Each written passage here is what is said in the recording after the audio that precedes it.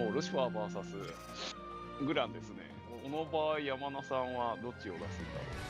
山名さんは2つスタイル使います。そうですね、EX と通常スタイル。EX、じゃあ今日は EX の日なのかな。使い分けるのか、一本ですね、今日は。はい、というわけで第97回ゆず G、はい、見ていきましょう。よろしくお願いします。お願いします。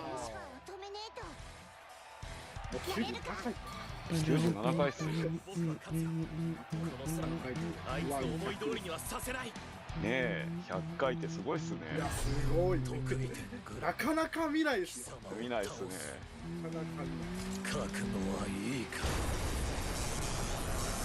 いやでも EX グラン束抜け自体は持ってませんから、幽霊銀もねちょっと短いですからね。さあ開幕からすかし投げ仕掛けていく。Hello。はい。ただ開幕端に追い詰められるとルシファーはかなり辛いっす。いやー、そうですね、こうなるとかなり辛そう。はい。グレードレベルがめられない。一旦コースで切り返しますが、これはでかい。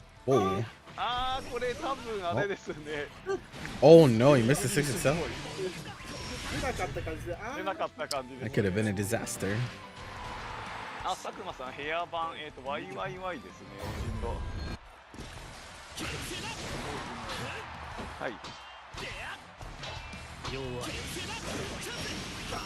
あ、かわいい。クラッシュしてる。うまいですね、しっかり。うまいっすね。はい、ナイスガード。これは足りそうっすね。出るんですよね、いやー、これうおー、2回。なるほど。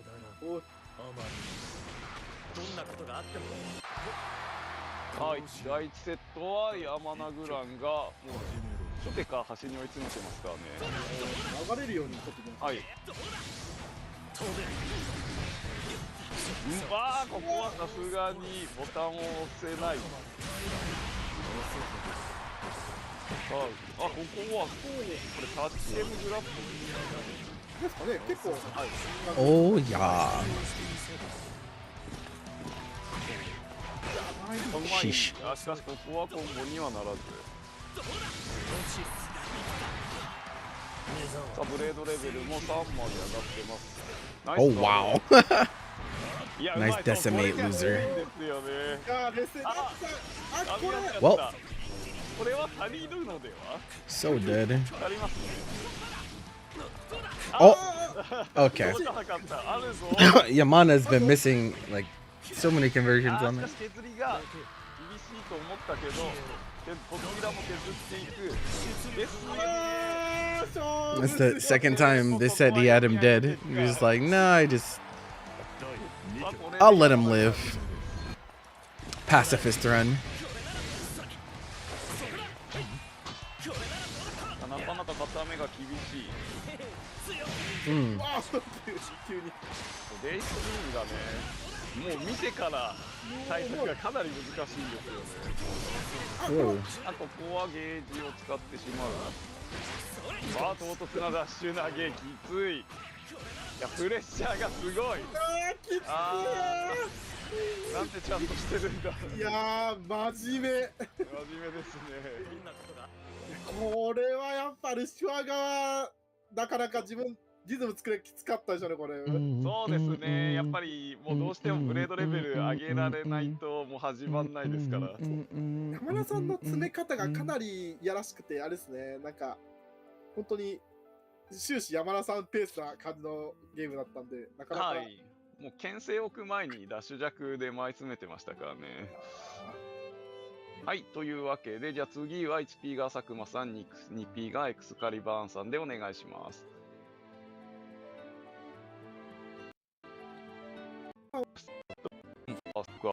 Alright, who else we got? Ekusuka. Kari Bonds. いいな。 Sounds like Excalibur, but they have an N at the end. Excalibur. エクスカリバーンさん、もしかして本家勢なのかな。Perhaps a pun. 持っている武器がとても高い武器です。この上品な武器ですか？そうです。さあ見ていきましょう。Well, what a way to start the round. 対するね、かなりメタに What な a る。jerk. いやあれがね機能しないんですよね。はい。さあ下段から投げ抜ける。かなり積極的に投げたく仕掛けていくが、さあ一旦切り替え、ああうまい。ああこれはかなり減ります。あ一旦奥義ですよね。テンポさあゲージも 100% ないので、一旦そうですね、ギルティサイクロンで切り返しますが、いやー Again. これがねOh なん no. か反応しちゃってるんですけど、あれはそれ玉抜けされちゃうから簡単になっちゃった。It seems like we're experiencing an empty hand issue. あ、2回戦の配信台って決まってましたって決まってますよね。はい、決まってます。あー、クラッシュして。Not a good issue to have. 体展開作っていきますか、お Flash. ー、相殺してる。 Oh, oh! He could have punished him too. He just didn't know he'd be facing the wrong way. Oh, you're dead. かかる。 I feel like he's been hit by 90% of empty hands pressed, になっちゃいますからね。 which pretty hard to win when that's the case. さあ、対応していけるかどうかですが。あ、3回戦はまだです。はい、3回戦はまだです。あ、避けての投げ暴れ。あ、これはでかい。しっかり捕まえて。はい。あ、しかも置き攻めがついてくる。おお、なるほど。シスはね、両対応できるんですよ。当て身があったね。はい。危ない。あ、いない。まあいい対策、素晴らしい。ブレイブカウンターでお互い打っていく。いい投げ、素晴らしい。ちゃんと対応していく。Okay. Snaps him right back to the corner side. Good shit. 緊張がほぐれた感じの動きだったので、いいですね。いいですね。さっきとはもう全然違う。はい。ユム的で落とせるんですよ。今ね、弱くなっちゃったの You で。 thought you were out. You were 前 wrong. は多分スカッと今スカせなくなっちゃったので。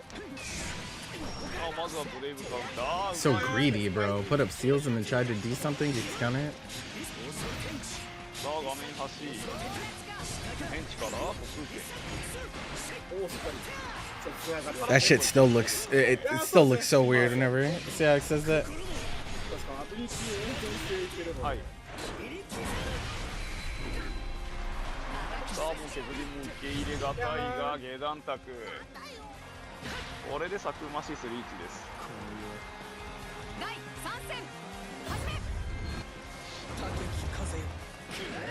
さあ、ダッシュジャック通る。さあ、天地から置き攻めがついてくる。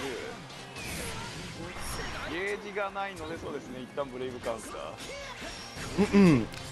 2-2L? What movie are you talking about? I don't think. おお、している。さあ、入れ替 I え don't て。 think Seax has これ 2-2L. は有力そう。 Oh. Okay, I was like, what the fuck is 2-2L? Maybe? I don't know. I think at base it's -7, so I wonder. Let me check the active frames. Maybe there's a way to make it plus.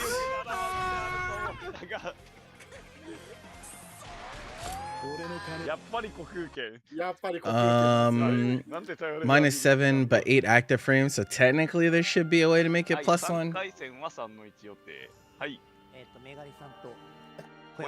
But I don't know if he's actually hitting last active frame there, if it's a setup or what, but. おお、熱い展開。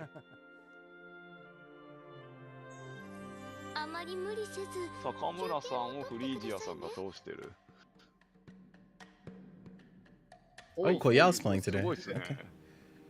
All right.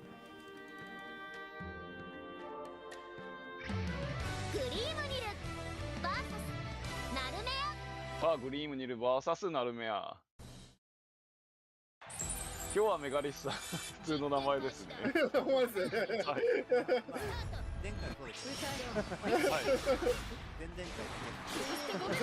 第一武器が。さあ投げを通してうまい。ここは味気味なバレを通す。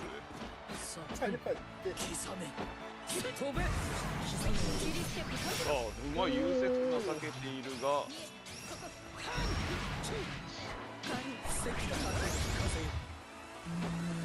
さあ刻印の上なのでとても手が出しづらい。さあ暴れ潰しが当たる。 Yeah, I mean, I don't even know if the ones he was doing were plus, but it seemed like his opponent certainly didn't know one way or another, so he was getting away with it either way. He was さあかなり遅らせられたから。メガリース。だいぶ我慢しましたね今。はい。さあ第1ラウンドはメガリスグリーンミルが取っていく。あうまい。投げようとして。Oh 投げ wow. 暴れが通っちゃって今バケットかな。 Holds up forward.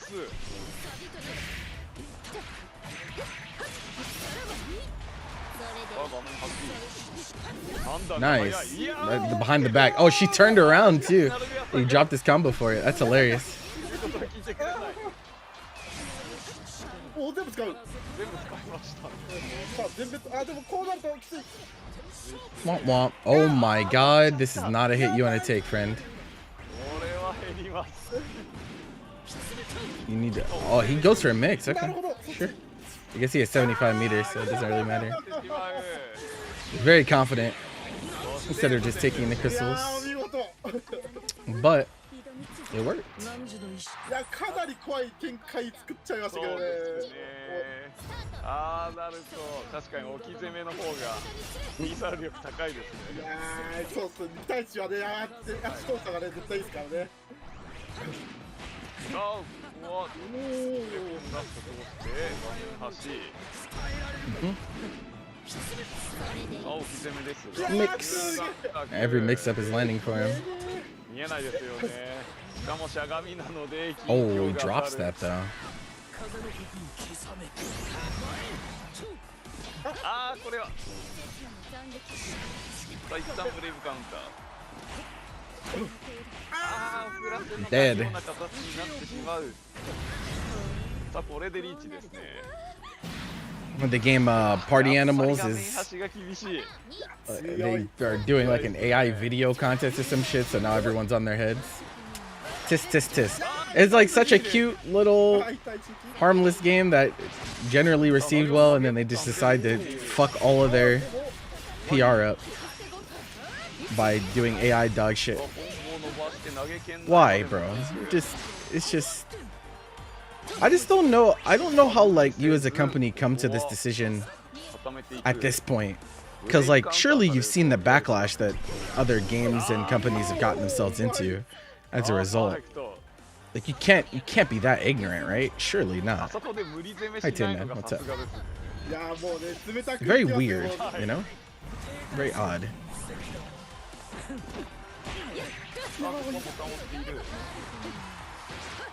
さあ投げようとして一旦ブレイブカウンター。おお当たんないんだ。今当たったと思った。 It's very interesting. さあ切なプラス。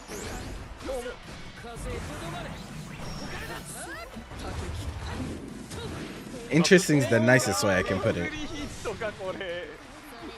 It's really just straight up self-destructive at this point, but.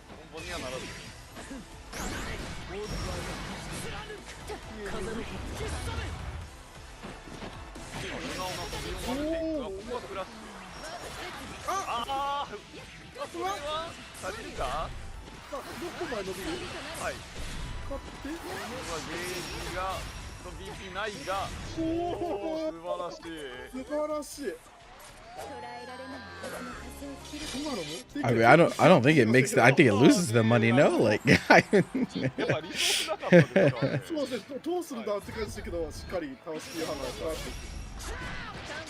Surely, whatever costs that they're trying to cut by doing so, like, they're definitely losing more than that by losing customers. the backlashes on Twitter. I mean, the backlash on Twitter matters for companies, though. Whether we like it or not, like, Twitter does have an impact on businesses for sure. いやその 投げ抜けるが、あー届かない。 That's the problem with Twitter, is that it is relevant. That's like therein lies the problem. いやいやちゃんとあれですねH 技で落とすっていうのはもう多分しゃがみ込むだと届かないんですよね。そう遠かはい短いんでねやっぱりそうですね、横は短いので。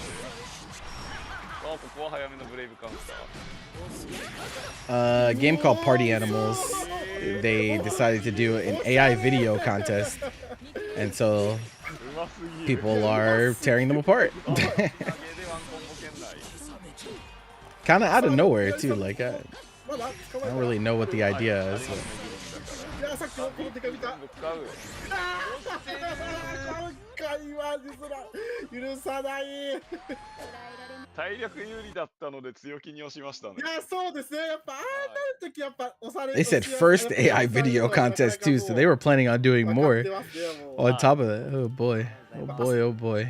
多分4の2の岩志さんと大川さんかな多分はい。ここから移すことになります。あ、はいはい、了解です。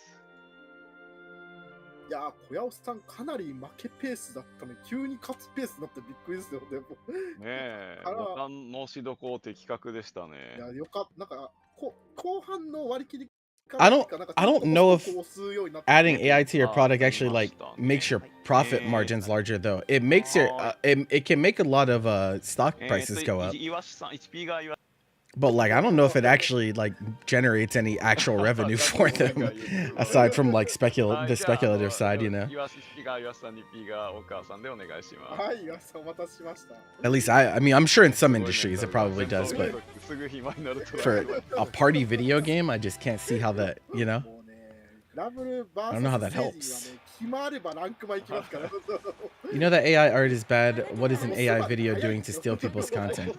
AI cannot create. So anything that we're talking about, art, video, it doesn't matter. It cannot create.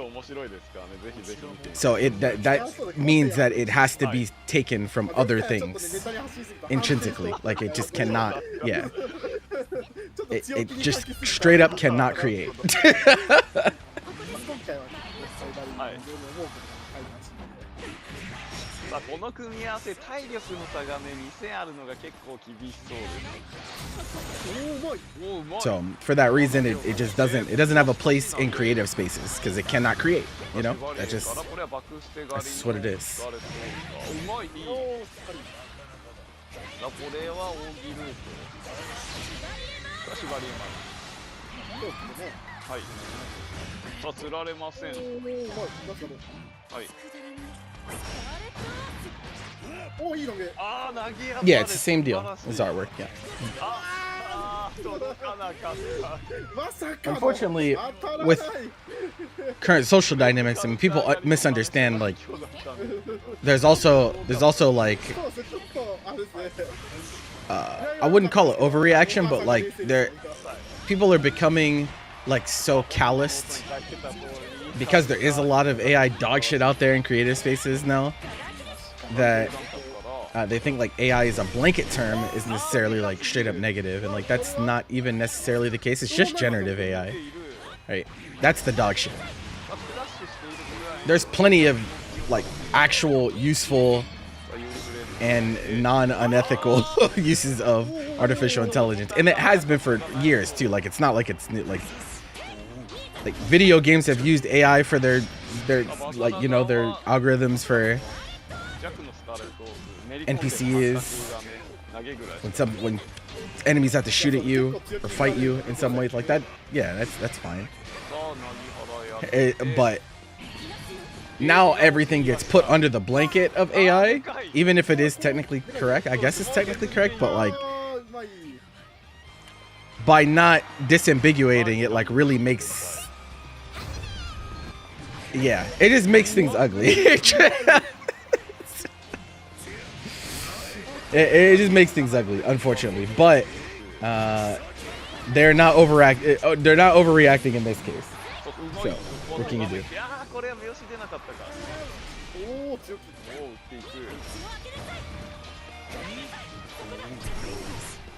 ユーグローのスをして一旦脱出。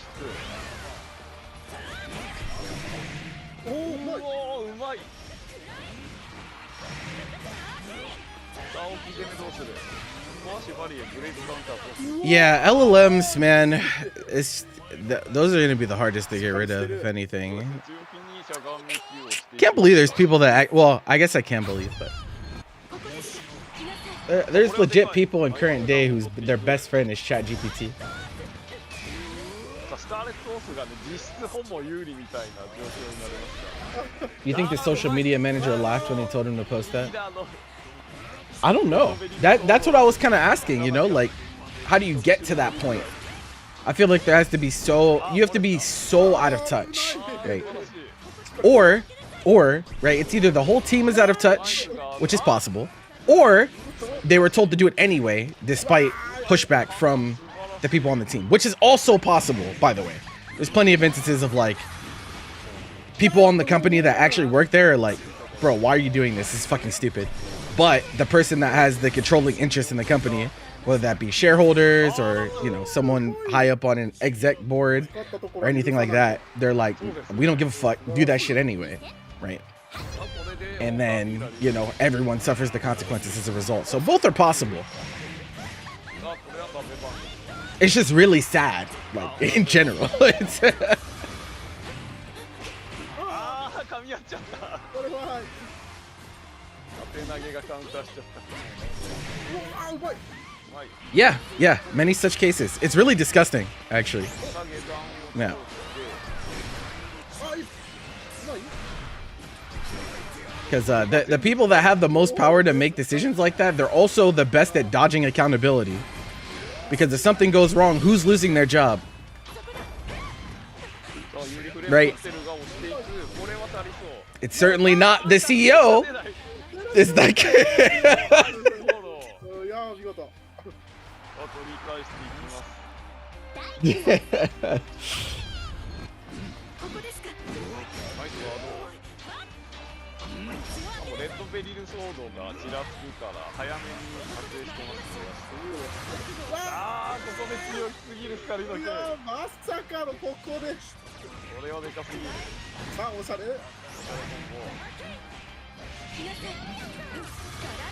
ナイスガード。ああでもよりだ。なぜかよりなんです。危ない。足場にどっか行っちゃった。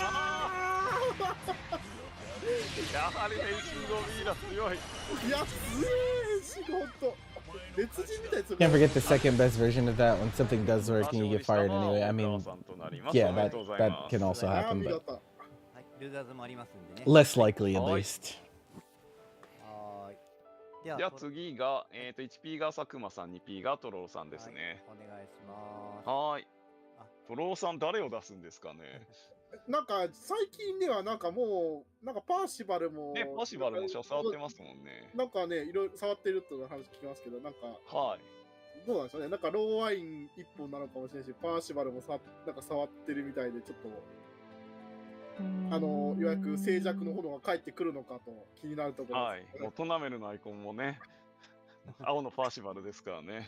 いやーもうねここまでしてくれたらもうねやはりプロとして見せてくれるんで違いないんで、でも大会でいろんなキャラ試すのってすごい大事ですもんね。いや結構ねやっぱもうね海外の大会を視野に入れてるかもしれないですね、これはもう。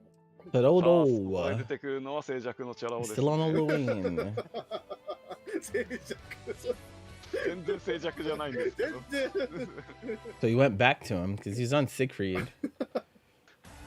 来るぞ第一戦 Yeah, he said, "Fuck all that, bro." ねえ、すごい。あ、これはでかい。さあ、置き攻めですが。そ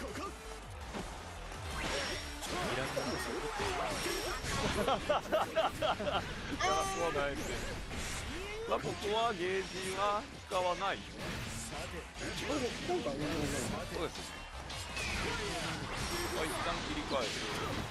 Whoa. そうい Okay. う対策素晴らしい。ああなるんだ。あ That's gonna hurt. The damage you take on this, bro. Holy. 体力逆転。あああ、すごいご飯食べてる。あーいっぱい食ってる。大変体力かなんかあったっけなんかめっちゃあった気がするんですよ。体力差今2万2000対1万4000ぐらいやりました。序盤の頑張りが半分ぐらいなかったことされましたね。しかし中央からのね壁バウンドはおそらく全キャラ1戦のですかいや本当に強いですねこれ。はい。 Oh, you tried 早 it. めの時から投げ。You might come to suffer for that, friend. さあ当て身もしづらい。おなるほど。対策見せていく。Oh. 我慢強いがここは断式中の下段卓。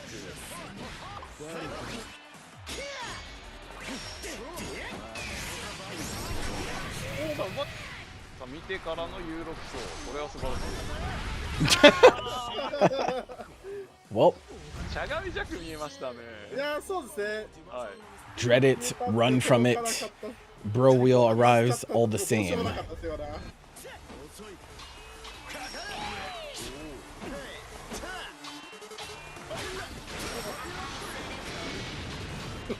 我慢強いサクマシス。かなりガード硬いですね。はい。遅らせの近距離強でしたが、ここは投げていく。 I like a car throw. ずらしてコンボを入れていく。マジでトローさんガード硬いですか。 Nasty low profile. はい。さあ入れ替えて。 To the other side. We can't decide where we want to be. はい。今日はもろこしだったので、そこそこですね。まだマシな方ではですけど回復はされている。ナイスガード。お互いブレイクカウンターにしてい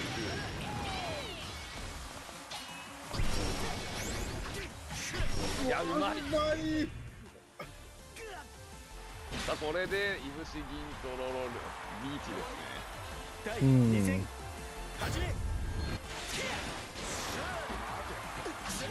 さあ後ろ歩きしてる。 They put out a. I don't think I'm gonna make a separate video for this, but they did put out a post with some more tournaments on the tour. さあ少し投げ抜ける。 Biggest news is that SQ is on it this year, which is there were quite a few people disappointed that they weren't on the tour last year. So, oh hey, Horizon, thanks for being here, bro. Thanks for the follow. Welcome. はい、勝利したのはトロロワイン。 June is really dense. There's so much in はい、 June. では小屋さんと山名さんお待たせしました。お願いします。はい。 So much in June. ヒノキノさんとビビさんも用意しておいてください。 Yeah. はい。 I don't know. I don't think they figured out what they want to do with 3 and 2 stars yet. So I feel like we'll be waiting a little bit for that for sure. 誰の使うか全くわかんない。ヒノキノさんは。最近サンダルフォンもよく使ってるみたいだし、別ゲームもやってますね。最近ギルティギアストライブを触り始めたみたいな。そうですね。ギルティも確かシステムめっちゃ変わりますね。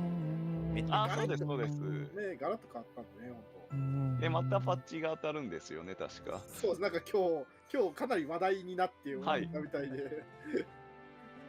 同じアークシステムワークスなんでね。そうですね。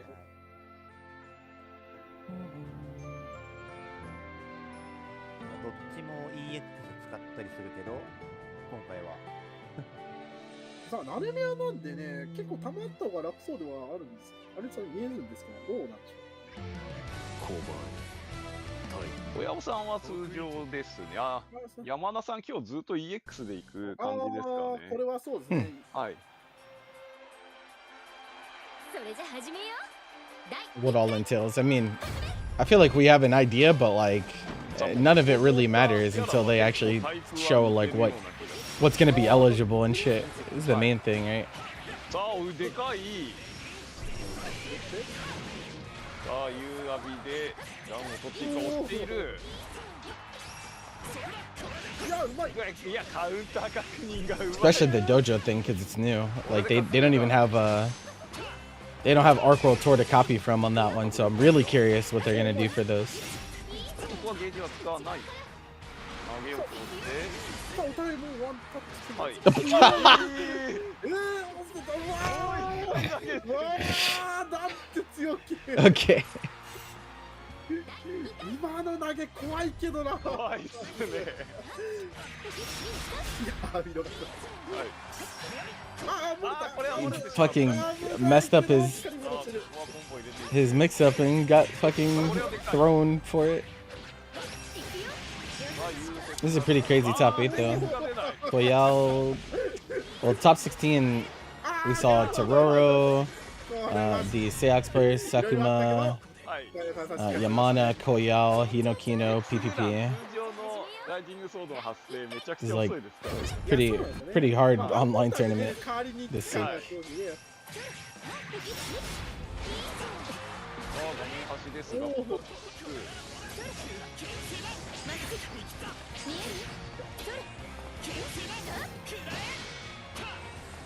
デ Nice chase. イストリームをね、 You're not going nowhere. ケアしなきゃいけないのがノイズになるんですよね。結構急に来ますからね本まあ先月も急に来るんですけど。当。お互い急に来る技が多くて、ああ危ない。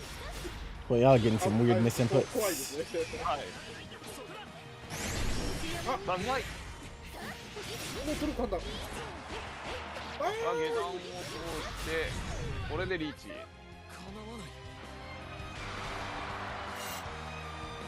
さあどっかで全然ね山田さんも立ち回り悪くないんですけど、ボンも入れてる。 Oh, he said, I'm mashing. でも Your flip is too slow, friend. はい。山田さんもしっかり触ってるんですけど、なぜかはい勝ってるのは小山さんなんで。はい。さあ画面端いやうまい。打っていく。いやーこっちも打っていく。あナイスガード。あこれは大きい。 Uh-oh. はい。 This EX Grand. 痛い。ゲージはたま Oh, らなか he's った。 dead. That sucks. He was not ready for that. で入れ替え。投げ投げ上がる。投げさあ削って怖い。投げ抜ける。 Wow, he gets away with that? あ Ow, wow, wow, wow, wow. Oh, he drops it. おお。さあ取り返していきます。どう出してる。下段コース。ああーでかすぎる。あちょっと待って。 Drops it. Oh no, that's a horrible drop. 難しいですよね結構。難しいっすね。 Meaty decimate. Oh my god, that close end was so deep. 大丈夫。やれるな。やれる。投げ抜けるが、もう投げる。Alright. 使い続けて。 Give me that game 3. We need that. Need that. お互い強気ですね。いやお互い卓の通し方がかなり怖いですけど。おうまい。まあバレてるからダッシュジャックで目押しで繋いでいく。パパパ。Hmm? こちらも画面端だとかですがどうぞ。 We are not respecting 2M. Okay, these run-ins from Yamana are のしゃがみ中。 getting him, bro. しかも3枚ぐらいだね。めっちゃこの火力がすごい運びます。火力が痛い。 He tried it. さあ切り返しますが。 So how dare you try to throw bait me? 投 Fool. げて。 Oof. That feels so bad. 潰れちゃいましたね。いや釣れました。てか今のダッシュルすごくないですか逆に。なんで寄せたのって感じだったんですけど。 That feels so bad. これで小屋をさん。 No. I'm surprised. You know that that felt like a misinput. I wonder if he tried to 2U the landing あ押している and just went too fast. Cause I thought he was gonna try to meet the landing there for sure, 距離尺が出るのは since he knew it was gonna whiff. But it has like no recovery, so you have to be like perfect if you want to hit her there. でそのままだから大丈夫強いですね危なあ Okay. あここは Spend. ライン上げを重視うどんもしてあ投げ抜ける Oh, okay, okay, yeah. He caught on to最後の the deeper run-ins Yamana was doing. Finally counterpoked him. 素晴らしいいや GG's. It was pretty. It got sloppy there in the first game, but they cleaned it up. They cleaned it up. Hino Kino back on Sandalphon. Okay. 非常に面白い一緒かなはいあ今日はサンダルフォンですねおはいさあ投げを通していく It's been a bit since I've seen this Sandalphon. 投げですがここは抜けるおダッシュいや強気のダッシュ Okay. お互いガードが硬いあ Are you fucking kidding me, bro? ーお互いが I'm surprised PPP's the first one I've seen do this. I would have expected this from Zandori first. ガードが硬い He's like, あー逆だといういやもうダウンを取ってお互い有効ではないが PPP さんの暴れが早い I don't think wind is really that relevant in this matchup, though. You know, there's some matchups that I think it can make a difference. I just don't think this is one of them. ポンポンつなぎやすいですからねさあ投げ抜ける Yeah, he tried to spot dodge. さあファーストラウンドは GTP カリオストロが取っているあこれは確定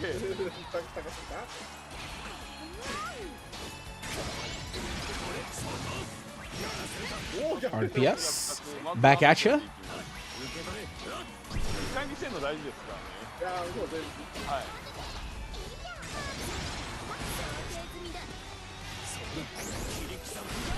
Oh no. ここは 50 meter. Down the drain. Help me.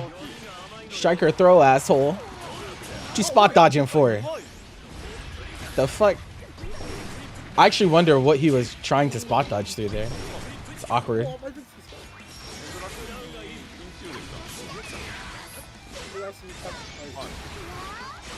あこれはでかい Are we dead?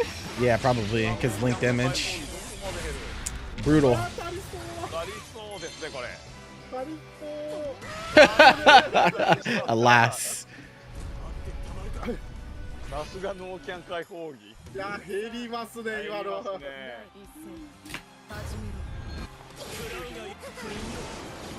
Water. Okay.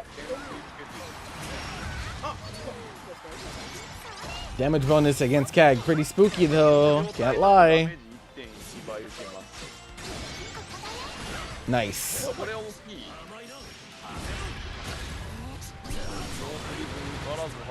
I feel like. Oh, he tried to do the delay DP setup, but he called DP for. I think it would have messed up his Like, it's an interesting idea to go for it here because like Kag in particular, I think it probably messed up your punish, right?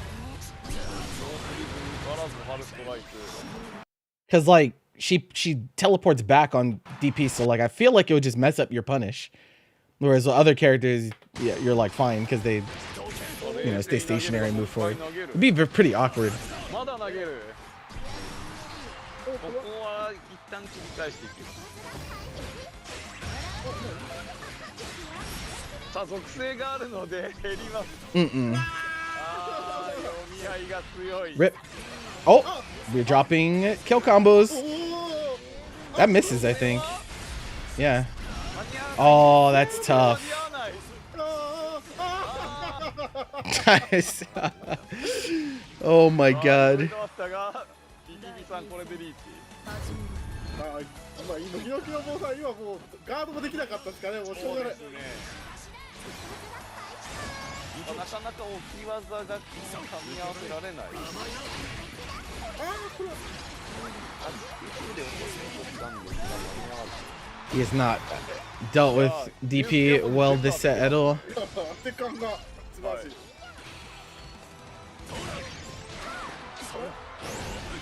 うまい。 Okay. Throw tech? 相手の投げ抜きをしていく。ここは属性つけない。あ、うまい。うまい。 I didn't miss it.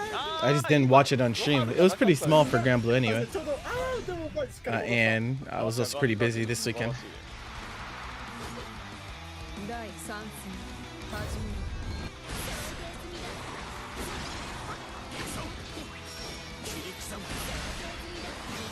ここはダメージを取っていく。さあ、非属性。 I was much more interested in like City of the Wolves for that event. It's pretty crazy. 冷静にカリオスの後を追いかけていくが、ここは今後にはならない。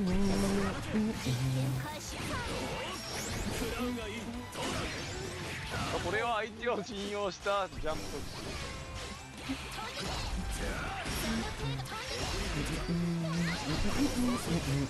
避けてる。Yoink. これはでかい。投げて。 Bro. これは足りるので。 PvP might be a throw techer, bro. Derogatory. いや、お見事ですね。ナイス。しっかり。 It's さ might 対戦が早い。 might have to put him on the list. 迷いがないですね。 That's what I'm saying, bro. I'm like, what are we doing?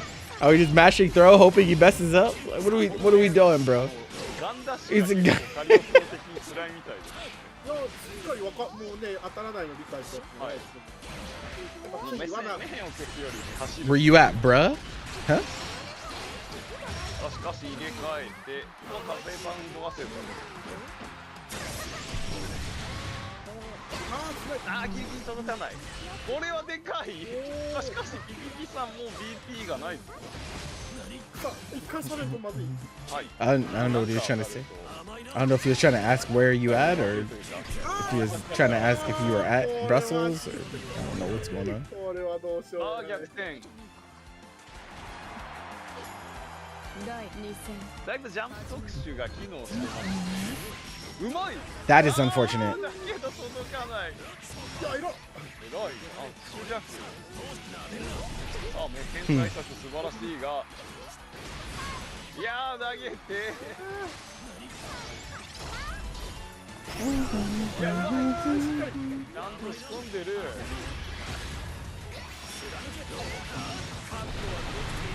Shot to go. 2手目。 Oh, he tried it. 言うぞ。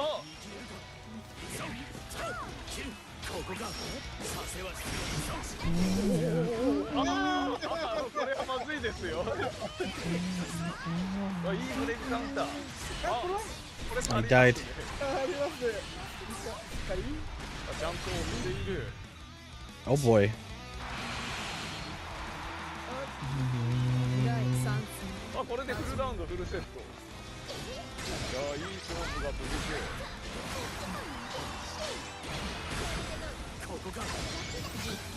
Uh-oh. That's what I thought. It was almost scary. が、キキさんもゲージを貯めていく。まあ、お互い50超えてるので、はい取りたいことあー、でかすぎる。あー、金庫は崩れたが、ここは切り返す。 That was awkward. Nice. Not throw baiting me, brother. あの上アウトから投げて All right, throw bait time. Oh, いや oh, けど oh, 通 oh, ったが fuzzy button instead. Oh my god, you died. 突然のドハルストライク。これは、そうですね、 Raw Zohar. いやー、あそこへゾハル出すのさすがですね。いやー、いいですね。 That set was ほんまに insanity. これやらないとさすがにハンドできないですね。あとゾハルストライク突進技ですけど、クライハンってあんまり前に出てないからいや、そう、技に強いんですよね。優秀なんですよね。ああいう優秀っすね。しかも結構早いんで、抜けられるんですね。はい。さあというわけで次は小屋尾さん VS お母さん。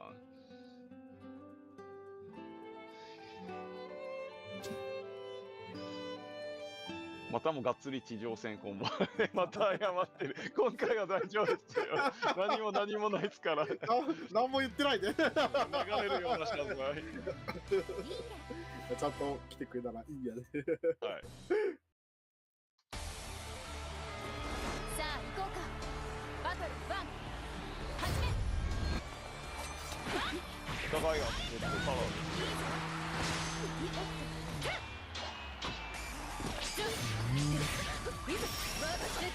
ここは先月で裏を入れ替えている。お前からトリプルいけんのはナルメアの強み。Light pussy, bro. I'm gonna just say it.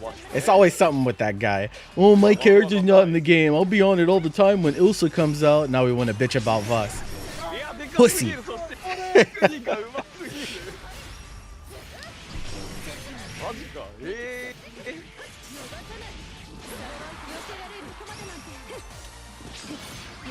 やーでもあこれですね。こはそのチン技勝ち合ったが勝ったのはナルメア。バトル2始め。ここですか。もう割り込んでいく。お Oh, whoa, hey, oh.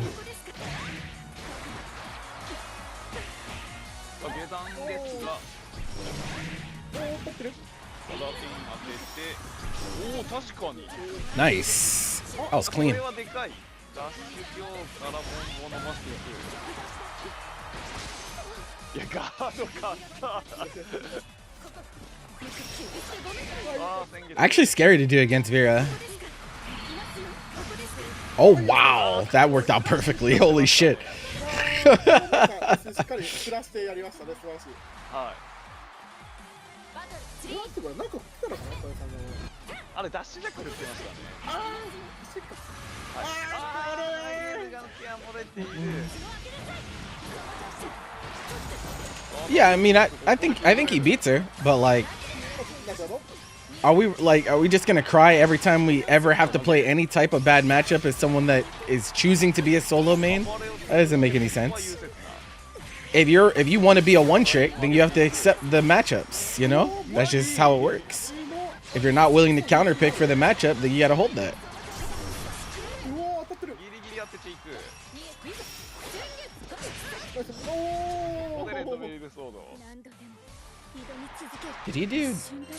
Oh no, he was one crystal, so I don't think it mattered. I think if he was two crystals, if he did true input, he might have still died. But he was one crystal, so it didn't matter. 触ってる回数は小屋尾さんが Does Citizen even play fighting games at all right now? I don't think so, no. I could be wrong, but I don't think so. さあ投げ落とす。あーでかすぎる。あ痛い。これは足りそうか。 Plus R? Interesting. あでももう何も。Is he like competing, or is he just he's just playing? いやーうまい。 I definitely haven't heard anything. バトル2 Oh, okay. That's fair. しかしてる。おーいい出してる。あーいい出してる。逆にうますぎる。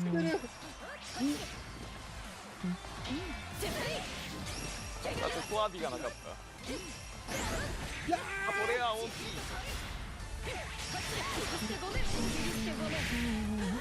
さあもうワンコーポ圏内まで持っていく。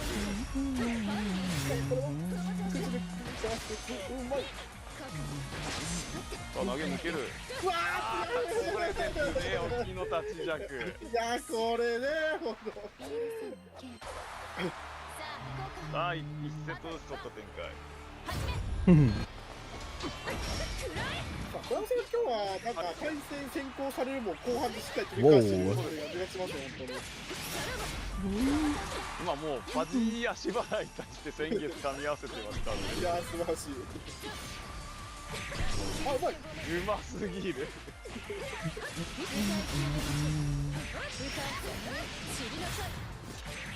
さあこの後置き攻めですがスーパーブレイブカウンタうわーしてるあもちろんこれで許さないーはいさあこれでリーチ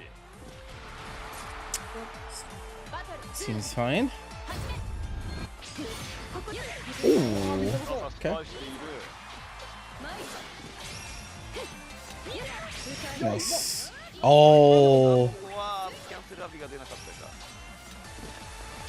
Yeah, it was an awkward situation, but ここはパ yeah, ス he's still kind of cooked. あ Oh no, bro. How did this happen? He was doing so well this い set, やタリーと and it all fell apart. ああ残るさああるのかあー起きましたさあ EMO にもうペッペ置いちゃったねはい。さあ、これで2週連続ウィナーズファイナル進出ですね。いや強いね強い、あまりにも強い。が刺さるかっていうと、じくりと。 Hinokino goes to CAG. Okay. Okay.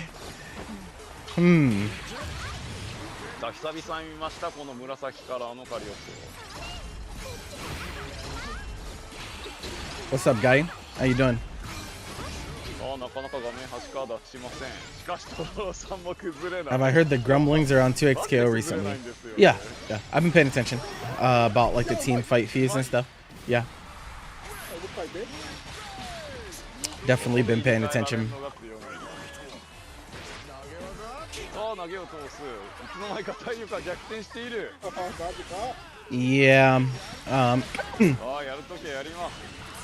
The initial response to it was pretty severe. Like many top competitors are saying they think that shit needs banned. The way it is now, 持っていくのはトロロ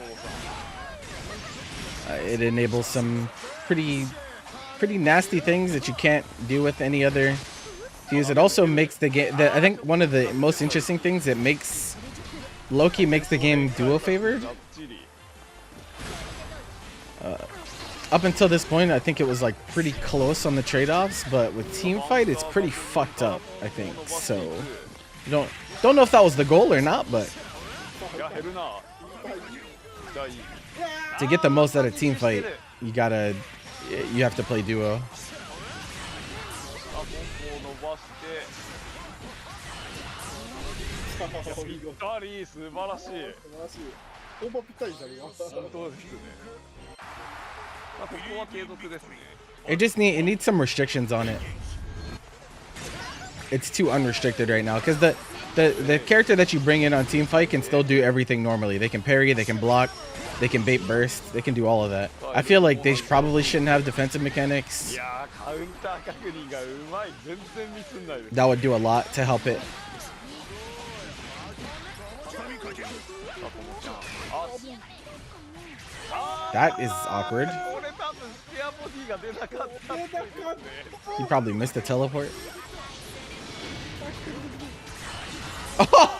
He dashed into it, bro. Oh my god. Oh no. あーってこれはあーってなりますね。 Either way, it's a pretty significant change to make right before combo breaker, so I almost feel like they're gonna emergency patch it before combo breaker, I would assume. But we'll see what happens. Obviously, the strong players that play in duo are like, leave that shit in. Like Sonic Fox and Inzem, they're like, nope, let that shit rock. I do think it's a really good fuse. Like I think it's a good fuse for them to add to the game. It's just not in the best state for competitive play right now. But I think it's a really fun fuse. Like I think there's a lot of casuals that play duo that will have a shit ton of fun with the team fight fuse. So I don't think they should like remove it or entirely. I just think it needs to be toned down for competitive play. When a move says it starts at frame 9, does your hurtbox and hitbox appear both on frame 9 and your stance is before frame 9? Well, frame 9, when you're talking about frame 9, you're talking about startup. So that's frame 9 is your first active frame. So that's when your hitbox appears. it doesn't necessarily say anything about, like, a lot of the time hitboxes and hurtboxes will extend at the same time, but not always, if that makes sense. Some moves are good because they extend late, or they extend early, rather. Stuff like that, or they retract early or retract late depending on the circumstances. So it's not automatic, but when you see frame data, it's specifically referring to where the first frame that your hitbox appears on. さあ、トロロさんはローワイン1本。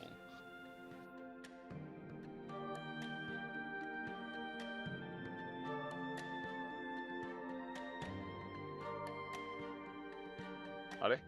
あ、始まりそうですね。じゃあ、ウィナーズファイナル。 Because like some moves you extend your hurtbox before the move comes out, even, right? There's a decent amount of moves that are like that.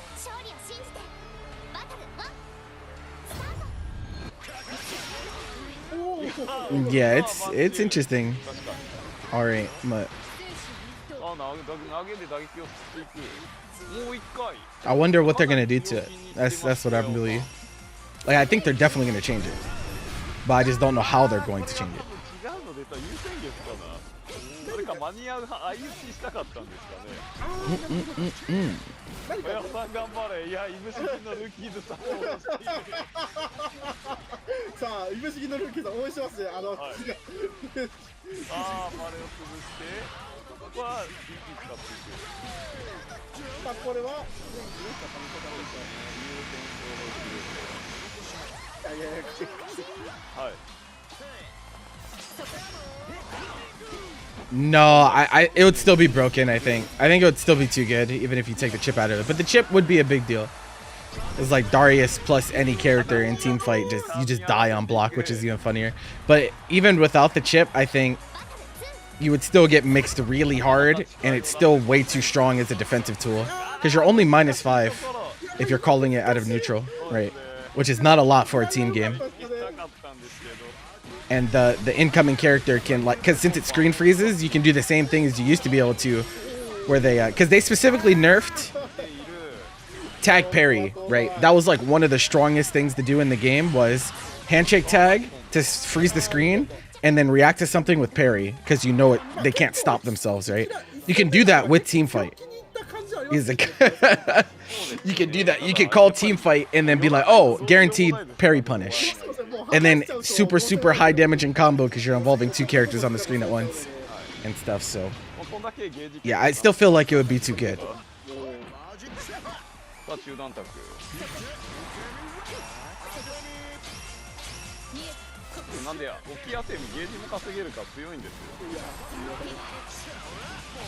It doesn't matter.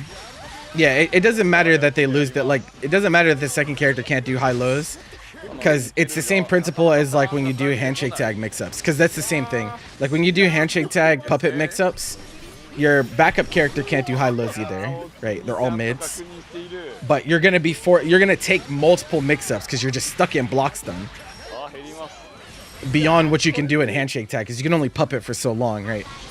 There's a specific window for you puppeting. In team fight, you're actually just holding multiple mix-ups the entire time because the other player could just do a whole ass string, right? They can just they can put you in an entire jailing block string while the other one is running their mix up.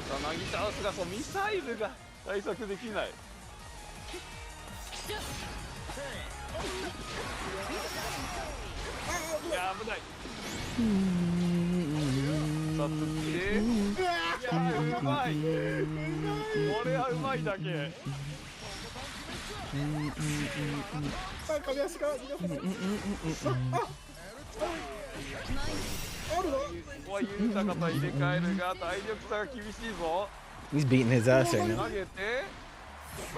Oh my god, how? How? He just didn't block high. さあ、指導が良かった。素晴らしい。さあ、あるぐらいしちゃいましたね。そうですね。何かしようとしたのかな。なんか何も出ずに当たったので。いやこれ次はパンチェルプラス。もう開幕で網全部3つなくなってますからね。いやすごいですね本当 I mean, it's not nearly as bad as it used to be. No, he's still really good though. ああ、確か当たらない。 Well, where the fuck did you think you were going? あ、騎馬戦なるほど。 Are grabs reachable? 騎馬戦はありそう Oh, reactable? No, you can't react to grab. That's actually one of the biggest pain points of 2XKO right now is that the reward you get off a throw, despite throw being unreactable, is like really high. いや昨日 Like getting thrown in that game, you get fucked up. 確認がめちゃくちゃうまい Is it はいそしたらルーザーズ like some throws are actually death. Like you just you just can straight up die. もうええって早い。ありがとうございます。あまりにも早い。もう反省してめっちゃ早いやんよ You're talking about Grand Blue? Throws are not reactable. The tech window is like decently large though. And you can also tech with a button, so it's much more. Throws are not as oppressive as they could be. And there's throw protection on top of that, which not every game has. So yeah, throws are pretty balanced. マジで Maybe a little bit weak, but what can you do?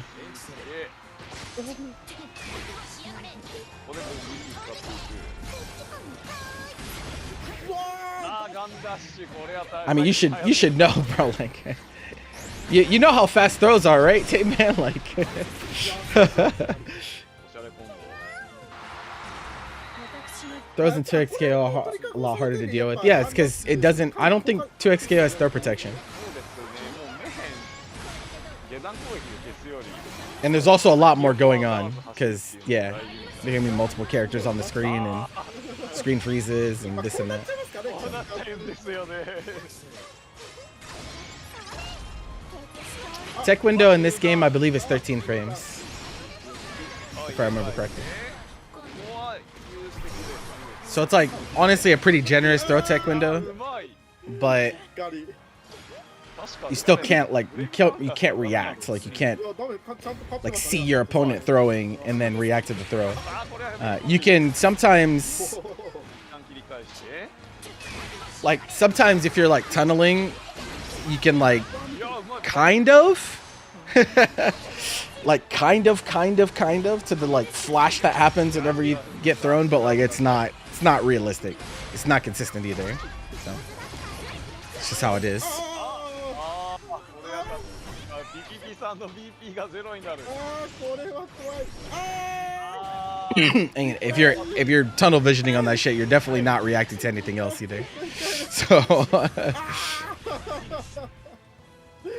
激痛ですよ本持続6フレの円弱ちゃんと重ねてまし当いや素晴らしいですよたはい外見できないでしょと僕も今のでやられました被害者の会とする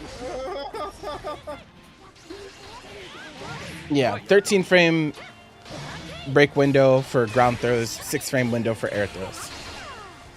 I was like, I'm pretty sure. あーちゃんと置いているあーそんななんかマシアスねえぞと、はい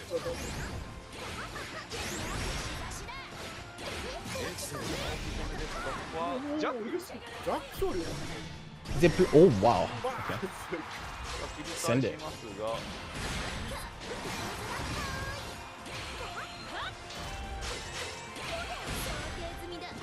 なかなか動きづらい Oh. いやうまいおーマジ逆に取りましたねいやいいバックステですね素晴らしい My man was trying to escape his consequences by any means necessary, bro. Holy shit. ファーストがツヤピ He's not trying to hold that. が入れ替えるのですがああコンボにはならずいやいいスカーレットソースああーなんでなんであダスキしていましたね多分 Very awkward.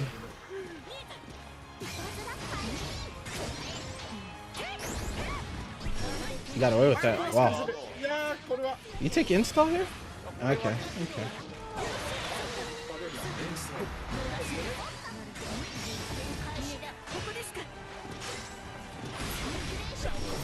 ナイスワー Oh, you're so cooked. 見てる Oh, he messed it up. 当たらず。あでもこれは He definitely could have got a second close H there. Dead? Yeah. ありがとうナイス。これでお母さんにラウンド3エンゲ開幕ダッシュ当てていく。時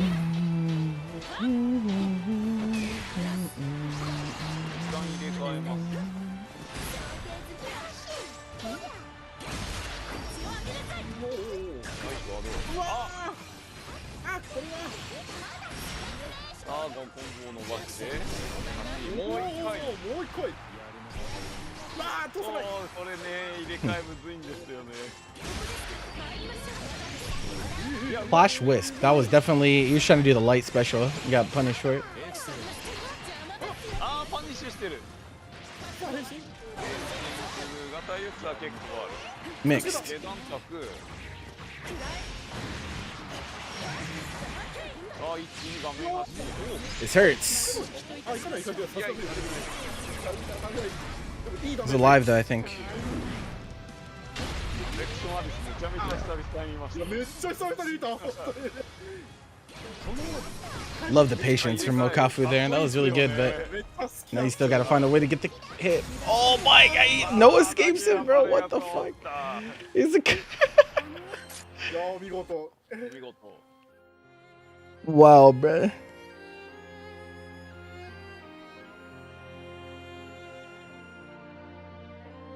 はい。こ Wowzers の後大川さんと、L の2ですね。なんか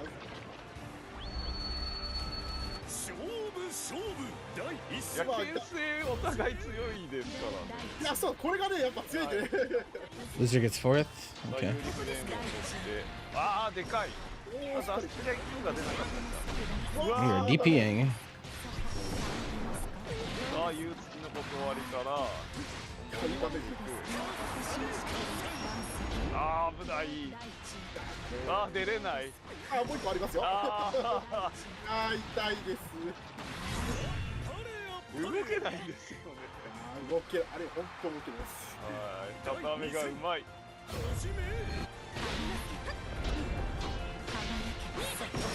あ、置いている。ゲージがないとなかなか。 Oh, got his ass. This guy- and mixed. で、 That was a weird drop.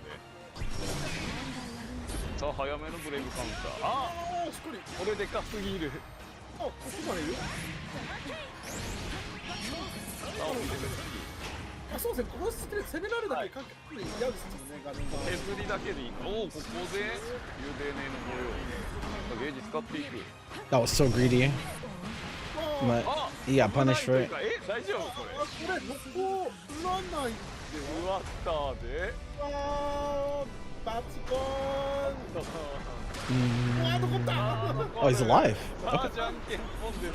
じゃんけんですあー削りだった Too slow. 確定の削りでは今の Oh, I thought he was dead there too. It was めっ good. ちゃ削れましたね。いや結構痛いですね削り痛いですよね。多分打撃判定の Holy active frames. 玉で。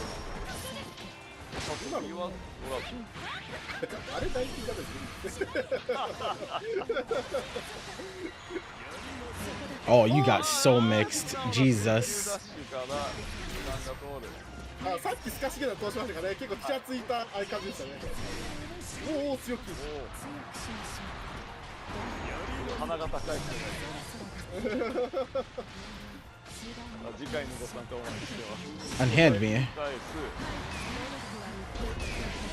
す。お互い切り返してくれ。 Oh. 許さない The real back from you, Darkane, bro. さあ、取り返していきます、オーカーズ。 Bullshit. That move is really good. やっぱりなかなかね、コマンド投げ。メルになると通らない。しっかり対応しますよね。 Well, ああ、噛み合っちゃった。 oh, that could have been so much worse. もう一回打っていく。さ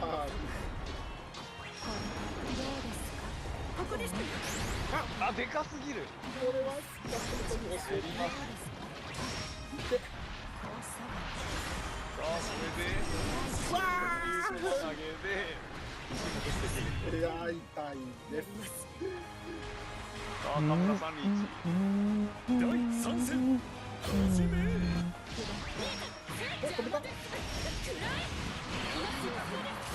That roll was so bad, but he also back threw. Oh my god. Okay, never mind. I don't know how any of that happened, but alright. You did not believe. スカルトースがなかったね。うまい。あら、ちょっと待ってて、出していく。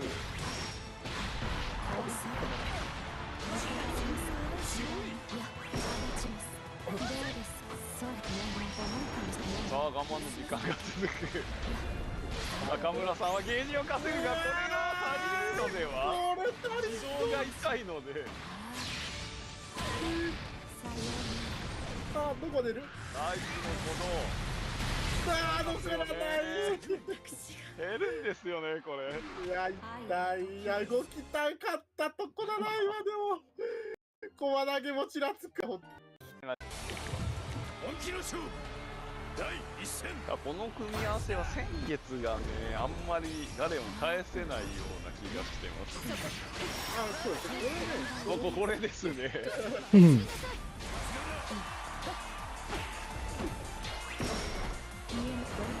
まあリーチ的にはねかなりガレオンやれそうではあるんですけど。はい。とにかく先月が辛そう。 Wow, you're whiff punished. You got Galleon Far H whiff punish. You might have to pack it up, bruh. いやできたよ。うわーなんか見てから。これも狙った。 Whoa! あこれでかいよ。でかい。そうですね、ゲージワンじゃあ動かせない。これ当たりそう。 He could have blocked, he just didn't. 飛びたくなっちゃうんですよね。He actually just didn't block. 青く光って見てから押したんでちょっともしかしたらあれですよね。もうあー、そうです。今のはいい。駒投げだったらかもしれないと思って飛んだ感じでしたね。さあ、これはカウンター。確認うまい。ああ、目押しのダッシュ強コンボ。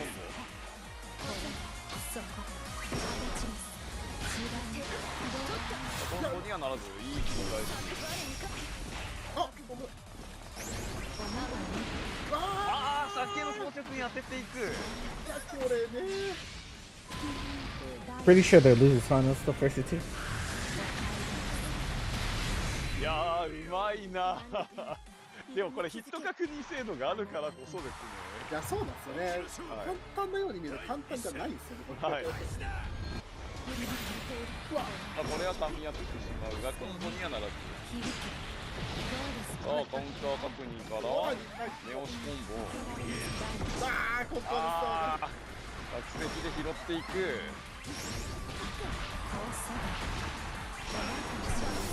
いやーそうするしかない。もうね、どっかで打つしかない。 Man, い this や pressing もう Dragon そうそう Punch. もう打つしかないっすよねもう。第2戦さあ、これでカムラさんに。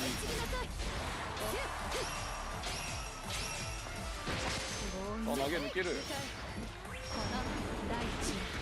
うだけど。ここはガードするがラインを上げていきます。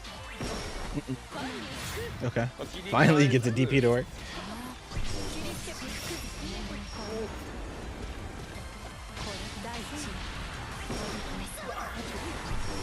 しかし、まあ、ダメージ体力的にはまだ小屋を参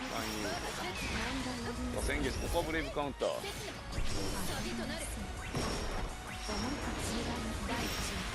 あー、でかい。 Keeps trying to chin yet out of disadvantage. さあ、画面端です。いやー始まる。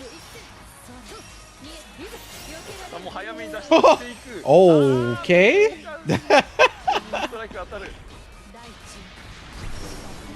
Yep. There you go. was like, where the 切 fuck? り返して中村さん BP0 で He righted his wrong from last time. 削っていきますが当たるがコンボにあ He's dim block. Whole lot of not blocking from Koyal this set. おーガレオが Yeah, it's definitely greedy.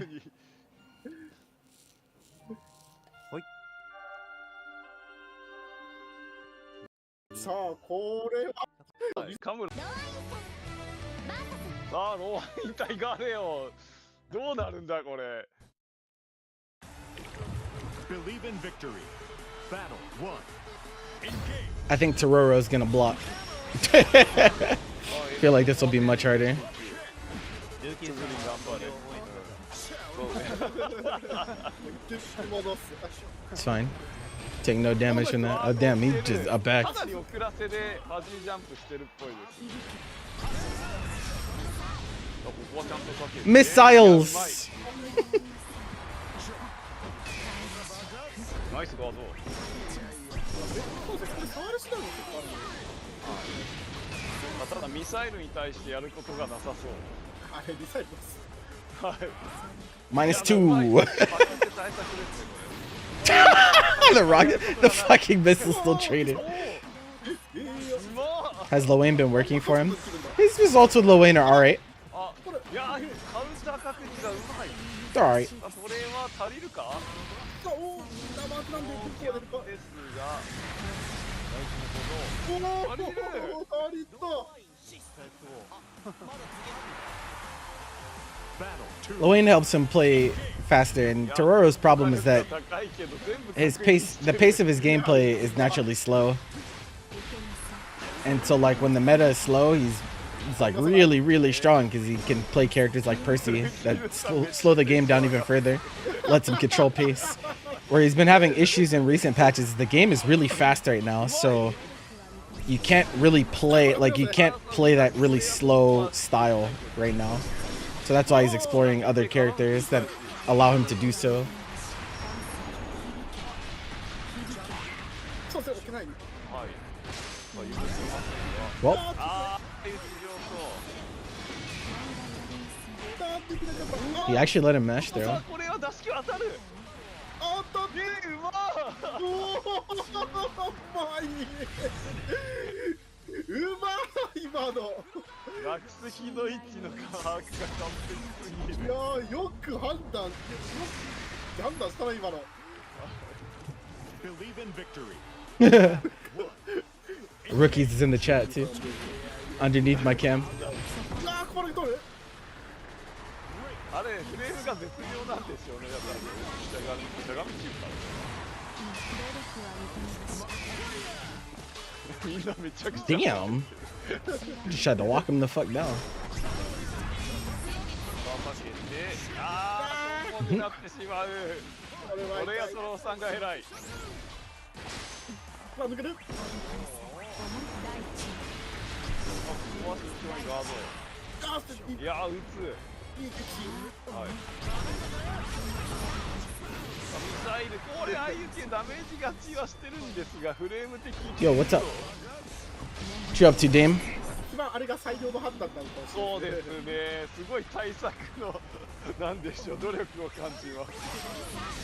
1 week away, my friend. あー、ここは丸つぶしが当たる。 Into the madness once more. 青木攻めですが、削って、あー、パスタ食っちゃう。 Jim Atlanta. あーめっちゃ回復 That tournament got really crazy out of nowhere うまっ like a month ago because they what was it? They announced EWC それ slots しかないよって思ったの or was it? I think it was EWC. マジか。唯一の勝ち筋を通した Might have been SNK stuff, but いやすげえ it was EWC. Okay. いやもうすごいすごいしか言えない Yeah, that Tekken tournament looks kind of. いや今あ、まあ、いや、毎回読み合い変えていく。マーカーの上に入れないですね。 Did you ever hear back from them? Speaking of which. あでそうでも漫画がないのではしない。おおでも激アップですね。ああ、パニッシュしてる。おおフレーム上からのコンボ。あ、投げ抜ける。もう一回。いや、防御毎回返ってる。いやうまっ。ああ、カウンターしてしまった。確か Oh, I に see. スイッチは避けれるのか。避けれないか、多分沖で潰すしかないんだ。 Definitely reflective of the current job market. ただ NH の沖には You remember DreamHack used to be a big time tourney series? It still is. I mean, it has been for a long time, just not for fighting games. And then it was big for fighting games. And then it wasn't because there was a year that they scheduled over Combo Breaker. And so the big FGC names that were on the DreamHack team, Tong and Jabali, left DreamHack. And so their tournaments got a bit smaller for fighting games after that. But they're still, I mean, like we were talking about, DreamHack Atlanta this week has EWC slots on the line and stuff, so it's definitely going to be pretty sizable for those games. So it's been kind of back and forth. このまま席変わらずで大丈夫です。席変わらずで大丈夫です。 Is he going to stick low in for the reset or? 考えそう。あでも変わらず。 Yeah, he's sticking. 静寂の Sticking. トロロワインで。トロロワイン。 We're just going to play better. Or are we? いやこれ現れ飛ばんまで来なかったです。やはりパーシバなのかと思ったんですけど、いやまだね、あと1回変えるチャンスありますから。パーシバの日焼けしましたね。多分アウギュステで日焼けしました。ああこれダメージ負けしちゃうんすよ。うまい。丁寧に固めていく。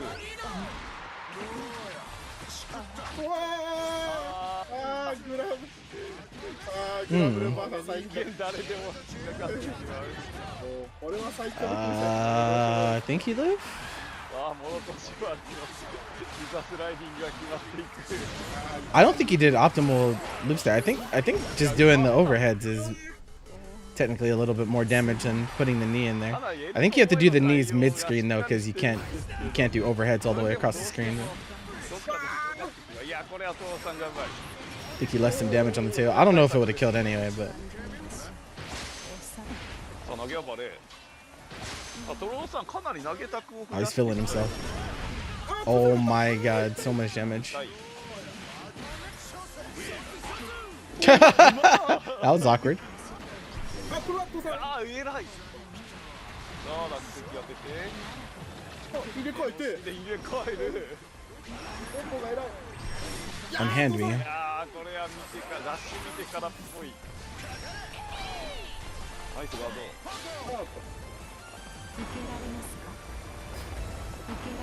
さあ、もう無理しない。いや、でもマーカーがついてくる。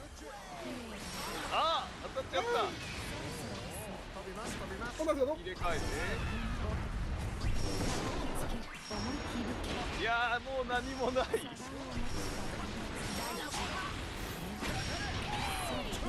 や全部消している。あ、うまい。いや何もない。何もなかった。ああ、そうなんですよ。いやーうまい。じゃあトロロさんもさすがにいいよ、しっかり変えてきてますね。いやさすが2024の走り。第一戦。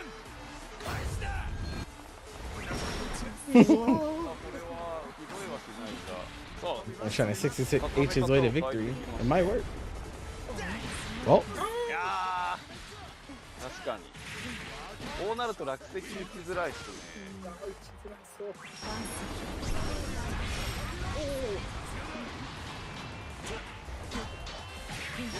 Nice. ちゃんと円弱が届かないところで暴れてる。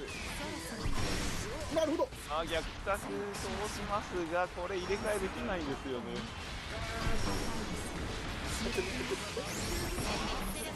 あ、見たいな。いや押していく。Dead. ー、いやー、強い。 He's smothering him, bro. あー、カメラさん返せるか。第2戦まあ、溜めていくが、なかなか Hamster grenade. Hello. How's it going? バーバレを通して入れ替える。おー、いるかいて。あ、近距離弱にならない。入れ替えて、うわー、飛んでる。いや、飛んでる。対策が素晴 Now, らしい。 Tororo had a Simba moment. 中村さんも早めに Simba Mufasa, remember who you are. いやー、壊れる。ゴール。しかし、ここにはならない。さすがによくない。あ、うまい。でかい。 Uh-oh. Yoink. Oh, that autopilot. That is bad.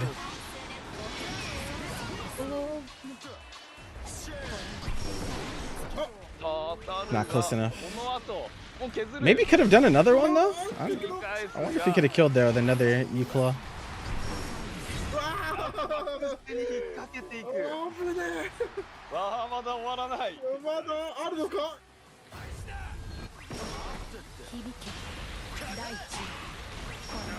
友達が届かない。これは大きい。ムムさん、少しだけも通していく。ああ、ボディいけてしまう。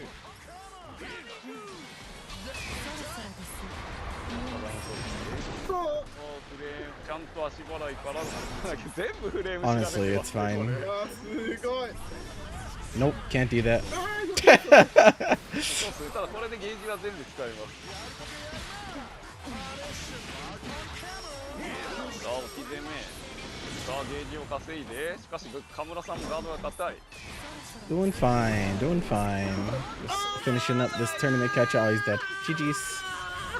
He's fucking dead.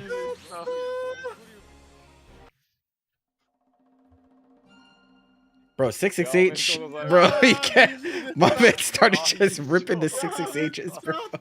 いやー。 He's like, I'm not belly flopping enough. I need to belly flop more. ね。いや、まだ見てたい試合だったら。すごい。トロロさんはどこに。あ、トロさん真ん中かな。はい。無理、いや、無理。いやいや頑張ってましたよ、河いや、い村や、さん。普通にあった。 Reject your め foot. ちゃくちゃあった。 To be fair, like, bruh, いやー、やっぱでも強い We're not- ね、トロロさん、さすがだったね。 like, trying to play footsies with that button is fucking stupid anyway, right? So I don't even blame him for being like, I'm not dealing with that. ねいや、ですそうなんね。ですよ。いや、もうこの The Galleon player was mashing that shit. いやー、から、ちゃんと調整してくるのはさすがだったね。さすがトロロプロ。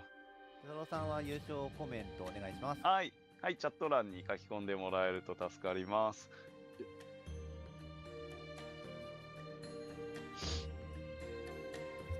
いやでもガレオンってキャラ相性やっぱどうしても出るキャラだとは思うんですけど、すごいな。そうですね。それでしてもやっぱ、それさんやっぱその対策が本当にうまくて、いほんとすごかった。や、本当に僕もやっぱまれに落馬であったんだけど、本当対策しっかりしてるから、ですよね。甘えたパクが通らないっすよね、本当に。なんでそれ知ってんのってことも平気はい。対策してるんで、いや、すごかった。いや、すごい。やっぱすごい。他のキャラもちゃんとやってるんだなと。はい。あ、ヒノキノさん、最後誰使ったかわかんないんで、とりあえずサンダルフォンにしてまあ、はーい。す。いや、サンダルフォン嫌だって言ったら、買います。あれでも配信してたから多分それ見たら分かりそうな気が。ちょっとだけ待ってもらっていい？あ、でも広告書いちゃうな。あ、大丈夫。大丈夫ですか？大丈夫。少々お待ちください。I wonder if that means Yeah, Hinokino played Kamura-san Sandalphon for most yeah. of the bracket and then 今日に限っ swapped て to Kag just for that last set. いやでもこのメンバーで2位はむちゃくちゃすごいっすよ。 He was like, bro, I saw Zandori do this to you, bro. I'm gonna do this to you too, but that shit did not work. This is that plan did not go the way he wanted it to. しかもかなり泳いでましたからね。そうなんですよね。はい。本当素晴らしい。あ、ヒノキさん最後ローワインカムラさんに出してますね。ローワイン。ああ、わかりました。わかりました。ちょっと待ってください。はい。つまりローワインになります。ローワインだよな。ちょっと待ってください。念のため確認しよう。ヒノキさん、ピピピ。あれピピピさんとヒノキさんやって、ヒノキさんが勝ったんでしたっけ？ Kamura Suzuri. ピピピさんとヒノキさんがやって、どっちだったっけ？あ、で、ヒノキさんが勝ったんです。Bro, sometimes looking at the chat for these and like seeing players like rookies and some of the shit that they say is just あ、 bad じゃあそ funny. れで最後ローワインっすね。ローワイン。わかりました。 He's a goofball. ローワインでしたんだ。何でも出します。ローワイン、ローワイン。はい。トロロさんはこの顔文字でいいんですか？ちなみに顔文字、いや、されてません。ちゃんとコメントしろ。いや。じゃあ、ちょっと優勝コメント。What am I looking at? Why is this on the screen? What is happening? 顔文字を固定コメント。はい。I don't understand. 顔文字ダメです。ダメだ、ダメ。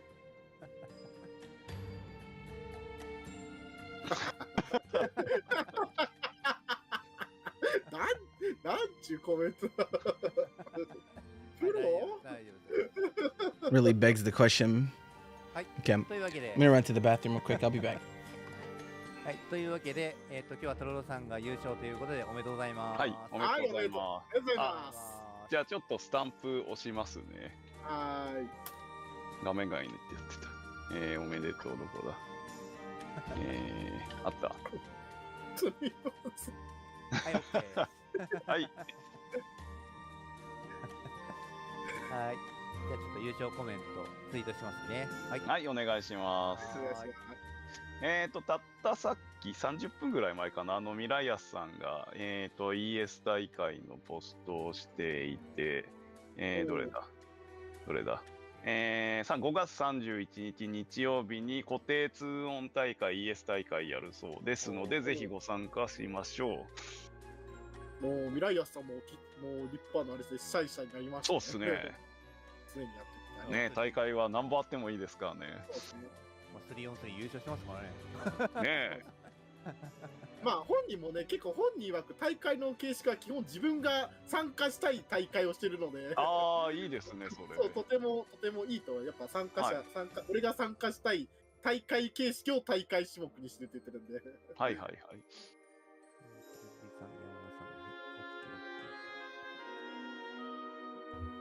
はい、優勝ポストしときました。はーい。直近だと、あれなんだっけ、来週がコンボブレーカーでしょ。来週コンボブレーカーですね。で、あと大阪オフとかもあった気がする。23日が大阪オフ、24日が福岡オフ、30日が愛媛オフ。すごいな。おお、すごい埋まっている。で、25日が大勝杯ですね。はい、あ、そうですね。あ、やべ。ちょっと待って。はい。ポスト削除します。はーい。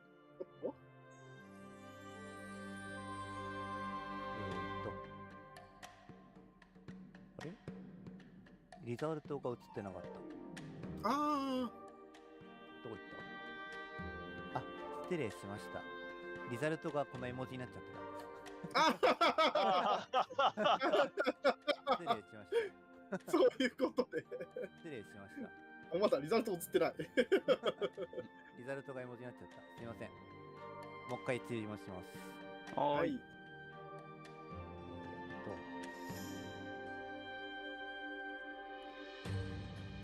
で、あと、指定杯じゃなくて、なんだっけ。獅子総称杯。はい、新総勝杯がはい今日かららしいんで、リツイートもしておきましたんで、よろしくお願いします。はい。はい。はーいお願します。レチャーさんのカレンダーにも出てます。出てます。綺麗です。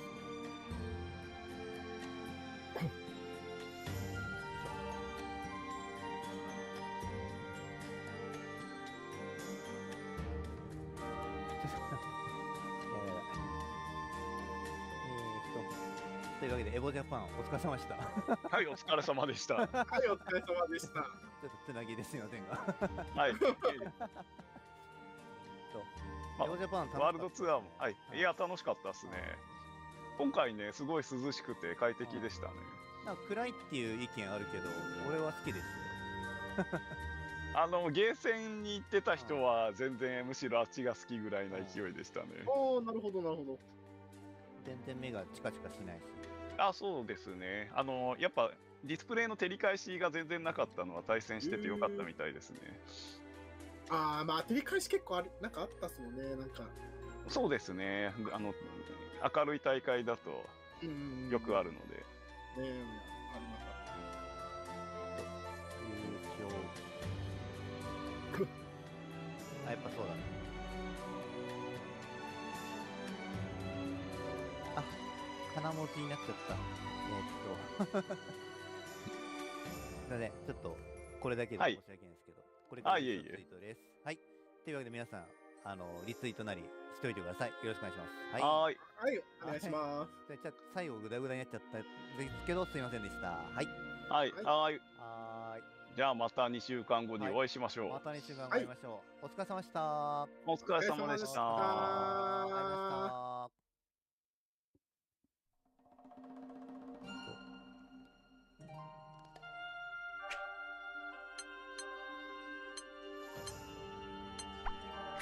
はい、配信を閉じます。はい。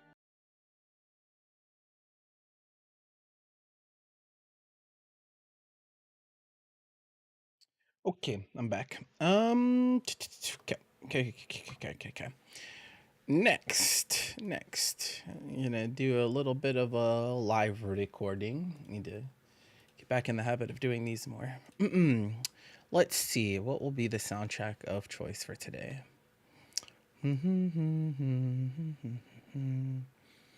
Let's do.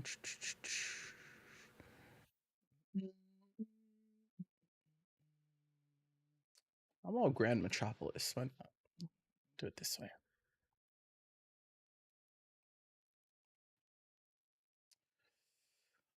All right, I need to uncircle my cam. Circle no more.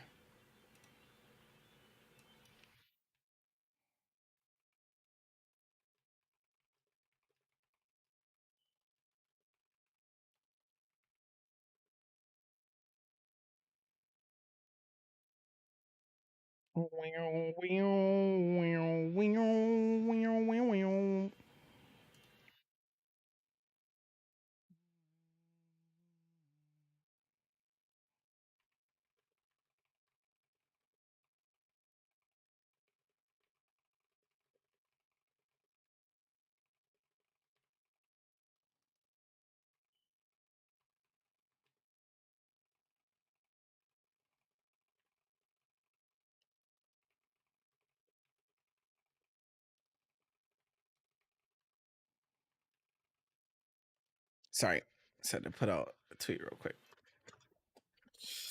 Okay. You don't know which tweet? I mean, this one's pretty obvious. Is it? This is unique though. This is unique because this doesn't happen very often. It's not very often I get to react to my own tweets because I don't tweet that often. So my own tweet will be the topic of discussion for this particular video in question. Because I don't get to do this very often. You know, I'm about quality over quantity, bro. No, I feel like I don't need to do a video on 2xKO because like I don't even think it's gonna stay. I don't even think it's gonna like stay that way for long, you know? like obviously like it's new. The response to it is like this or that, but like I don't think it's gonna stay that way for very long. So like it's whatever. Let them be upset for now. It's okay. But yeah. So I guess I have to do this formally because this is gonna be a YouTube video. So give me a sec. Well, what the? It's a little bit tarnished. It's not what I wanted.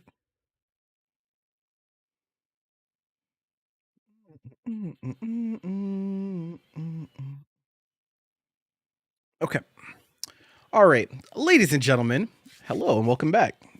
I didn't take that long to record the I didn't take that long between videos this time.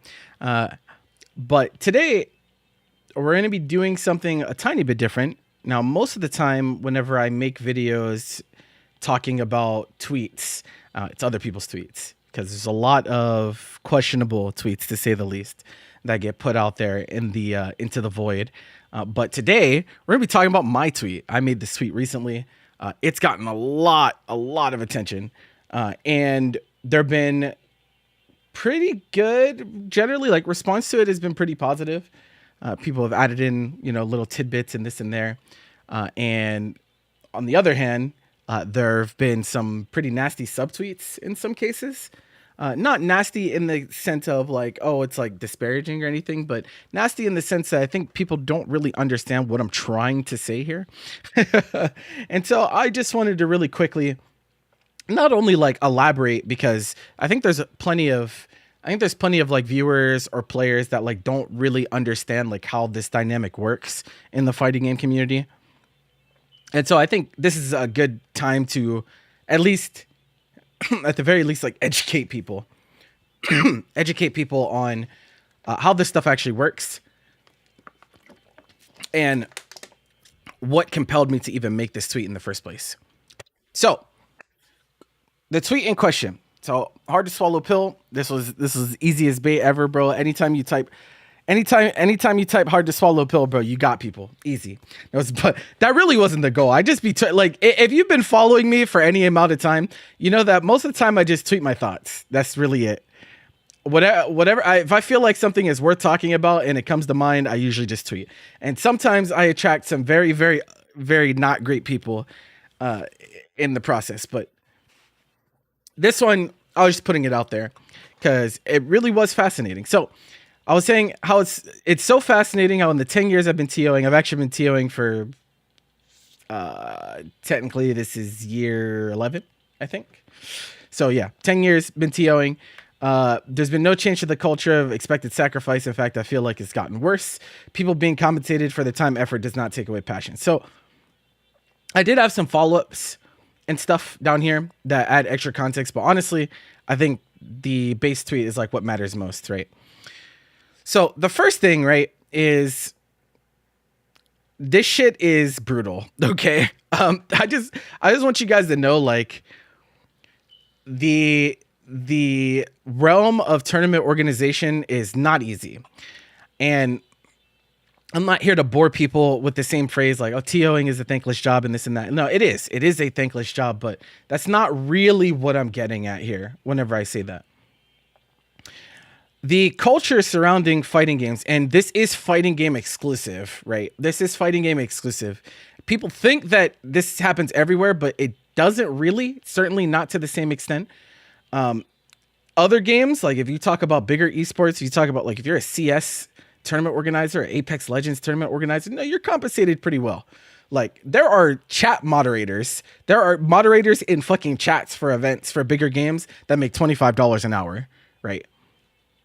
So like, I'm not talking about other games. I'm not talking about other games because like this dynamic doesn't really exist to the same extent in other games. This is really isolated to fighting games because fighting games obviously have less resources and our scene dynamic is just different, right? Just straight up. So what do I mean by change to the culture? So when fighting games were like starting out, and I only know this because I went and educated myself. I wasn't around when the fighting game community was created. Like I wasn't around. right? But based on the information that I've gleaned, like from just gathering information, right, is that like back then, like it really was coming from nothing, right? Things are very scattered. A lot of scenes are very isolated. And so when people decided to put on events, and they decided, especially whenever they decided to do bigger events, there were no sponsors. There were no this, there were no that. Like they were just putting on events and bringing people together, right? And so the sacrifice involved with that, with like putting yourself at financial risk and this and that, like that stuff back then was like 100% necessary, right? Because there was nothing else, right? There was nothing else back then. So the sacrifice was both necessary and also appreciated. Like I'm not talking about like, you know, they should have never been, they should have never had to sacrifice. That's not what I'm saying. I think everyone understands that like some amount of sacrifice is needed, right? Or at least was needed. Definitely more so back then. But my problem is that that same sacrifice that TOs are taking back then is still expected today. And despite what people will say, right? We talk about fighting games and the fighting game community and, oh my God, fighting games are so broke. There's no money. There's no this, there's no that. That's not really true. That's not really the case. People like to use that as kind of like a cop-out. Like they would just say, oh, this just happens because there is no money. I actually disagree with that. I don't think that that's the case, right? I think that there's some issues with the way that fighting game entities monetize, and there's flaws with like kind of the culture and the dynamics that go into that culture, which is kind of why I wanted to have this talk, because I don't think people really understand. Okay. So the problem, right? The problem is that people get radicalized by their experiences, right? Yeah. Oh, I guess maybe I should show you guys that too. You know what? That's actually a good point. Let me show you guys Patient Zero, because what spawned a lot of people even talking about this in the first place. I think it's probably good to give you guys the context on that too. I don't even remember the guy's name though. What the fuck was the guy's name? Let me see if I can find. I could find this guy. I don't remember his name.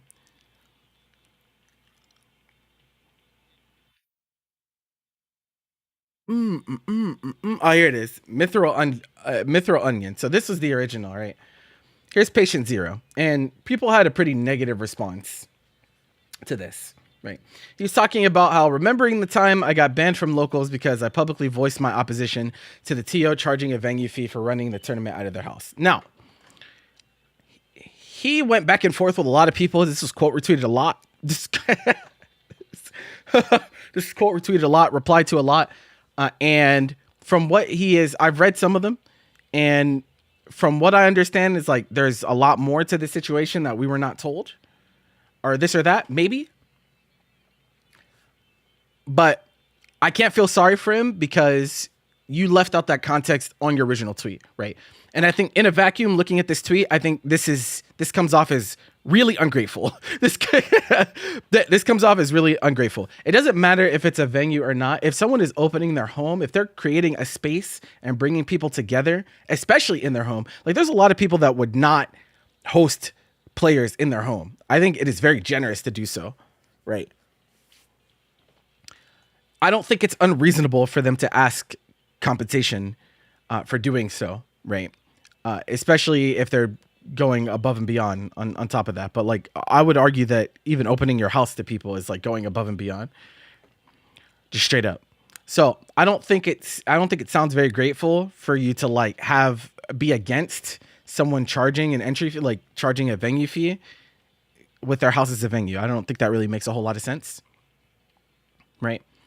Now, as to the other situation, like like I said, he claims that there's more to this that, you know, we weren't told about, or this or that. I'm not here to talk about that because, like, bro, again, you should have just said that.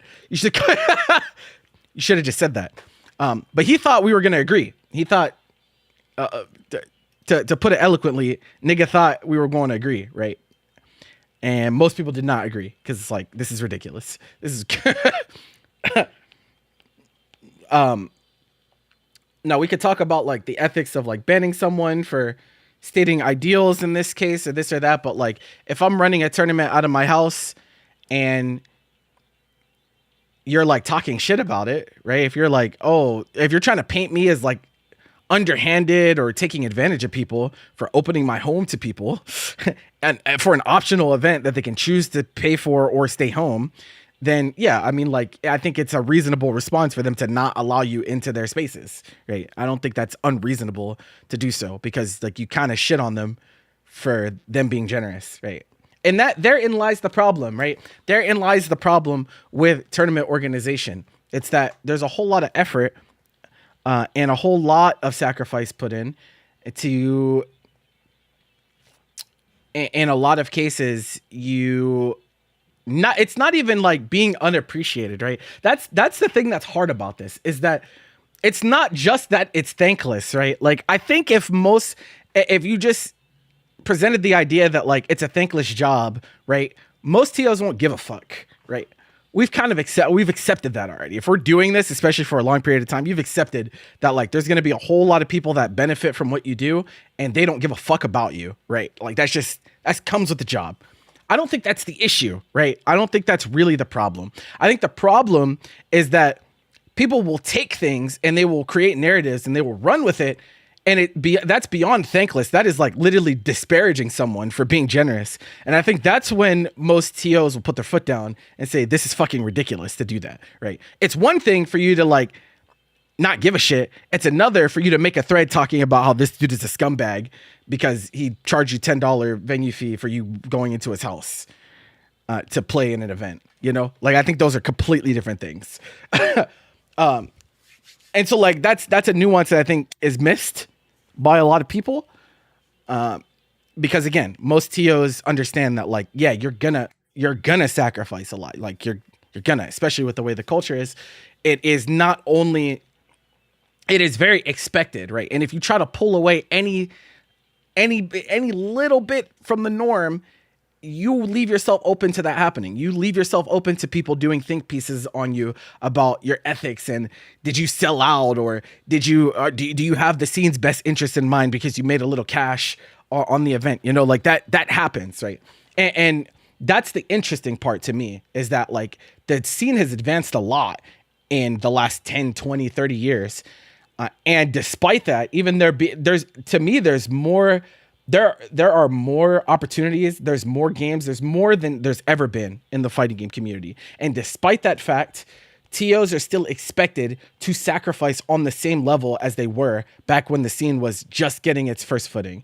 And I think that's insane. Like, I think that's like insane to expect, especially when you consider that like most are not even going to be profitable in the first place. Most of them are just hoping to break even. Most events go negative, bro. Like most events are at a loss. Shit is expensive, especially post-pandemic. This shit is complicated. And however expensive you think it is, promise you it's more expensive. Promise. And the average fighting game player, the average fighting game viewer does not understand how much risk there is running events. It is unbelievable, like unbelievable. However, like I said, however much you think it is, it's way more. It's way more. I'm talking hundreds of thousands. I'm talking millions. Like, I'm not joking. So how do you think it feels as an organizer that takes that risk and does that, right? Because not every event is guaranteed success either, right? You could take all of the risk, and then if the scene does not reciprocate, like if they don't fuck with your event for one reason or another, or you get scheduled over by another event, or by some arbitrary means the scene deems that your tournament is not good enough or doesn't matter enough, then you eat that loss. And nobody is jumping to help when that happens. Nobody does that. They just say, well, should have ran a better event, even if your event was good, right? So they shoulder all the risk. And that's expected. And I think that's a problem. I think that's a problem that that level of risk is still forced, right? It is still accepted as this is okay, and this is just the way things will always be, right? If we're gonna be progressive at all, if we're gonna make conditions better in this scene at all, this culture has to be impacted in some way. And there's some very uncomfortable conversations to be had around that as well, right? So, for example, people defaulted, like a lot of players I noticed that were commenting on this defaulted to thinking that I was talking about like entry fees, right? You know, there's a lot of discourse about entry fees at tournaments. Are tournaments too expensive? Is Evo too expensive? This fucking thread gets made every fucking year. Oh my God, Evo's so expensive. I can't believe I have to pay this much to go to an event. This shit gets made every year, and I talk about it pretty much every year because it's fucking asinine. It's insane for us to even have these conversations because we're not even talking about Evo level events. First of all, I don't think anyone's really that worried about Evo. I know I'm not. They'll be all right. They'll be okay regardless. I think they charge what they have to within reason, honestly. People are not going to like that, but the world's fucking expensive, man. It's fucking expensive. Evo is more expensive than any other fighting game event by a long shot. Promise. It's like not even close. So like, yeah, it's just like that. New venue. They have like less relationship with the venue people, so you don't get as many discounts. There's a whole lot that goes into it. But either way, right, the point that I'm making is that the entry fee, the like ticket price, I guess I'll call it, because I'm not talking about like game entry fee. I'm talking about like ticket price, like how much it costs to go to an event, right? Most TOs are not, like overwhelming majority of TOs are not pricing tickets to make money. They're not. In fact, most events are undervalued. Most fighting game events are severely underpriced if we want to really have that conversation. For what you get and how long these events run and how many things there are at the events themselves, you are getting a steal. And you have been getting severe steals for years, like for years and years and years and years and years and years. And that the reason is because TOs are like, yeah, I don't want to put that much financial burden on people that want to go to the event. And so they're okay with eating the deficit for what they should be charging. What they should be charging and what they do charge is usually don't line up. They're usually undercharging, especially for the stature of events that they are, right? And so tickets are not usually going to be the way that you like. If you're looking to like actually break even, if you're looking to actually like even make a little bit of money, right? Ticket prices is not usually where that's going to come from, right? That gets eaten through really, really quick. Especially when you start talking about some of the subdivisions of what goes into making an event. Do you know how much fucking internet is at these fucking events, bro? Just to broadcast the fucking event, it's ridiculous, astronomical, hundreds of thousands of dollars just for fucking internet, right? That shit goes through quick. Like, so most of the time you have to monetize through other avenues, right? You have to monetize through merchandising or like getting sponsorships, right?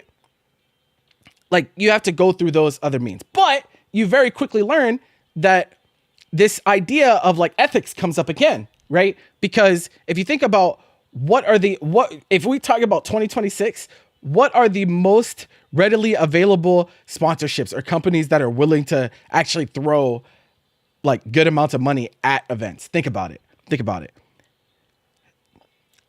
Gambling,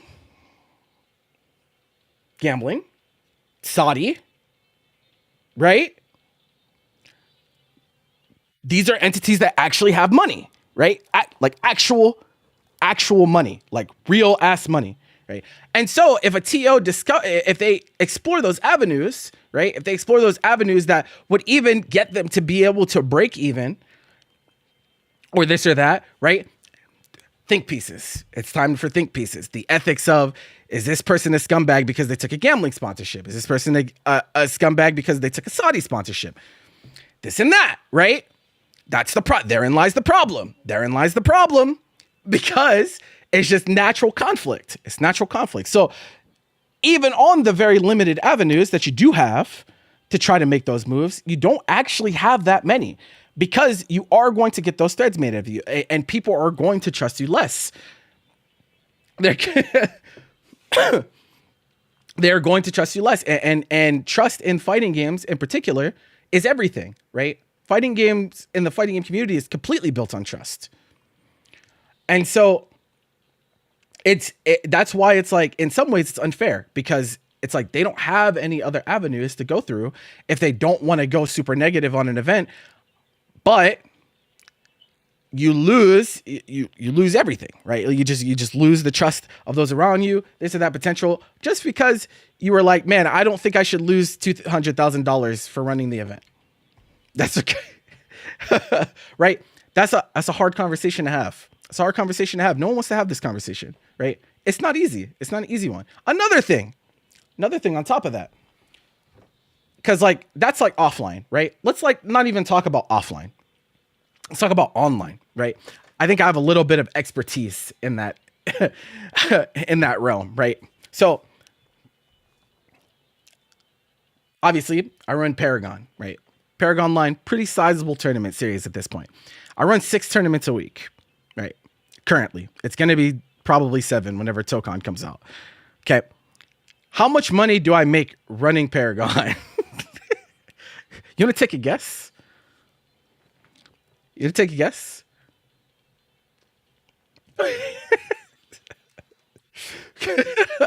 How much do you think? How much do you think it is? Be honest. Is it be honest. How much do you think it is?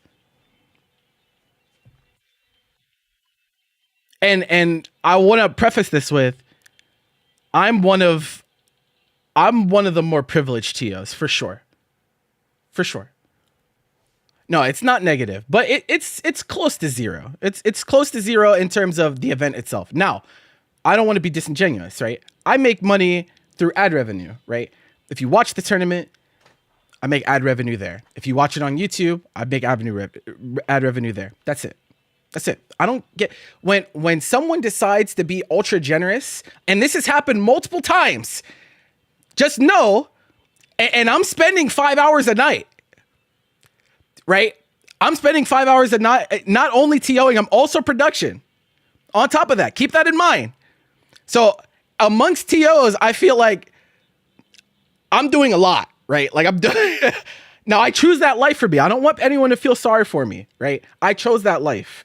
I chose that life because I'm passionate about it and I know I can do it, right? That's why I choose to do it. So you don't have to feel sorry for me on that end. I chose this life, right? It's just how it is. But we got to be real with each other, right? When someone's super generous and they come through and they're like, yo, you know what? This tournament's been fucking sick. I want to throw $500 at the tournament. Where does that go? Who gets that? It's not me. It's not me. It goes to players, right? That's if you throw money into a Matcherino, I don't see any of that shit. They could be playing for $5,000. I'm getting nothing, right? And so there's not even a direct, there's not really a direct proportion of like how much people are enjoying your tournament and your return on investment, right? For players, there is. For organizers, not really. Not really. Not on the online space. It's just ad revenue. So you have to grow your viewership. You have to do this or that. And that shit is hard, right? You can have great tournaments that nobody watches, right? There's plenty of cases of what I'm talking about. There's people that do great work. They have great production and all of that. And they just don't have that many people that tune into their tournaments. So if that's the case, how do you even begin to recoup for the time that you spent, for the money you spent on graphics, for the, the marketing costs and this and that? How do you begin to do that, right? Think about that. It sounds pretty crazy when you like really break it down that way, right? And so again, that's like one of those conversations that's difficult to have, because if I start talking about this, right, and I've seen this before as well. This is some of the subtweets are kind of like this. They're like, of course, this guy is talking about TOs should make money. He's a TO. He's biased, right? I've seen that so many times. People think that for some reason, even though I give up all of my fucking time to this shit, that I'm only in this for myself. I don't know. I don't know how you could even remotely. I don't know how you could remotely land on that if you know anything about what I do or who I am. But okay, that's fine. That's fine. If you think I'm biased, then fine.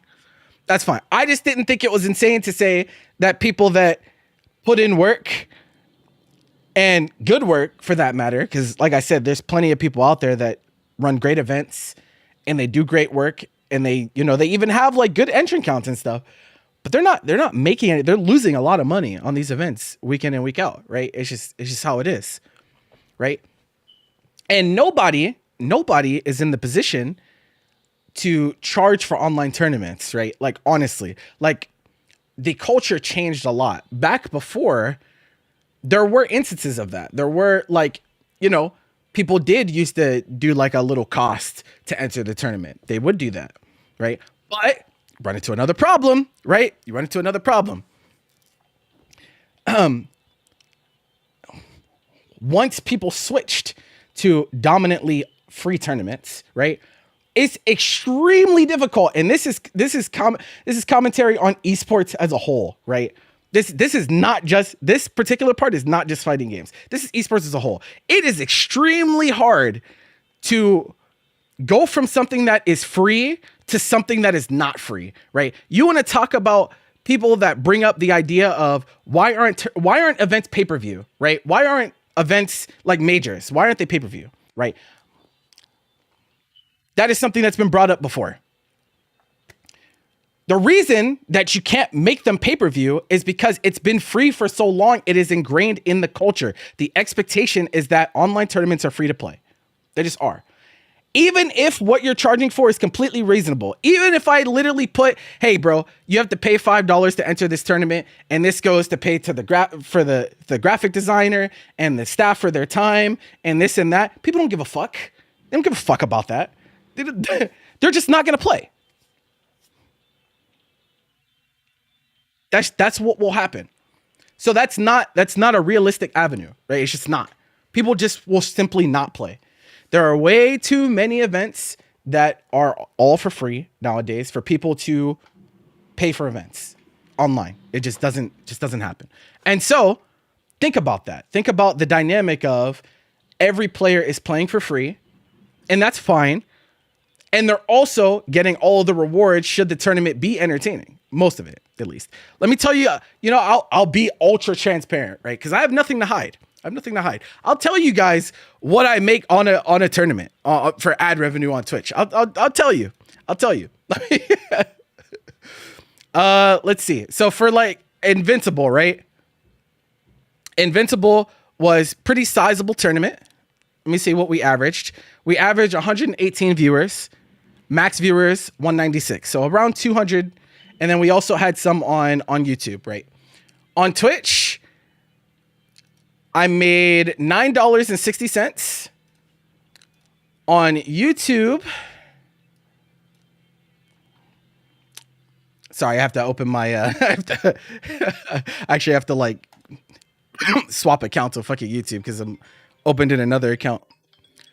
Let's see, live for YouTube, revenue, $11.46.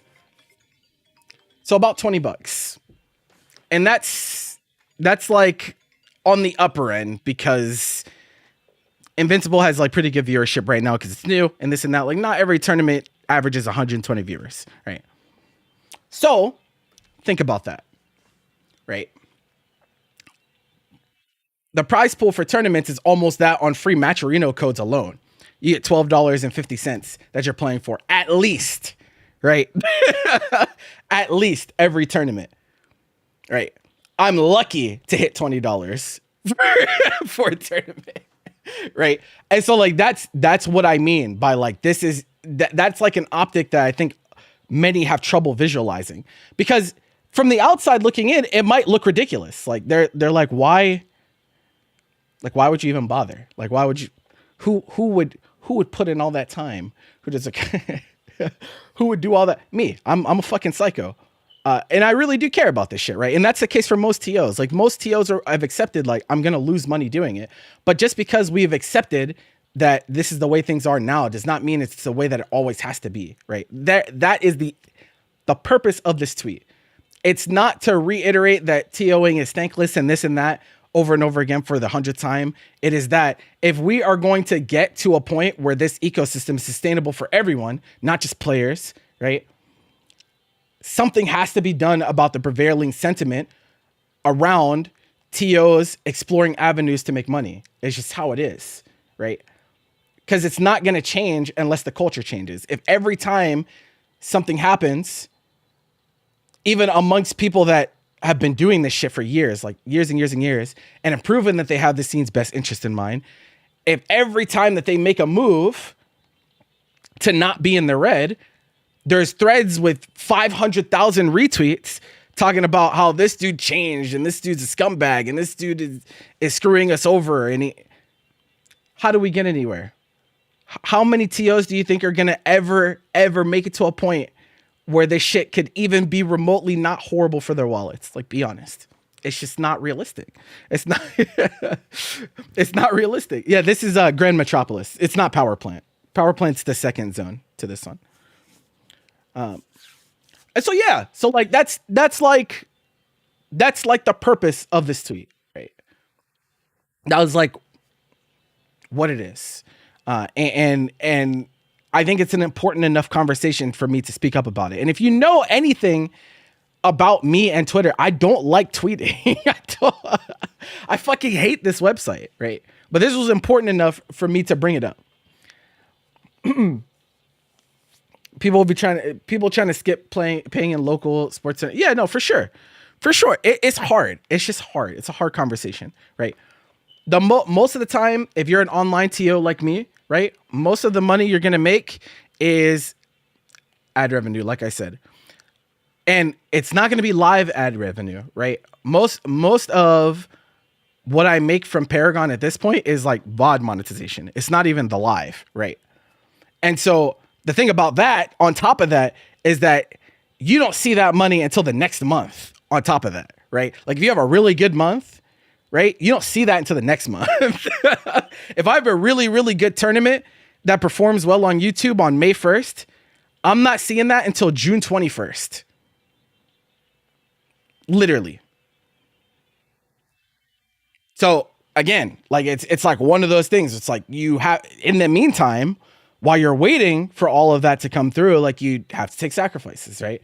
And some people have to borrow, they have to take out loans, they have to do like that. That is happening currently. There's literally a TO that had to sell his house to make up for tournament losses before. That has happened in real time. That is something that has legitimately happened to people. This shit is not a game, bro. This is not, I don't know what people think this is, but this shit is much more. It incurs much more risk than many think, and that is why like most people can't do it full time, right? You just can't. Even people that are like doing a really good job, they can't do it full time, right? And that to me, that's a damn shame, right? That to me, that's a fucking shame, because I know how many people are in these communities, and I know how passionate people are, and I know that if the infrastructure was better, like if it was more sustainable for organizers, I think that the whole scene would get better. I think our events only get better, bigger and better if people are actually able to do this shit and not eat losses all the time. That's my vision. That's my vision. And we're not the only ones, right? TOs are not the only ones. Production teams, fucking, I think people should be paid to moderate Twitch chats during events. Straight up. Like I think that's something that should be happening, right? We're not there yet, but like that's my vision. Like that's something that I want to get to the point where that is happening. Because why shouldn't it? Have you ever watch a major on Twitch and you see what some of these fucking people say in these chats and stuff? Like, bro, that shouldn't be happening. But you can't expect for someone to sit in a Twitch chat all fucking weekend dealing with these fucking these homunculuses that be typing in chats and saying horrible things and give up all their time doing that for no compensation, right? It's just, it's insane. It's just crazy to think that, right? Because they're not even getting, like, because like commentary is one thing. Commentary is different because it literally is, like, people are going to laugh about this, but like the whole like paid and exposure thing, that is legitimate for commentary, right? At least for online tournaments. I don't think you should, like, if you're talking about like offline events, you should just be paid without question. But for online stuff, like that legitimately is like a way to get your name out there and to get more gigs and this and that. That is something that actually happens, right? And so in a perfect world, would they also be paid for every online event? Absolutely. How many teams do you think have the money to pay commentators for every event? How many? How many do you think? You could maybe count them on one hand in fighting games. It's not that many, right? We don't all have FlyQuest money. We can't just throw money at shit, right? Like we just can't. we don't got it like that. Most do not have it like that. So it's just a little bit different, right? It's a little bit different of a dynamic. But the goal, right? And that's what the suite was aimed at, is the goal is to get to a place where all of those positions are paid every single time. So that one day, if someone actually is good enough to be a full-time commentator, to be a full-time TO, to be a full-time production person, they can just fucking do that, bro. And they don't have to work a 9 to 5 on top of that and this and that. Some of your TOs right now, right? In Grand Blue, like, because obviously this is going to be like a lot of you in chat are like from my Grand Blue audience, right? There are Grand Blue TOs that burn out because it's like, okay, how do I run events? And then I have to go to my 9 to 5 and then I have to come home and I have to fucking run a tournament. Curry has taken multiple breaks for that. G-Tech doesn't run as often because work balance life, right? Like, it's just, this is happening in real time. Like these are human beings. These are human beings that have responsibilities. And like this shit does come up, right? And that's and so it's important to have these conversations because one day I would love it for Curry to be able to do this shit for full time, right? I want people to be able to do what I do, right? I'm full time. This shit is rough though. Straight up. I've been in some rough spots, bro. I was fucking homeless a year and a half, 2 years ago, right? I've been through it. I've been through it. And I'm like your best case scenario, right? Like, honestly, I am an outlier. This is not, my case is not the normal case, right? This is not a thing. What I'm doing is not a thing that people get to do. It's not, right? And that's why I'm very grateful. I'm very appreciative of where I am right now, right? But this shit is not the norm. Most people just can't do it. They just can't. They don't, you have to get the opportunity first, and then, like, you have to have people actually enter your events, and then you have to have people actually watch your events and give you ad revenue. Like, it's fucking crazy, right? It's just fucking crazy. And like TOing is not the only thing that I do, obviously. I obviously like stream outside of that as well, right? But most people can't put as much time into this shit as they would like to because like that's fucking work, bro. And then you get home from work and you're already fucking tired and irritated. And then you have to deal with these fucking people smurfing and making new accounts banned from fucking communities, entering your tournaments when they are explicitly banned. You have to deal with that headache.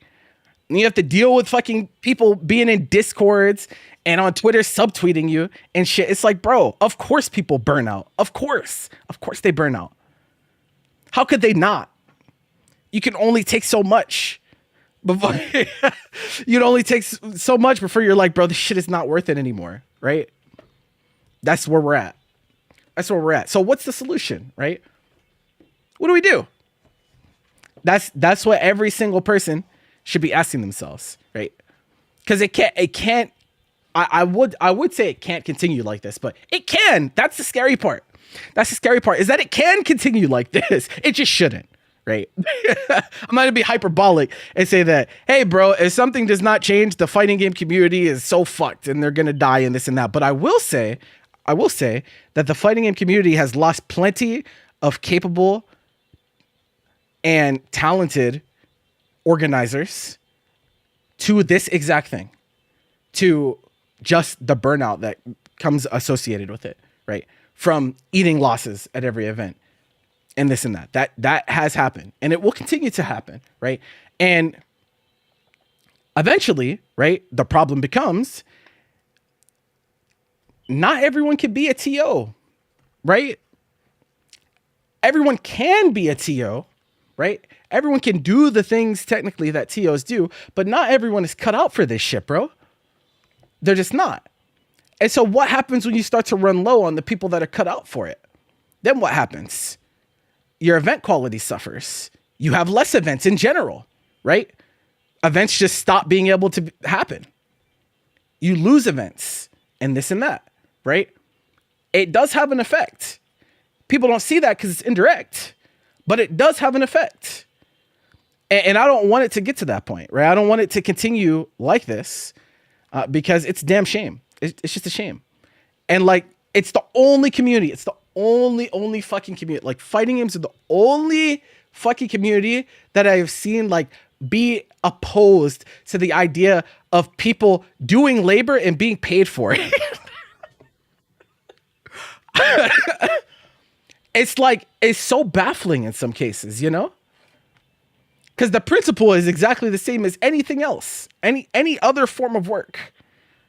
It's the principle is exactly the same, but it's because, again, that the first stages of the culture were built on sacrifice. It just never, you know, it just never evolved past that. Anecdotally, like I've dealt with that more severe than some others. Like I was running events at my school. I was running events at Penn State in college. And I was running like damn near major level events out of my fucking school. Let me show you guys real quick.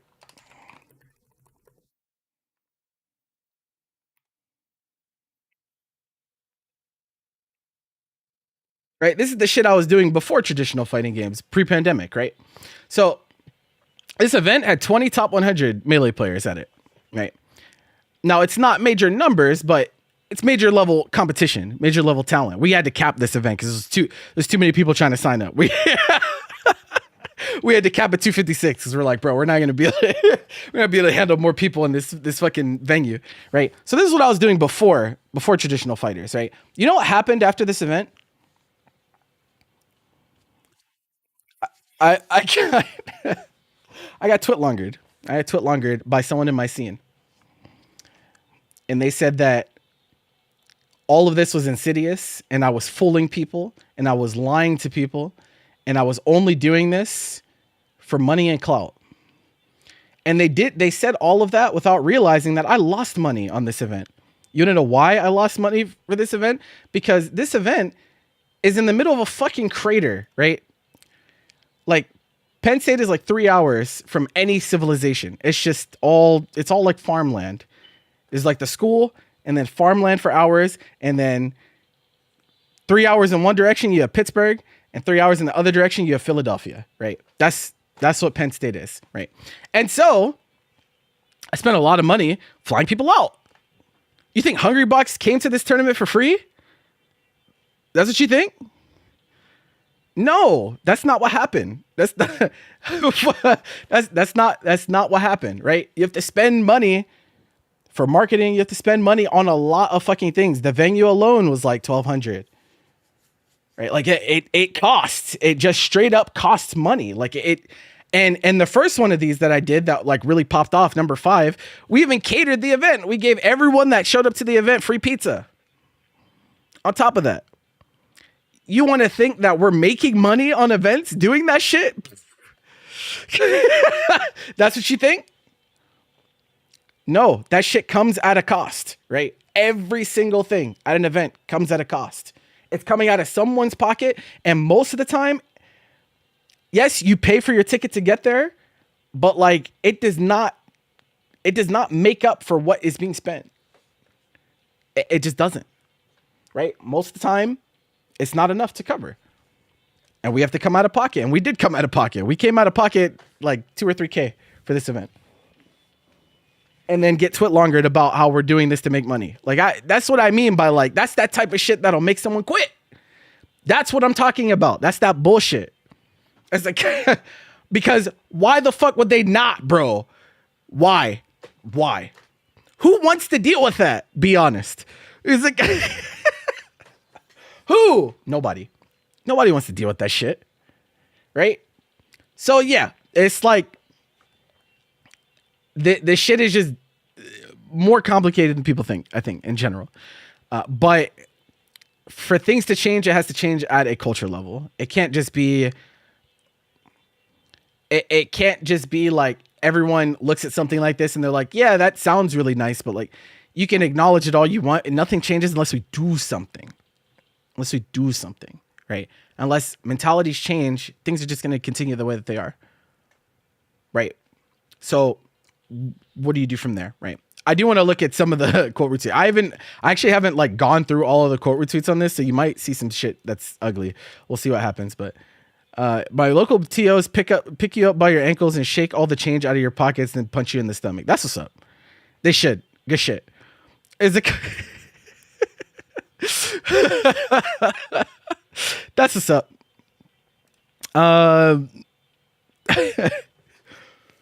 They should, honestly. I mean, they run everything. They take the hole in the pocket for hosting. They're giving you the platform. So I'm grateful to be on stream in the first place. If you give me money for it, it's just a bonus. You guys are underappreciated. Hey, thank you, bro. Appreciate that. So the thing is, like, I almost feel like people have turned this into like an us versus them thing. Like, they think it's like TOs versus players. That's not really, that's not at all like what I hope like anyone with a frontal lobe realizes that that's like not what we're saying. Right. I think that's the issue. Like, I think a lot of the issue is some people believe that for TOs to get paid more, that means you as a viewer or you as a player have to pay more. And I don't think that's even necessarily the case. I don't know if it's, I don't think, to me, I think crowdfund is, especially for online events, I think it is a Band-Aid. Right. I think it is a Band-Aid. Because the idea of crowdfunding just takes the pocket. It takes money out of the pocket from some people and it puts it in the pockets of the others. And most of the time it's players. Right. And it's like, it's cool that players can play the game and be compensated for it. Absolutely. I would love for more players to be able to do this shit full time too. They're not immune from this either.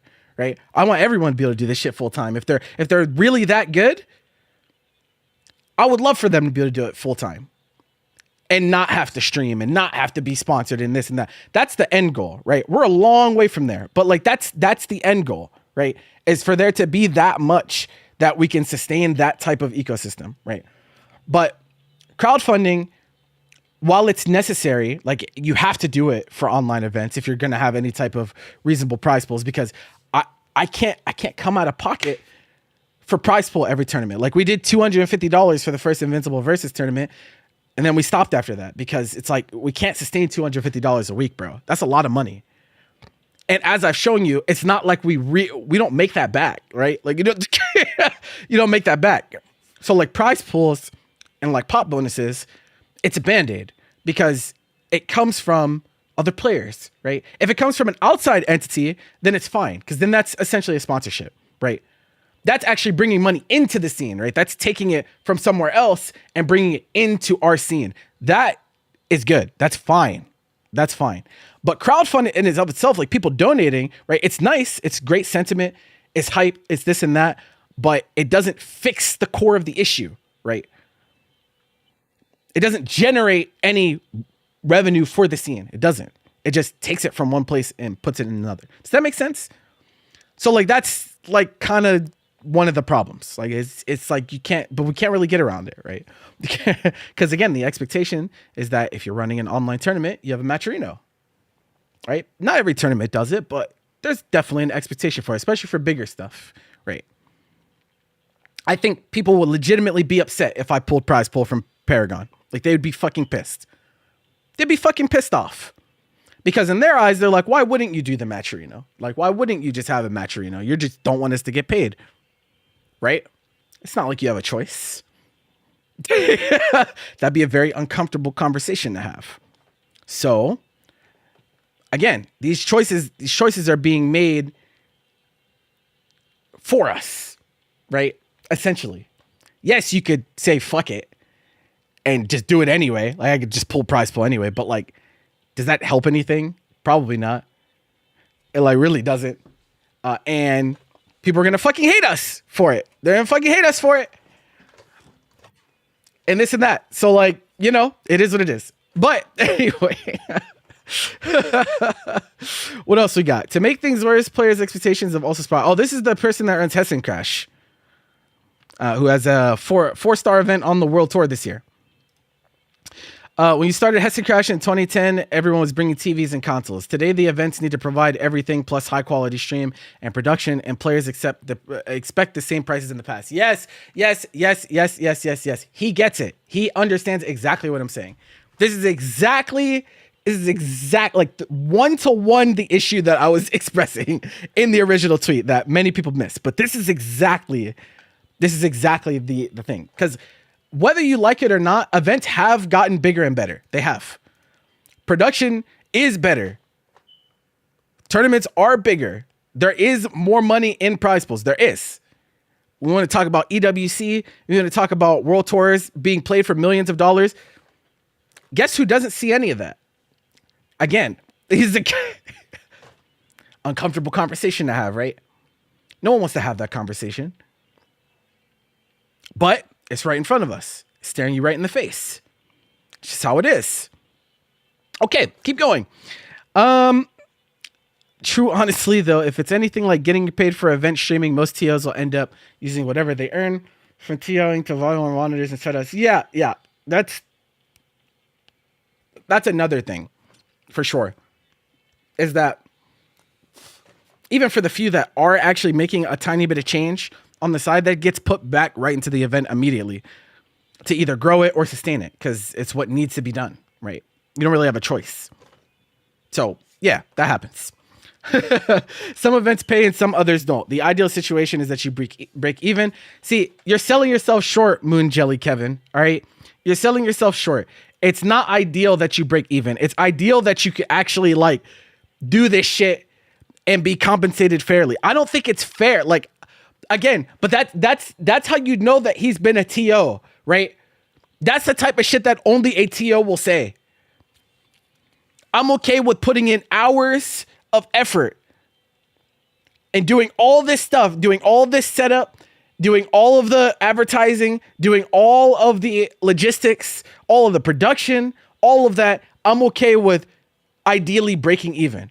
That's some shit that only a tournament organizer will say. What other fucking job? Like who thinks that way? If you apply for a job, right? If you apply for a fucking job, you're not aiming to break even. You're aiming to be able to pay your bills and then have some more afterwards so you can live your fucking life. You're not aiming to break even. No one likes the feeling of paying all their bills and having nothing left over. That shit feels awful. So that's what I mean. That's only fucking tournament organizer. This is tournament organizer brain. And I don't blame you.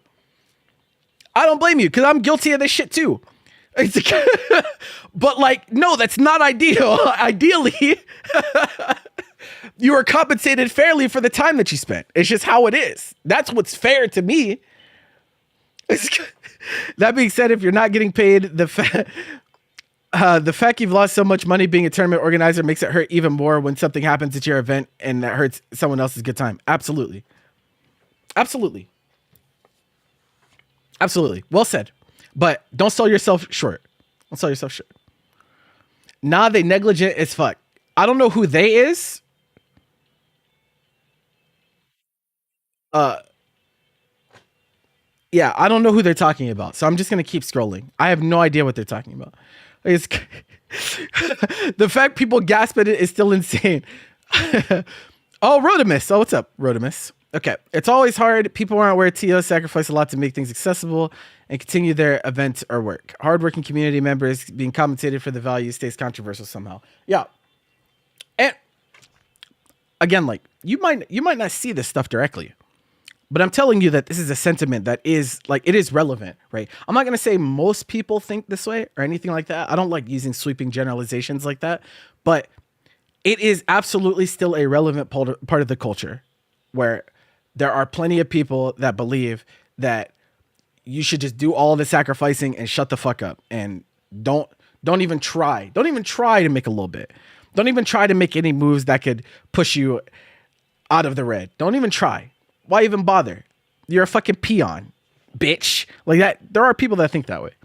Obviously, that's traumatized. I haven't been called a bitch for TOing yet, but I'm sure that's gonna probably happen at some point. Okay, what else we got? TO's looking at the $3 earned from posting a turning clip after spending $500.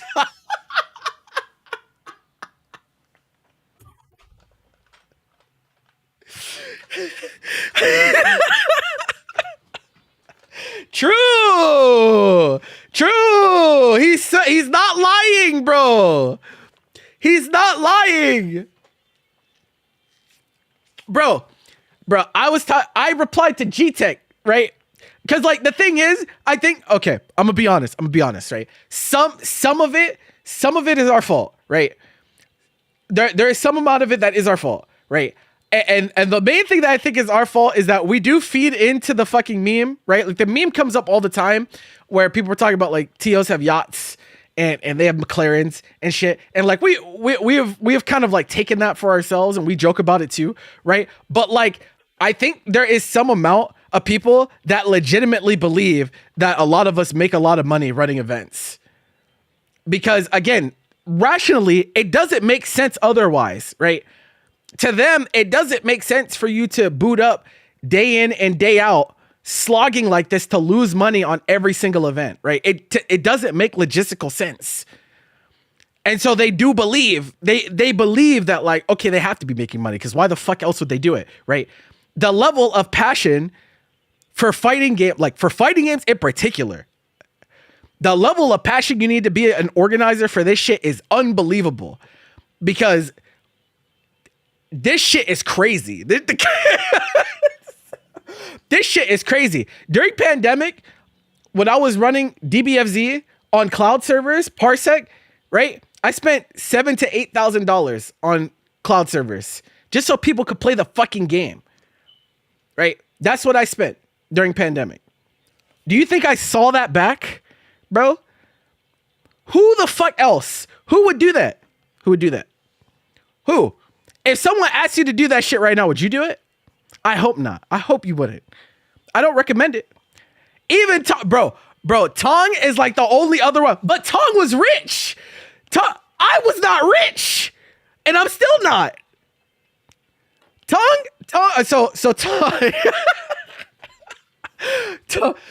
Tong's my man's, right?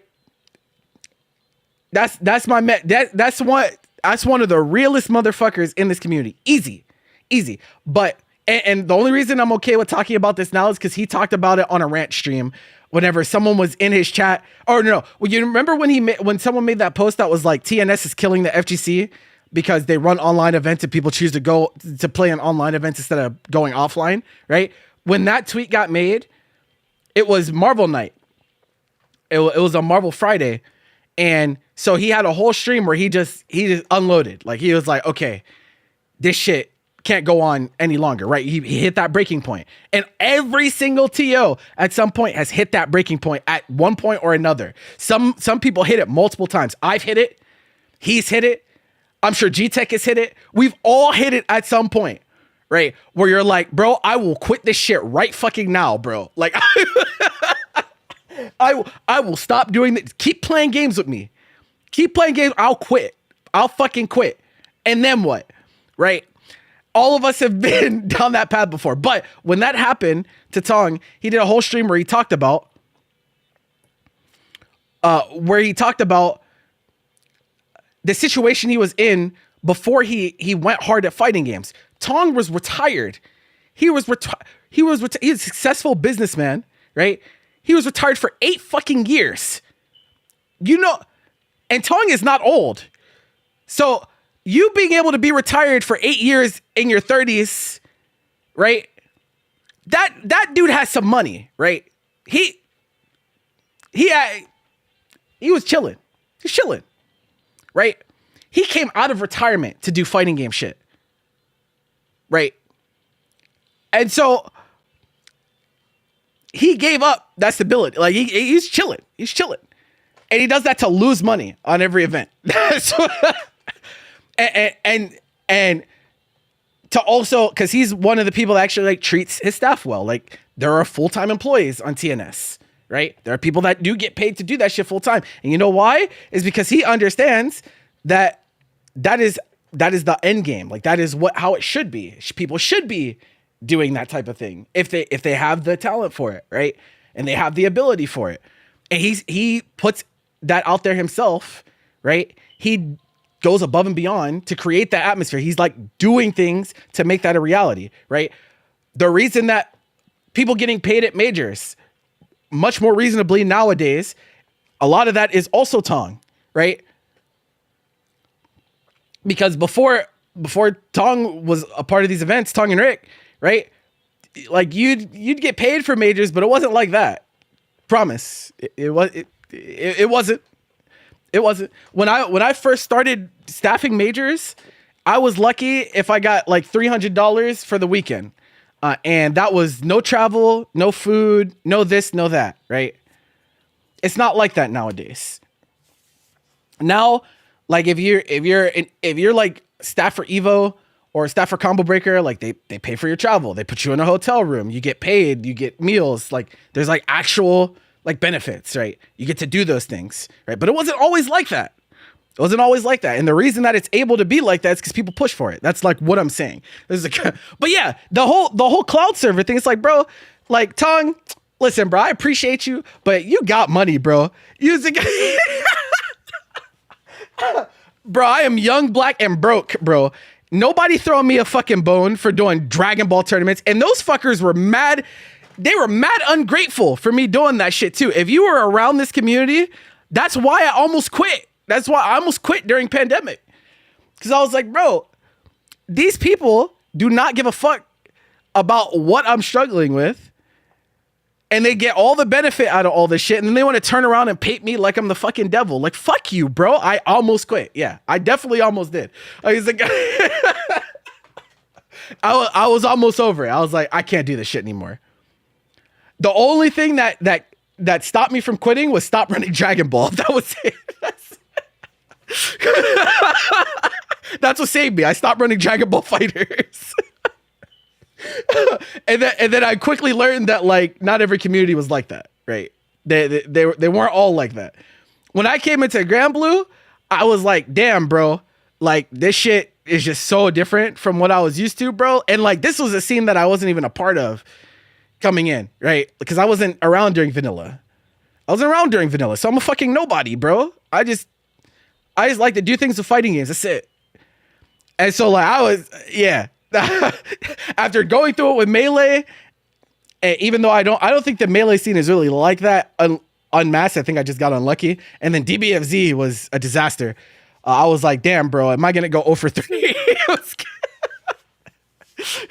Am I gonna go 0 for 3? I'm thankful that I didn't. Because that shit was rough.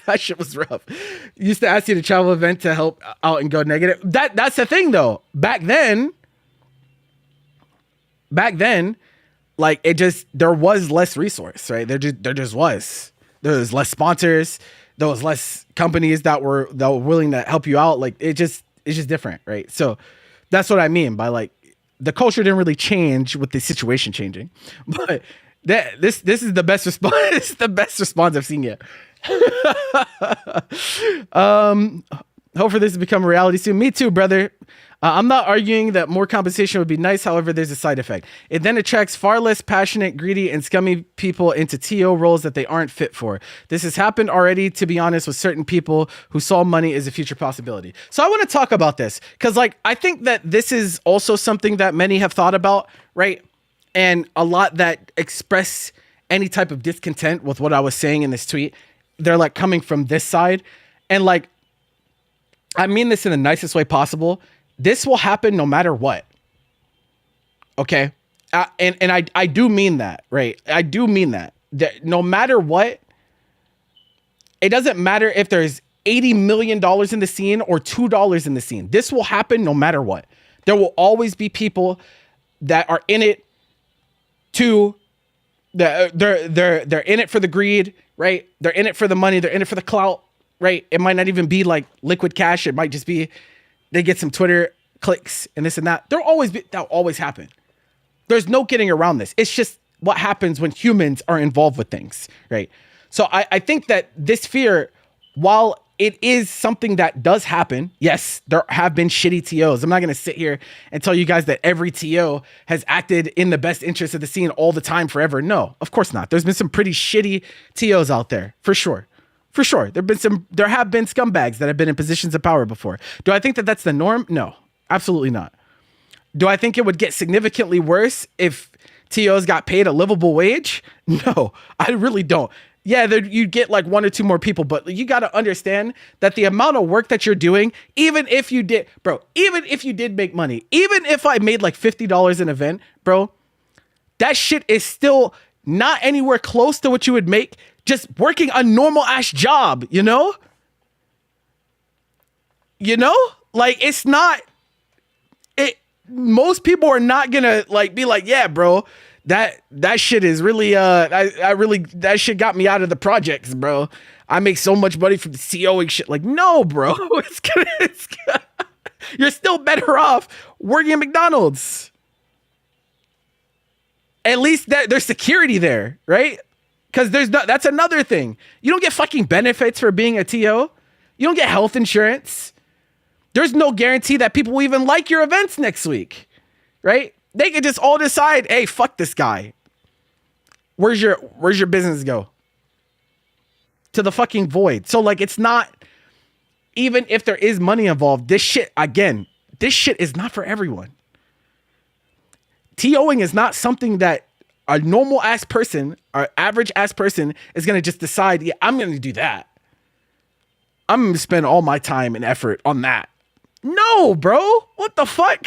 It would be much more alluring to be a player. If you want the easy way out, you'd be a player. You wouldn't be a fucking TO.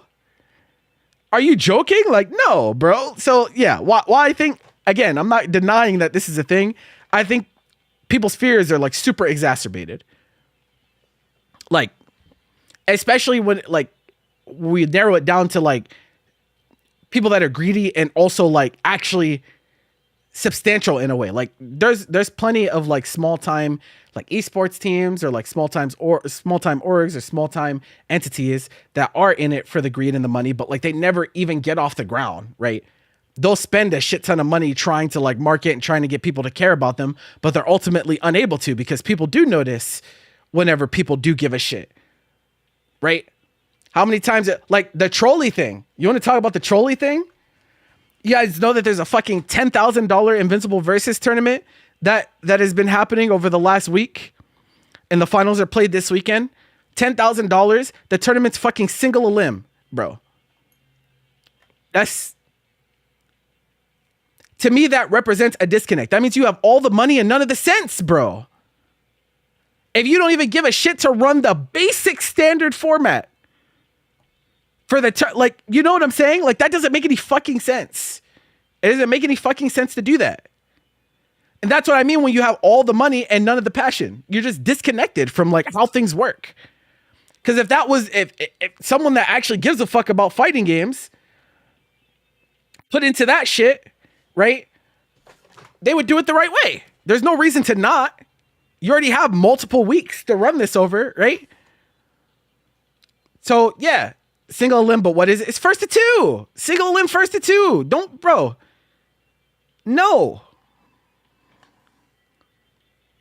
That's what I mean. That's what I mean by like, there are entities that have all the money, but they don't really care about like what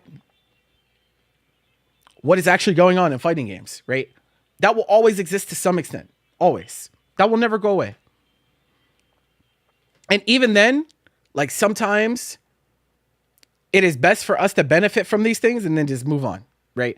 Like, I'm not mad at anyone for playing for the fucking trolley tournament. Of course, get your fucking bag and get the fuck out of there, bro. Do I think that Trolli should run regular tournaments here in like based on what I'm seeing? I don't really have much faith in them. But if they want to throw 10K to the players and then fuck off afterwards, hey, you know, my hands are up. my hands are up. But therein lies the problem. All right, moving on. Hard to solo pill number 2. Oh shit. We got, bro, he switched languages on me. I got mixed. Holy fuck, my bad. I've always been stunned that streamers make money before the tour operators do. Ideally, everyone should make money, but to me, that's the ultimate absurdity. I wonder, I could be getting language barriered here. Stunned that streamers make money before tour operators do. Is he talking about production teams or is he talking about like normal ass streamers? I'm not going to respond to that because I don't really know what he means. Yeah, I'm not quite sure what he means, so I don't want to take him in bad faith. No. Tour operators is TOs. Right. But I don't know what he means by streamers. Right. I don't know if he means like production teams or if he means just like the players that stream their perspectives or this or that. I'm not sure. And the context changes severely depending on which one he means. So the French says casters. Okay. Oh, so he's talking about commentary. Oh, okay. Now that's complicated. That's complicated.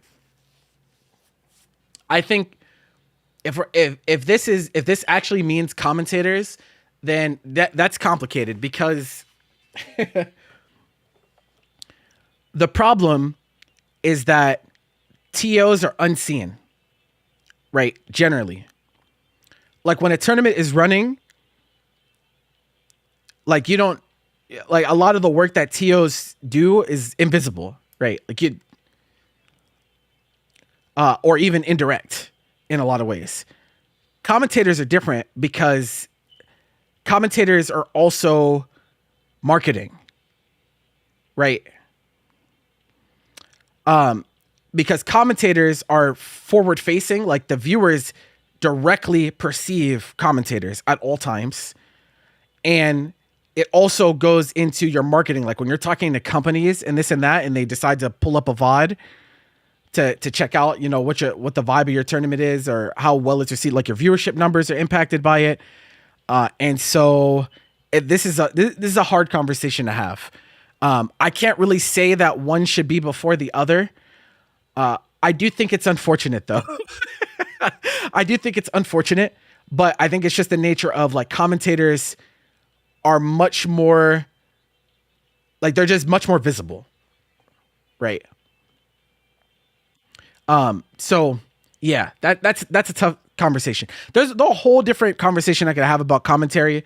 Cause like commentary, honestly, there's a lot of politics and a lot of things that are ugly behind the scenes when it comes to commentary, when it comes to like nepotism and this and that. Like it's ugly over there too, for sure. I just decided to keep this one focused on TOs because that's obviously like what I'm closest to. But like in one of my replies, I talked about how like production teams and moderators and commentators and this and that are, this applies to them too. It's just, to me, I think it's the most severe for TOs currently. It's not that it's not happening to anyone else. I just think it happens the most to us. But yeah, complicated issue if that's what commentators, and I'm not gonna say you're right or wrong there. I just think it's difficult. Was watching Four Side Fights ask what house tournament would you want, and I propose our house with a radically transparent budget with a donation incentive for each line item. Tell the people venue costs. Y'all want it streamed. Y'all gonna learn about bandwidth costs. Wow, this would be such a sick experiment. Someone with money has to do this though. Someone with money has to do this, but that would be a really interesting experiment. A really interesting experiment of, he's talking about do stretch goals for literally everything that is involved with the tournament from the ground up. From like funding the setups to funding internet costs to funding lighting, photography, broadcast, all that stuff. That'd be interesting. I don't know how that would turn out. And I think that's the interesting part is I don't really know. I think in Smash, it would go really well, actually. I think Smash would do it. And you would get almost everything that you made a stretch goal for, I think you'd get it. Traditional fighters, I think you'd have a much harder time. Much, much harder time. Especially because our ecosystem doesn't involve mass crowdfunding to that degree nearly as much. Like, yes, we do Matcherino, but we don't do like summits or anything anymore, right? And so that type of stuff isn't really ingrained in the culture as much. Like even when there were summits for traditional fighters, I even saw some of the cultural clash from that, right? When they did Summit of Power and when they did Summit of Time for MK, I remember seeing entire threads that were like, this is really scummy for them to make, who gets voted into the event based on crowdfund and like doing the merch selling and this and that, right? I remember seeing those threads. So I think it would be much harder to make it work in traditional fighters because there's also like, what's the easiest way to say this? There's like some unearned elitism in traditional fighters as well, where like a lot of the community thinks that there's so much better than Smash players and this and that. We don't do that. We don't do it. That's a Smasher thing. It's like, bro, y'all are the same fucking community, bro. I don't know what to tell you, but like, I don't know who needs to hear this. Y'all are all doing the same shit. All the same shit that you go at Smashers for, y'all do that shit too. You want to talk about niggas smelling at events? Y'all do that too. You want to talk about them being ungrateful and expecting everything and giving nothing in return? Y'all fuckers do that too. It's not everyone. It's never been everyone. But yes, you have fuckers like that in your community too. You have people that get outed for really shitty things. You get people that are just generally bad people. Yes, anytime you have a community that has any amount of size, yes, you're going to have those people. It's not different. It's the same shit, bro. The only thing that could even be remotely viewed as a little bit different is age dynamics. The Smash community is a little bit younger than traditional fighters. But we've even seen like Guilty Gear. Like Guilty Gear is a younger fighting game, traditional fighting game community, right? And a lot of the same things that happen in both, like they happen in both communities because the community dynamics are very similar. There's nothing intrinsic that makes it different. It's like literally nothing. It's it's the same shit. And I say that as someone that has run majors for both, right? Before I was running Combo Breaker and Evo and fucking CEO, I was running Super Smash Con and Shine and Royal Flush and fucking, I never did a Genesis. I did a few pounds. The Big House, I did 7 of them. Like, I've been there, right? I know what it's like. It's the same shit. It's the same shit. There's no difference. People just gaslight themselves into thinking it's different because they want to feel superior. But there's actually no difference. It's just how it is. But anyway, I'm very blessed to profit off your weekly. There you go, brother. Let's go. It helps me run your other events on a loss and come out closer to even. So okay, this is crazy. I'm going to read the whole thing before I go over this. Not every TO is lucky enough to have a venue like Epic, but I think that's a shame. I 100% agree TO should make at least a bit of money on their events.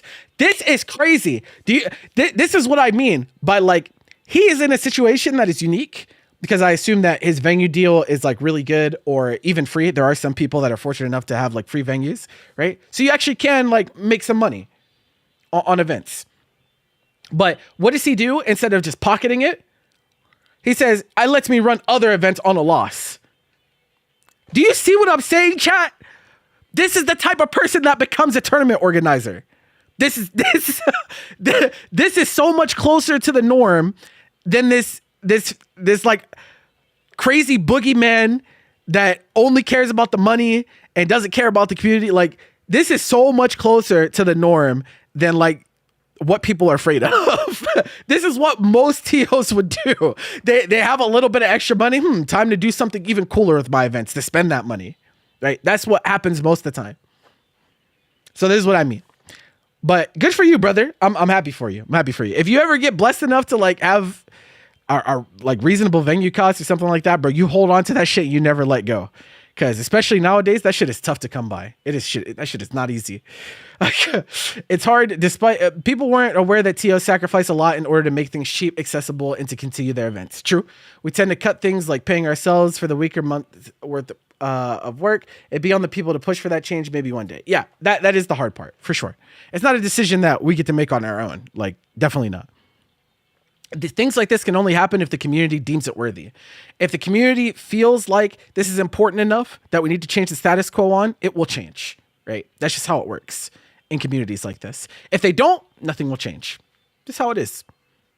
Just straight up. that is how it goes.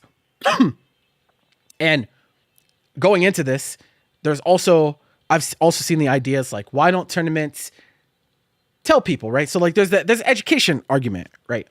That most people are uneducated about what actually goes into events. And honestly, I would agree that like most people do not know about like how much things cost and how much goes into it. Unless you've like been in that shit, you don't really understand to what extent. Okay. I agree with that. However, there's only so much that you can change, right? There's only so much educating you can do that will actually make a difference. So like what I'm doing to you guys today, right? This is like pretty much as much education as I think is necessary to really like get it, right? But I've also seen like, oh, they should just publish their financial reports. Like we should be able to see absolutely everything that they spend money on, right? And honestly, what ends up happening if you do that is it just gets worse. It gets worse. The dynamics get really, really unhealthy because then it's going to shift to why did they spend this much money on this? We're going to suddenly have people that are armchair businessmen talking about why did they spend so much for this venue? They could have gone here instead. And why did they spend this much on setups? They could have financed this from that, right? I foresee it. I just foresee that that's what would end up happening.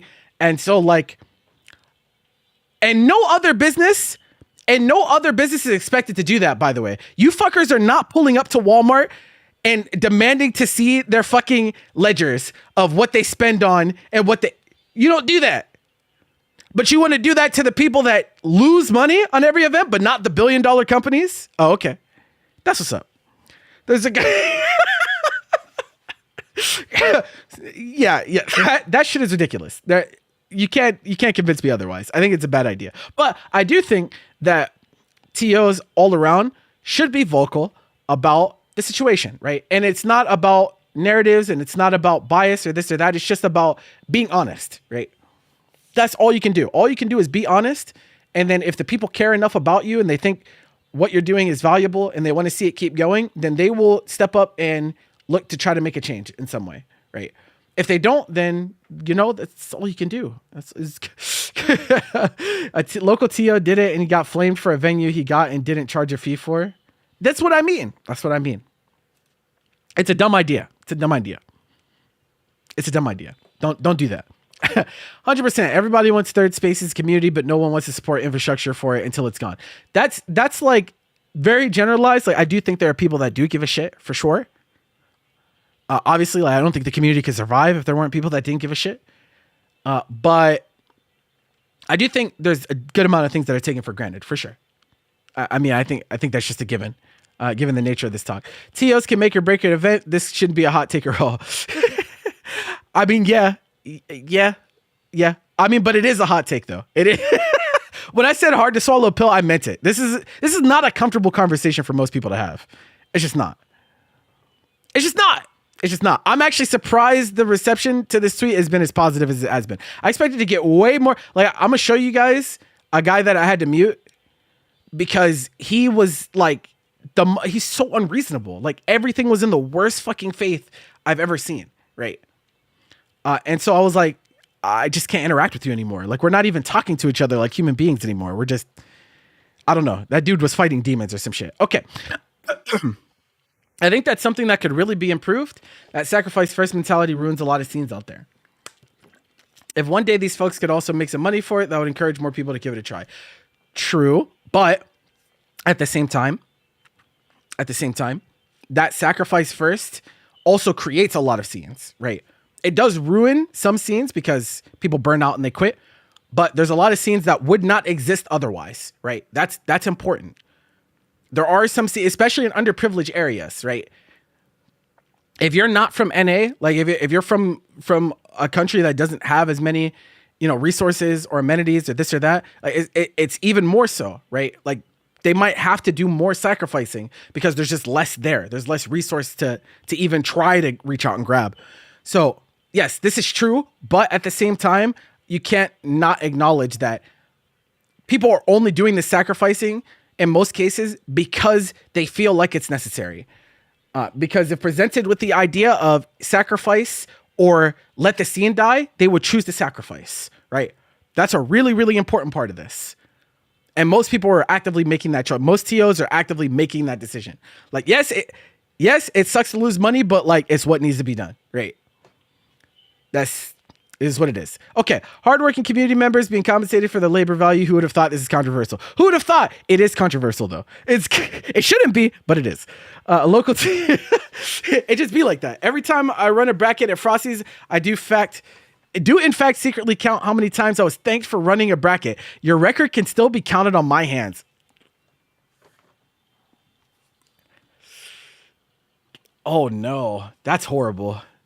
That's bad. That's bad. That's a shame.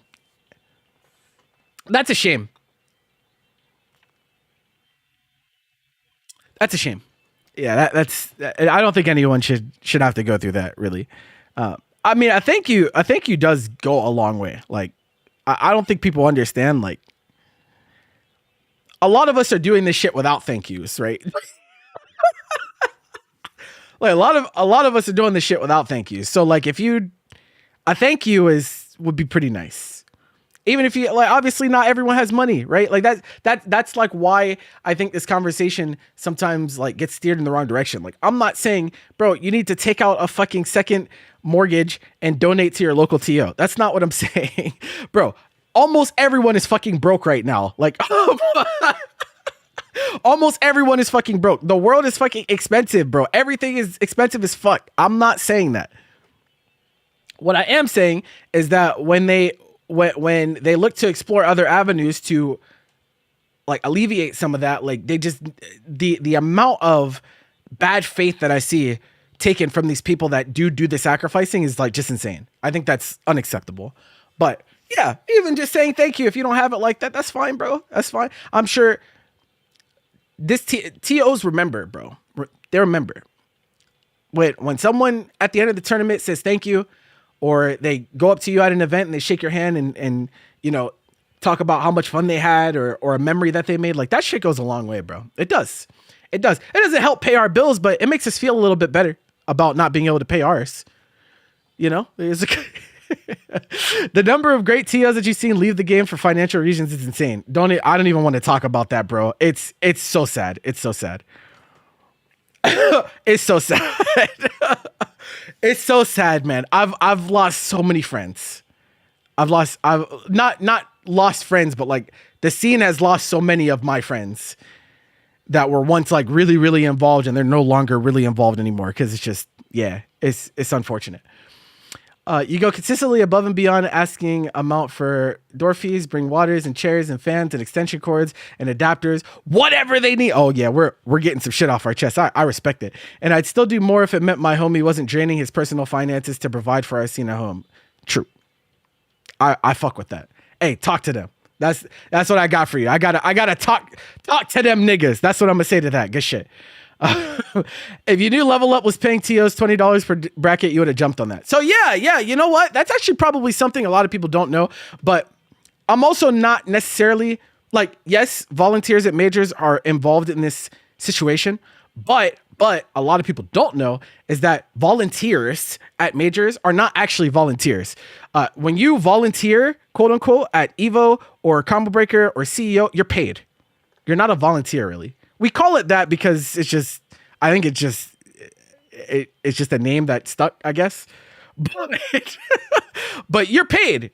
You're straight up paid. I think Evo pays the best out of all of them. I think last year they were paying $50 per bracket you run, which is not a little amount, by the way. It's like actually, yeah, that's good money. That's good money.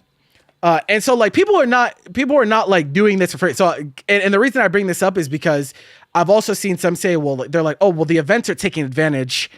They're taking advantage of people because they're taking all these volunteers and this and that. It's like, no, that's not what happens. They do pay their, like, trust me when I say, like, they pay their workers. Like,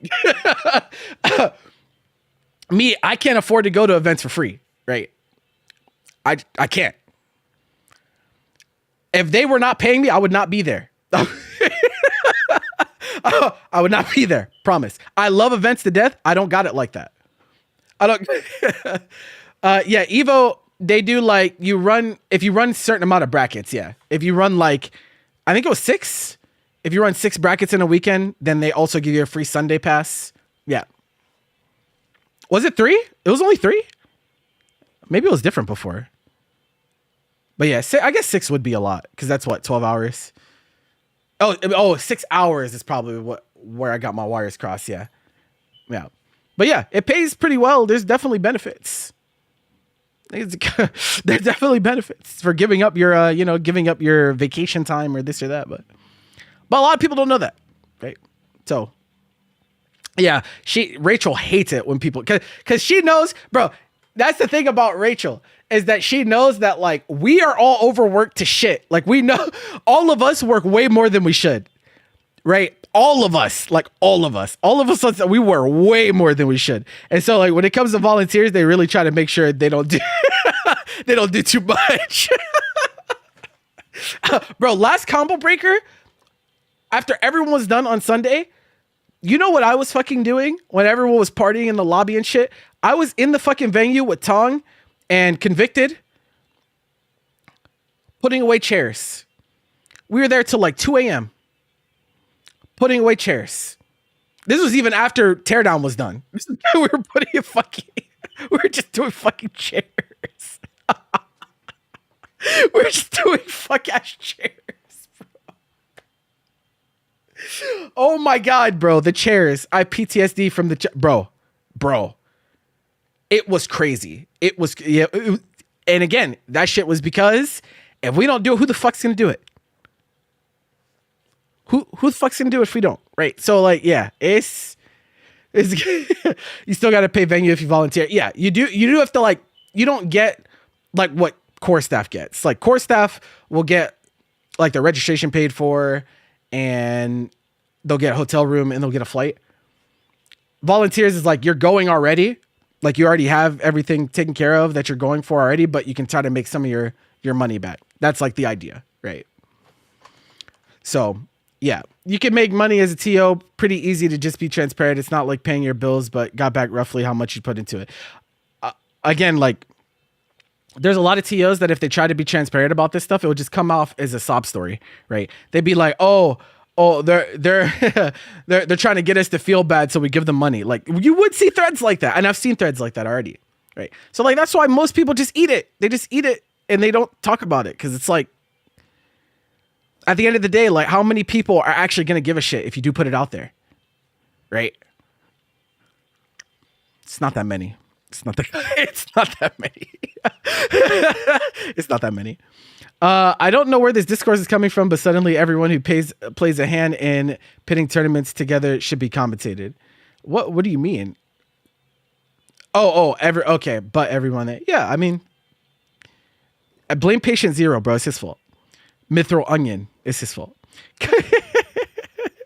It's on him. It's not on me. We got, I agree. I've TO'd several times in the past and it's actual labor, bro. Oh my God. That's another thing, bro. Holy shit. You guys do not know. You guys think that like TOing is just like us showing up and telling people what to do and running brackets, bro. Oh my God. If you saw the level of like physical labor we have to do at events to set up and tear down, you would be disgusted. You would be disgusted because who do you think puts together all the monitors and sets up all the tables and sets up all the chairs and all that shit? Who do you think does it? It's us. It's us. It's us, bro. So like, yeah. Yeah, when trash gets left in the venue and we don't want to get charged extra by the venue because people leave all their shit on the ground. Who deals with that? Thus, it's so much more than just running brackets, bro. Patussis Glazing. Shout out to Patussis. He's been around for a while.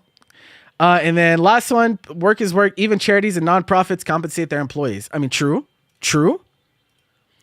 That's a great point. So why would you expect hardworking people with full-time jobs to organize tournaments and events for free?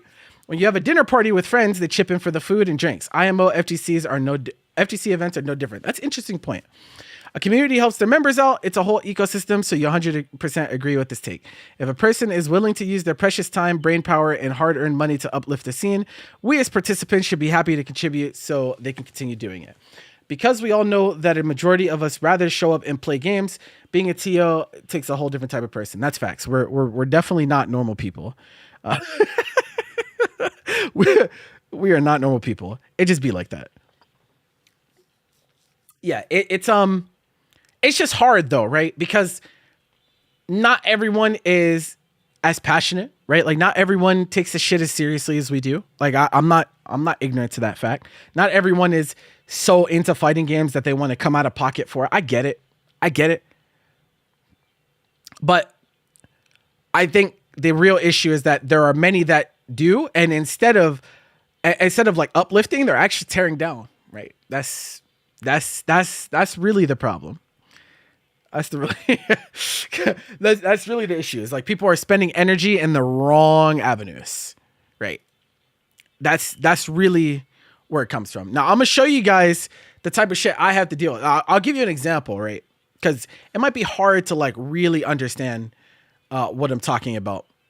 So let me black out the screen real quick because I'm gonna log into another account because I have this dude muted, and so I can't actually see his. I can't see the thread anymore. So I'm gonna.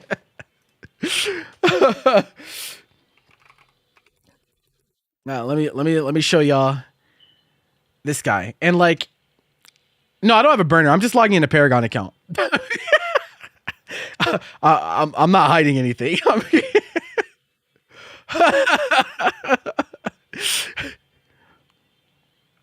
First of all, wait. Side note. Let me show you this too, because some of you just didn't see this madness.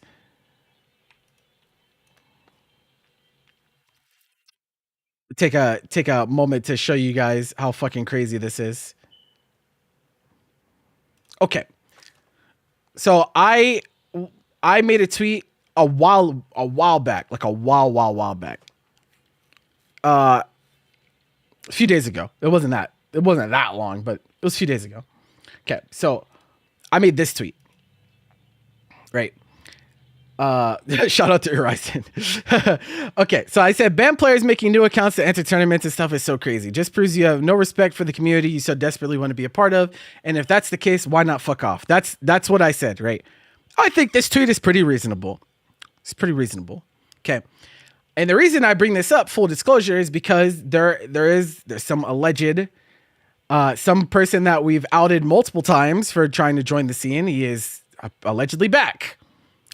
So that's why I made this tweet. I'm like, bro, I don't want to have to deal with this shit again. This is so fucked, right? This is so fucked up that we have to deal with this multiple times. So fucking annoying. But that's why I made the tweet.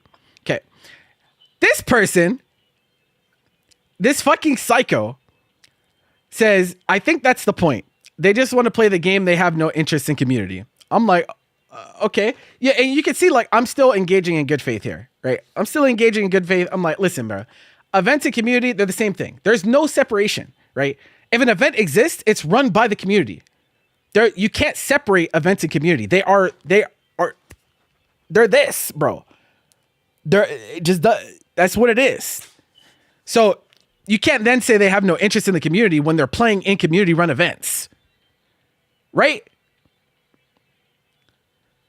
I thought that was pretty reasonable. I'm like, this is logical, okay? Nobody has to play an event, right? This shit's a privilege. It's not a right. It's not a right. If someone runs an event, right, you're not owed being able to participate, especially if you fuck up. That's just how it works. And if they just wanted to play the game, they could just play the game. People that get outed for really heinous shit, they don't get banned off of their video games. That very rarely happens, ever, right? They're still able to play the game if they want to. I don't know why we're acting like they're suddenly not able to play, right? So I was like, this doesn't make any sense. Okay. And he says this is the crazy. I was like, bro, what the fuck? This was his response to that.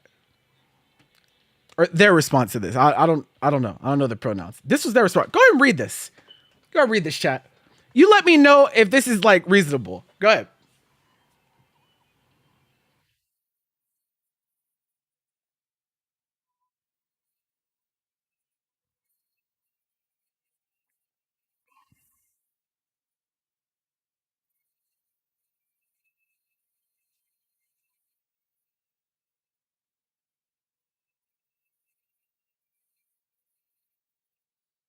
So this is unhinged, right? This is like absolutely insane thing to say. Right? I was like, this is crazy. I can't believe someone said this shit to me. And then he deleted it. I was like, oh no.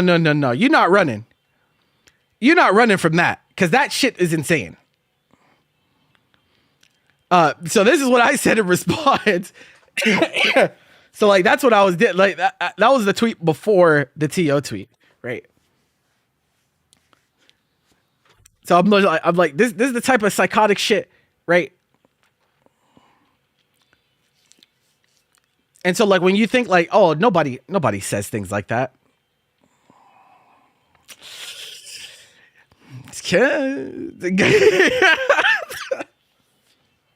This person's actually even worse. Even worse than you might think. So trigger warning. Anyone watching? I'm gonna give you fair warning. What I'm about to show you is pretty fucked up. Okay? With that in mind, if you don't want to see it, black out the screen real quick. We won't be here long. But someone went scrolling their profile and they found this shit. This is the tweet I found whenever I scrolled, but I only was led on about this because someone was like, oh yeah, everything this person says is like really fucked up. So I was like, okay, what type of fucked up are we talking about? And this is like not. Yeah, I was like, okay, this is yeah. So that's the type of person that disagrees with. That's the type of person that disagrees with band players staying banned. Yeah. Okay. So moving on. But the reason I brought this up was because this person responded, and at first I was trying to engage in good faith, but as the conversation went on, it just felt more and more like they were just like they were really just exaggerating everything so much to the extent like it was crazy. But this is what he said. I'm okay with a TO making a little profit for their troubles. Fine. I'm not okay with grifter TOs making coaching and working out together gym sesh for $120, an entire group of autistic and socially awkward kids in their local area when they could just medify a top player for less. I don't even like, this was so incredibly specific that I was like, you have a lot of vitriol towards someone in particular, I suppose, because this is like, who could even say that this is the norm? I was reading this like, what are you talking about? What the fuck? What are you talking about? Who is he talking about? Like, I don't know what you mean. Also, like, if you're not okay with a TO doing that, why would you be okay with a top player doing that? Anyway, but yeah, anyway, I don't know. Kind of weird. People get to choose who they want to be coached by. If they want to spend money to hang out with a person that they really like an influencer or some shit, then like they're free to do that, bro. That's like fine. Like I don't see like why that would be a problem. There are people that sign up for Mewtwo King's Medify and they just watch movies together. And they don't actually do anything involving Smash. They just watch movies. And that's okay. If that's what you want to do. If it's consensual, like, fuck it, bro. Like, you're the one paying for the time. If that's how you want to spend your time, then that's how you want to spend your time, right? Like, why would I be mad at that? Why was that, you know? So my response was, this just seems so incredibly hyper-specific that it doesn't all reflect the norm. More so your qualms with a specific person. And I think this is reasonable. I was like, okay, this is clearly very pointed vitriol at someone in particular. And And then he says, for every example that has happened, I have a specific TO organization grifts as cases. That is one of them. The moment you give TOs a little coin, they get greedy. Given how little professionalism TOs have, look at Georgia. He's talking about the someone was outed recently, last with a 4. And so he was like banned from events or something, is what he's talking about with Georgia. He's a Smash player. This person in particular. And so I think that's what he's talking about. If he's not talking about that, I have no idea what he's talking about. So I hope it's that, because otherwise I'm very lost. I prefer the events to remain grassroots. People being paid for their fucking time does not make their events not grassroots. This is such shitty, dog shit ideology, bro. And this has contributed to why the culture has been perpetuated for this long. It is the idea that if people are even compensated for their time and for their effort, it becomes not grassroots. It becomes soulless esports shit. That is not the case, bro. That is simply just how the world should work. People are doing work and labor. They should be compensated. That does not make it not grassroots, bro. It's still human beings. It's human beings making this shit. What do you mean? I don't get it. But I was like, you know what? Based on that response, I'm not even gonna go into that. But I told him I think it's insane to treat whatever cases you have as the norm and apply it as a sweeping generalization when there's so many out there doing great work and sacrificing hard while doing it. But I don't think I'll get you to think otherwise, so I wish you the best. I was like, you know what? Conversation ends there. And this is important. This is important to anyone that is on social media. Exercise this skill, right?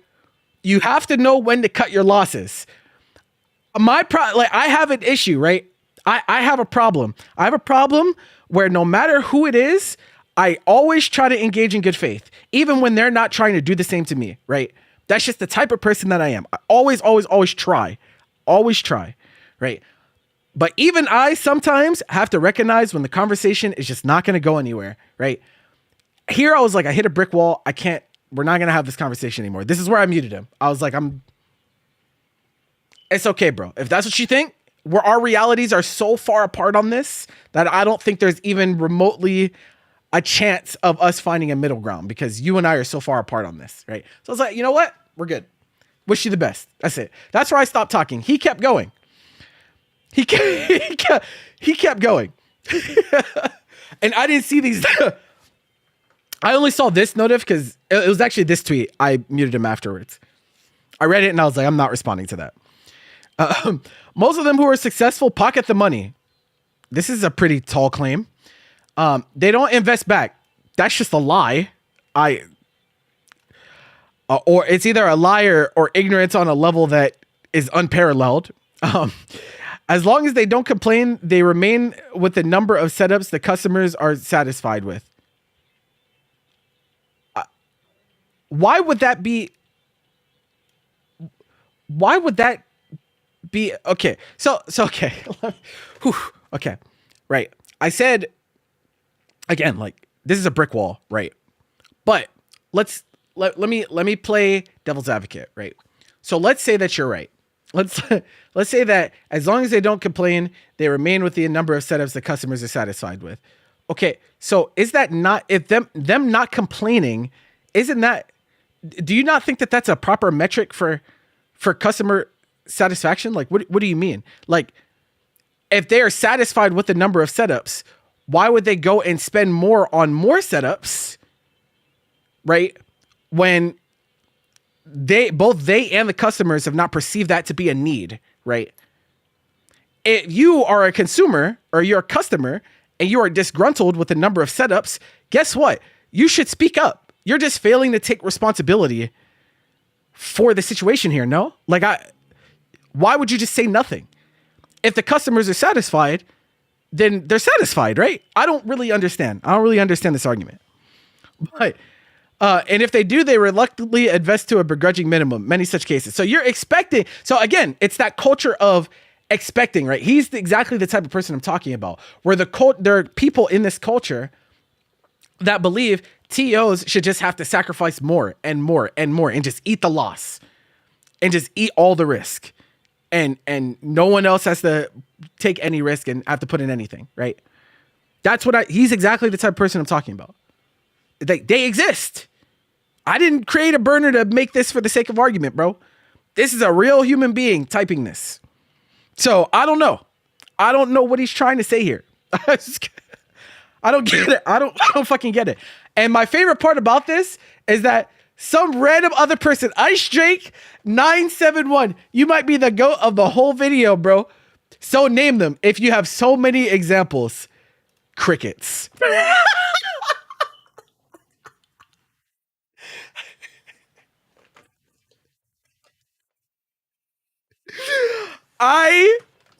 Bro? I could not stop laughing when I first read this shit, bro. Well, when I first read this, when I decided to make this video, it was 2 hours. It was 2 hours after this reply, I think. He still hasn't said anything 23 hours later. So yeah, I'm like, I don't know if you're real. But then he like doubles down and he says, you're either naive or speaking out of interest because you're seen as following you on socials. Yeah, bro. I'm so naive about how tournament organization works. My bad, bro. Shit. My bad. Okay. I'd rather keep it real, buddy. Okay. Wait, now I'm starting to question if this is a real human being who talks like this. What do you mean? I'd rather keep it real, buddy. TO's already prioritized getting the money over giving you the best possible experience. Who? What money?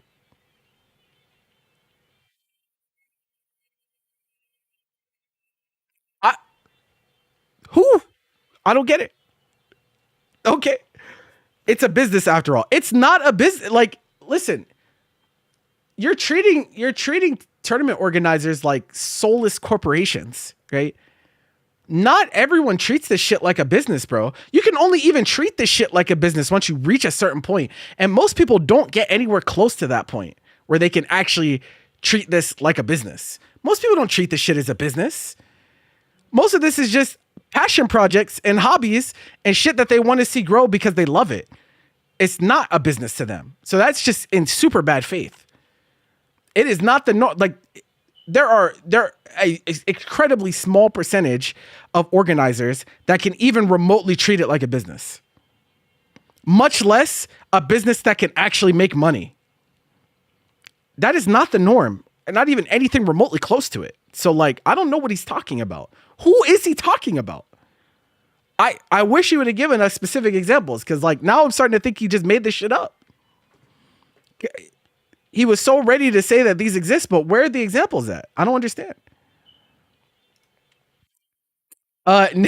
Name your examples then. Oh shit. Let's go, Ice Jake. Let's go. Let's go. Okay, wait. So for-profit businesses prioritize profit by nature. You don't need an example of the sky being blue, buddy. These are for-profit businesses. How many tournament organizers do you think are for-profit businesses, bro? Be honest, chat. What percentage do you think of all the people that run tournaments of all shapes and sizes? How many of them do you think are are intentionally run as for-profit business ventures? Be honest. I'd love your perspectives on this as you know, as viewers, as players, as people that are not as deep into this TOing shit. Like, what is your thoughts? Do you think that this is something common? Because like maybe I'm off kilter. Like maybe this is something that people do think is a thing more often than not, and I'm out of touch. Maybe. So if I'm wrong, if I'm off base here, please tell me. Because I don't think this is a thing at all. Especially as someone that is in the shit like that. Like, it's... like, what do you mean? Real red button pushers. Okay, so Ice Drake keeps going on. All right. You're not very bright if you think businesses will prioritize community over profit. Again, treating them like businesses when we're talking about tournament organizers.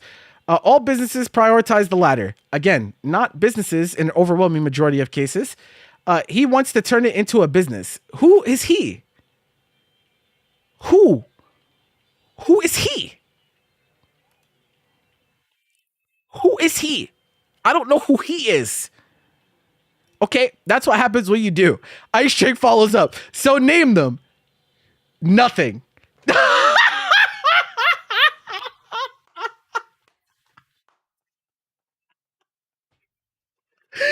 Bro, it's like so crazy. It's so crazy to fabricate this entire argument and claim that it is anecdotal, that claim that it comes from personal experience, and that's the reason you're so radicalized. And then you can't even provide the example of the really ridiculous edge case that you even brought to the table that isn't even anywhere close to the norm. Like, at this point, it's like, bro, he made this shit up. That's where I'm at. That's where I'm up on. I'm like, I think he just made it up. He's just anti-tournament organizer for whatever reason. He's just making shit up. Cause like, bro, how hard is it to just say who it is? If you think they're scumbags, yo, thank you for the raid. Appreciate y'all. If you think they're scumbags and they're running it for profit and you think that they don't have the community's best interest in mind, what do you lose by name and shaming them?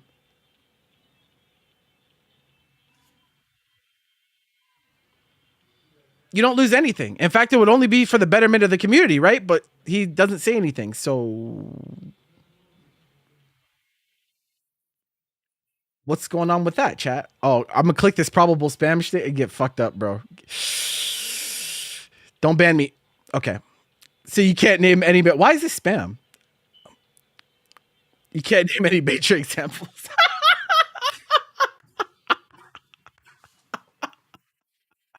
Bro, he got pressed to give examples multiple times. He didn't say shit, bro.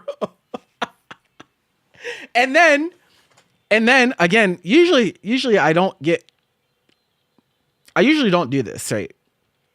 Most of the time when I'm on Twitter and I have a less than desirable interaction with someone or I feel the conversation's going nowhere, I just cut it off. I'm just like, yeah, I'm logged into the PAR account because I have this guy muted. And I don't want to unmute him to look at the tweets. So I swapped accounts so that I could see his tweets. It'd be like that. But yeah, so like I engage in good faith as long as I can. And then like when it feels like it's not going anywhere, I usually just mute, or if I need to block someone, I will. But I don't really understand like how this is real. Like I don't get it. I don't get it. I don't get how any of this, how you even come to any of these conclusions. I don't get it. I don't get it. And I did do the thing. I usually just mute, block, and just call it a day. And so very rarely do I actually click on someone's account, because when you click on some of these people's accounts, you see some really nasty shit. Like that thing I showed you earlier with the guy who commented on the before post, you see stuff like that. And I'm not a fan of seeing shit like that. Right. So someone clicked on his account for me. Thank goodness. I didn't even have to.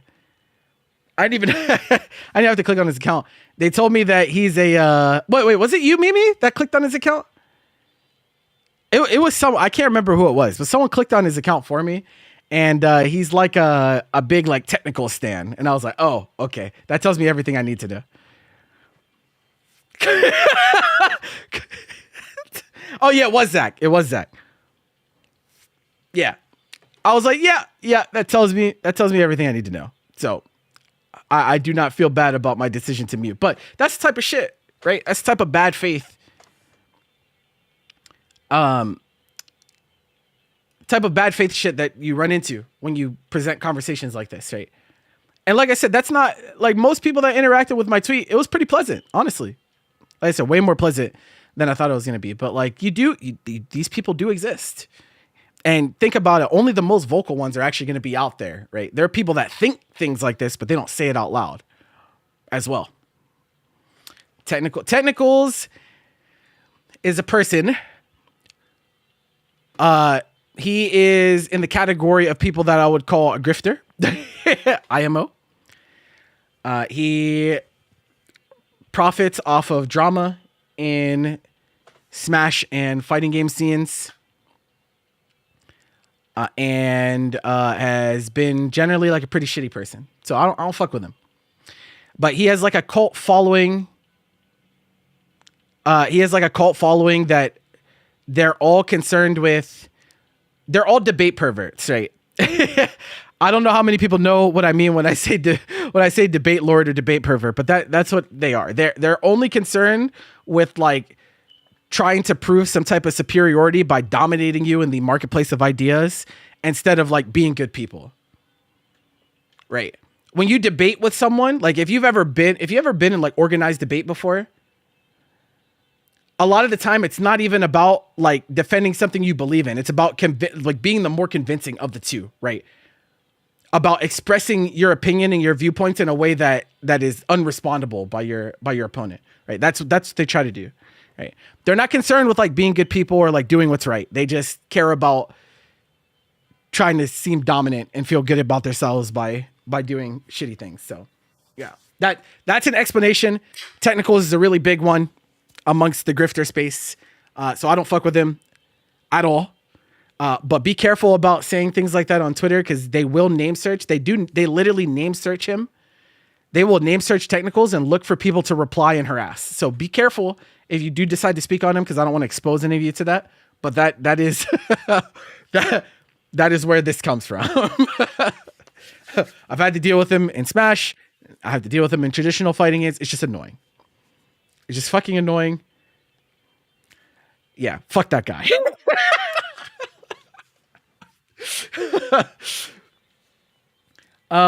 We is in part. I don't know about TNS. Sorry, what are the parts? Wait, who are you responding to? You have no knowledge of financials to back up the assumption. Oh, you imagine organizers want to turn some profit, but you imagine that running an event is pretty tight margin. It's like in a perfect world, would we make some money? Yeah, for sure. But that's what the tweet pushes for. It's like eventually we want to get to that point, right? Is that the reality? No, that's not where we are currently at. No, at least most of us. There are edge case situations. Like I said, there's some people that through some very, very great situations, they have like a free venue, or they have someone that is willing to do a bunch of stuff for them for free, or this or that. Like, yeah, in those cases, you could, right? But even in those cases, like most of the time, they're gonna put it back into it, right? If someone is like making free graphics and overlays and shit for you, right? And you decide to make a tournament series, my first intuition would be like, damn, I'm going to pay that guy because he's been doing this shit for free for a while. So it's like, it's not even like you pocket it. Most of it just goes right back into shit. Most of the few dollars that we run into at Paragon, most of that shit goes back into y'all, bro. That's it. That's it. That's where most of it goes. That's like, nigga, it's hard out here. Everyone broke, bro. And the economy's dog shit. On top of that, how do you think it makes us feel? Be like that. But what can you do? But yeah, that's the long and short of what I wanted to talk about. Obviously, this is like pretty long, unfiltered rant, but I just wanted to bring this up because, again, I've been getting subtweeted and shit, and that's like fine. People can subtweet me all the fuck they want, but like to try to reduce what I'm saying to simple like TO is thankless, like that's not what I was trying to say, bro.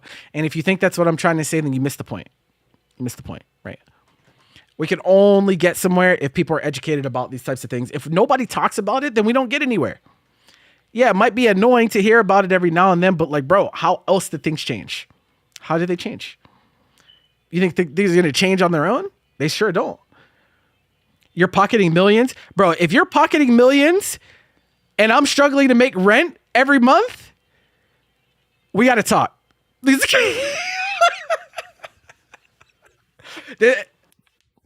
Hell nah.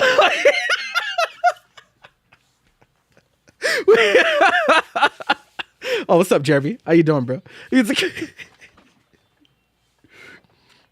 trickle down. Oh, God. Bro.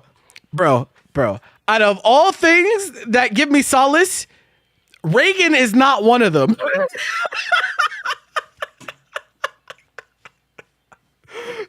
Can we not? Jesus Christ, bro. this shit is insane. What's up, Ghost Rider? How you been, bro? I see you've been locking in chatter for the for Invincible Versus. Could be worse. Shit, bro. It's Reagan. It's hard to get worse. Low key. Like low key.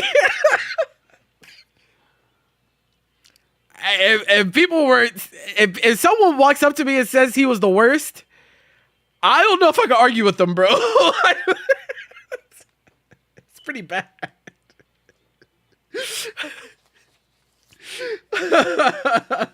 Yeah. Oh, right now is pretty bad. Yeah, right now is pretty bad. That is true, but that shit was horrible. But you could argue that a lot of why things are so bad right now is also attributed in some part to Reagan. So, like,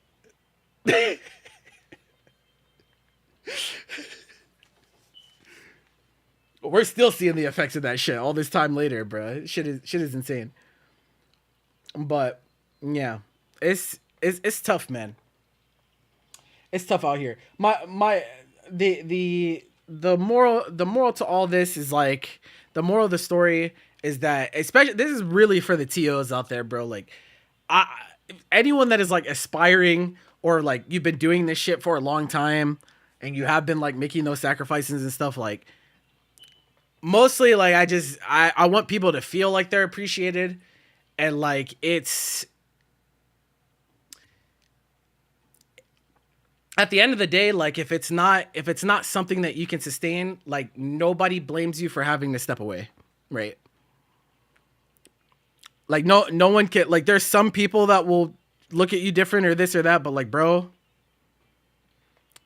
I can't be mad at someone. I could never be mad at someone like, bro, I'm spending so much time and money on this shit, and you know, not only not seeing a return, but then people treat you badly and this and that. Like, I can't blame them. So if that's what you have to do, hey, more power to you. But at the end of the day, it's going to take a group effort for us to get anywhere, right, on this issue. Only if we all put an effort. That's it. But again, this shit could continue the way it is until the end of time. It could. I hope it doesn't. But it could. That's the scary part. What happens when the TOs aren't as psychotic as we are? Then what? You know? Thank you, Mimi. I appreciate you too, you know? I really do. But this shit is crazy, bro. This shit is crazy. I'm getting called a scumbag indirectly because this dude wants to make up some bullshit about setups.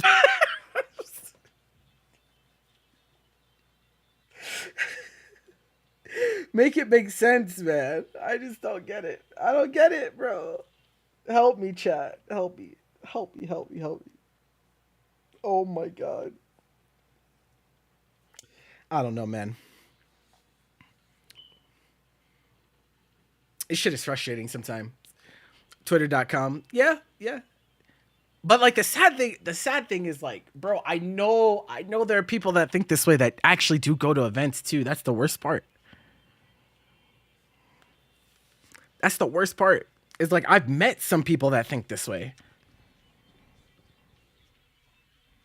And like every time it comes up, I just think to myself, like, if you have that much distrust, right?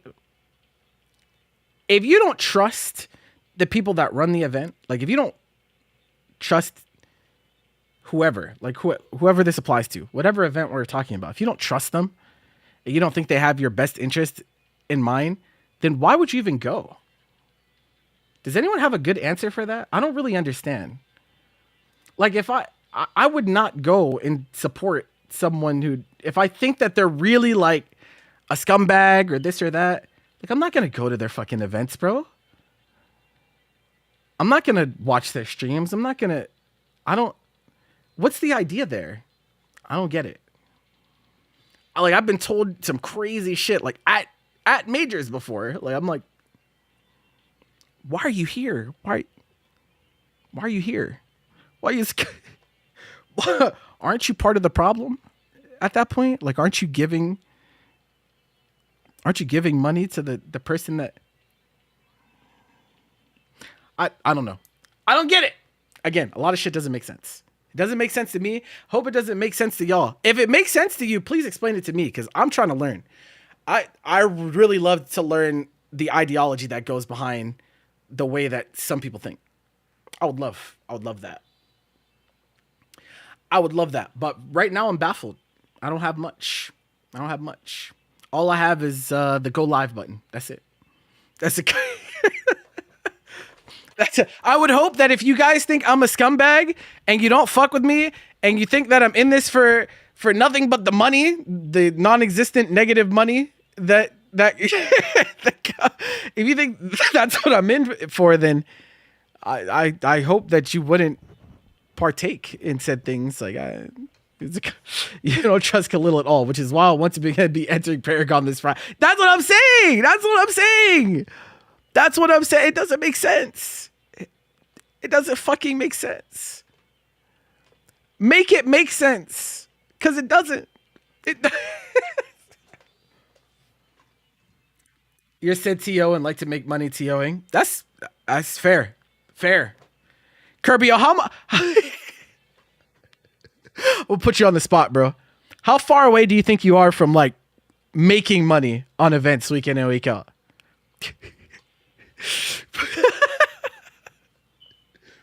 I'm gonna switch back. I'm gonna switch accounts back so I don't accidentally like something on this.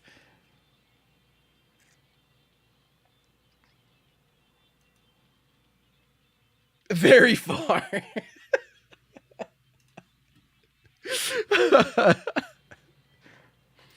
See what I'm saying? Of all sizes, this shit happens. Of all sizes, bro.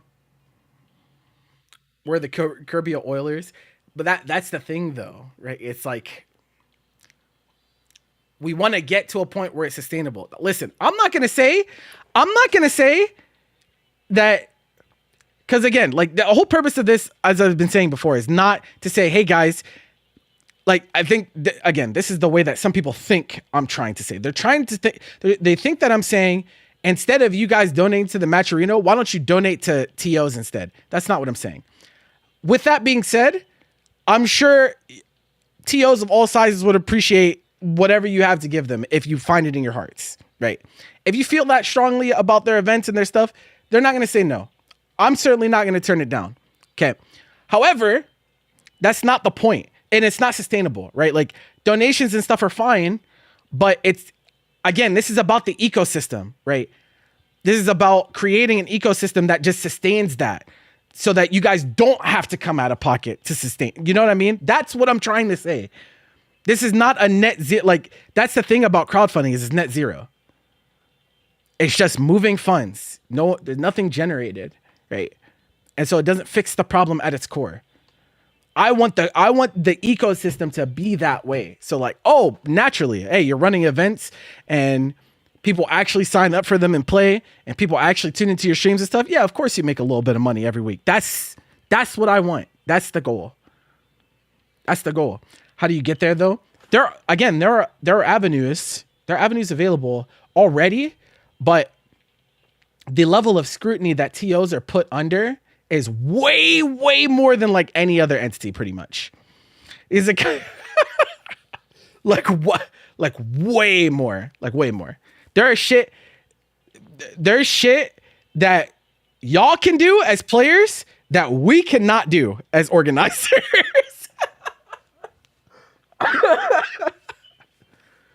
If you as a player were good at a game and you got sponsored by a fucking gambling site, if you got sponsored by a DraftKings or a FanDuel or shit, bro, yeah, there'd be some people that would be against it, but the general sentiment would be, hey, yo, secure the bag, bro. This shit is rough. Secure the bag. There's not that much money in fighting games. If a TO does that shit, GG's.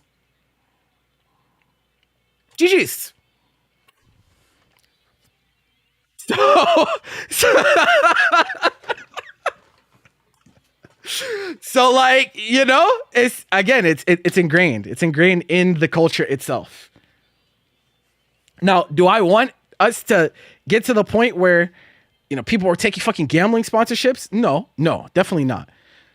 Especially gambling of all things, because like it's gambling's invasion into media has been fucking crazy. When we talk about like physical sports and this and that, but we can't say that while also not acknowledging that like they're one of the few people that actually have money in current day. Right? They're one of the few. It's gambling, and it's Saudi Arabia, and there's not many more beyond that. Like that is the stark reality of things right now. Hopefully things get better, but for that, you know, the economy obviously has to be better. We're in some ways victims of our circumstances as well, right? Like it's not you guys' fault that the economy is dog shit and companies don't want to come out of pocket, right? It's not your fault necessarily, no. But it's also not our fault. And despite, no matter what, right?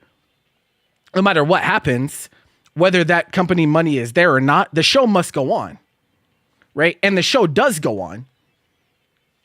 And we do spend the time and we do spend the money and we do that regardless, right? So like, if OnlyFans gave us money, you would find it really hard to say no. There's no way we're saying no to OnlyFans. What? Bro, people that are anti-OnlyFans, oh God, I'm gonna lose followers on this. If you're anti-OnlyFans, I think you need to look within, honestly. I'm pro-sex work. Let them, hey, if that's what they want to do, let them do it. What's the problem? Hell no, we not turning that down. What the fuck? I will be OnlyFans Khalil _. Fuck yeah. Hello? He's like, bro, at the end of the day, OnlyFans is just a creator platform, right? It's just a creator platform. It'd be so hypocritical for me to be a content creator, right? Making content, monetizing myself, and then turn around and be mad at them monetizing themselves. That doesn't make any fucking sense. Hey, get that shit. I'm not mad at that.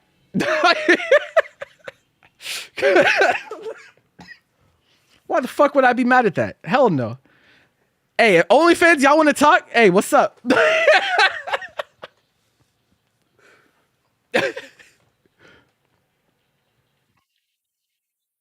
I don't mind. What's the problem?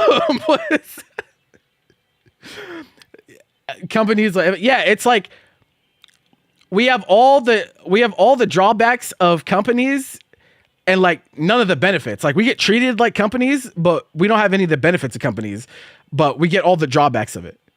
That's what TOs are treated like. We're like weird in between beings.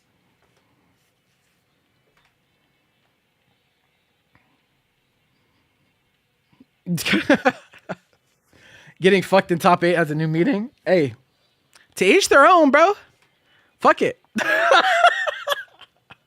Literally.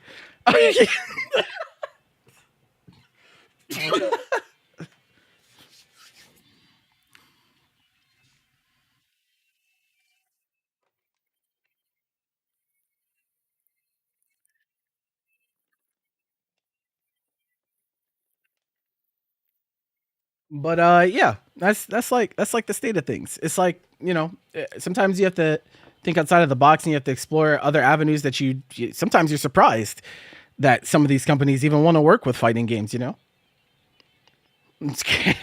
that has happened too. I mean, YouPorn sponsored players once upon a time. That was a thing. Some of y'all were probably around for that.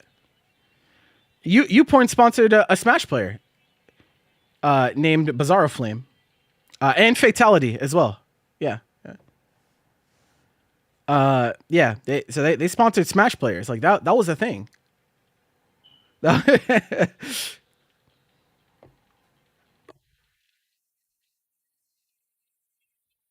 So like sometimes, you know, sometimes opportunity comes from the most unexpected places.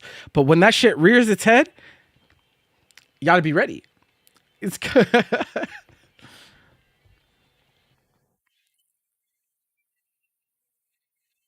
Pornhub was pushing esports at once. I don't think I'm familiar with that actually. I don't think I saw much of that.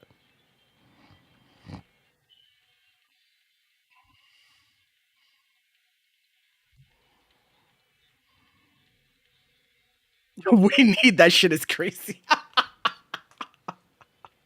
It's so over. Didn't Pornhub have evil on there? I don't know. That's funny as hell though. That gives watch parties a whole new meaning, bro. What the fuck? Is it? Oh nah.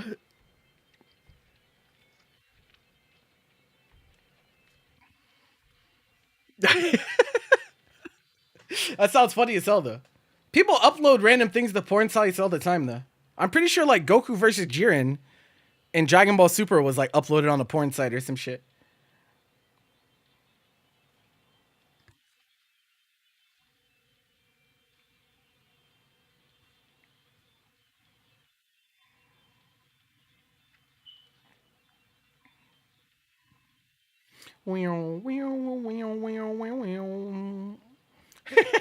Okay, y'all are out of pocket as fuck. Who's it? Jesus Christ. It's it be like that. It be like that sometimes, bruh. You're here until Khalil shuts off stream. I'm here for like 8 minutes, bro. It's almost Paragon time. You already know what time it is, chat. already pre-set up and everything though, so I usually stop a little bit earlier, but already set up and everything beforehand. So I'm just hanging out until then, because what the fuck else do I have to do? Wish you didn't have 8 months to save up for a full setup is all. True. It'd be like that.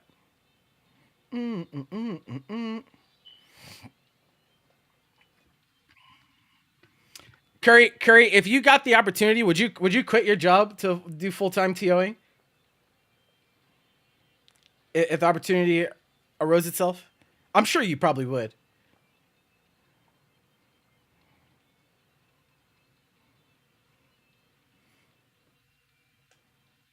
Yep. See what I mean? There's plenty of people just like him that if it reared its head, if the opportunity came up, they would do that shit in an instant. They care that much about the scene. You didn't know. You didn't ask you, but if you could also play, then you would quit. There you go. I mean, I don't think there's anything that stops. I don't think anyone like stops their TOs from playing, but that would be pretty weird. That would be pretty weird. Perfect team name for players. What the? What are y'all talking about? I don't get paid enough for this shit. Yeah, no, but that's Evo. Evo's contract though. I'm talking about like, because if you could do this full time, then like, I think that implies that it's not contract work for the most part. Like Evo does, but like most tournaments don't. Like even Combo Breaker doesn't, I don't think, right? I'm pretty sure Combo Breaker lets you play.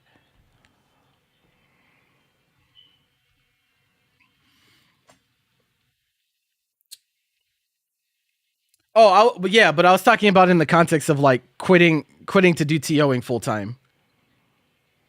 You'd probably do it if you could make a living. No, for sure. Like that's what I mean by like there's many that would explore it. For sure. And I know that to be true. Players, TOs, production people, like artists, everyone. Like there's so many people that would love to do it full time, for sure. And I would love for that to be a real thing. At some point, I don't know. I try to make a difference in my own way, but it's not something that a single person can do, right?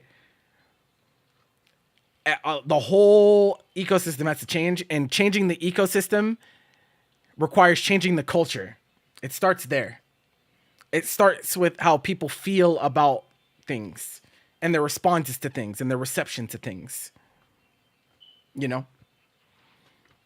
If you can make a living TOing, you would. Yeah, I know. I know. It's like these are not fake people. This was like that's what I told them earlier before you were in here. I'm like, this shit happens to people that you know right now. Like there are people that work their 9 to 5. They're tired as fuck. They come back and they TO. If they have the opportunity to TO full time and not have to do a fucking 9 to 5, they do that shit immediately. Absolutely. He's like, they would. But unfortunately, we're not there yet. Evo's the only major you can't compete in. Yeah. Yeah, it's a part-time job without part-time pay. That's what TOing is. That's what it is. With no fucking benefits, with no fucking security, with no fucking anything, bro. It's like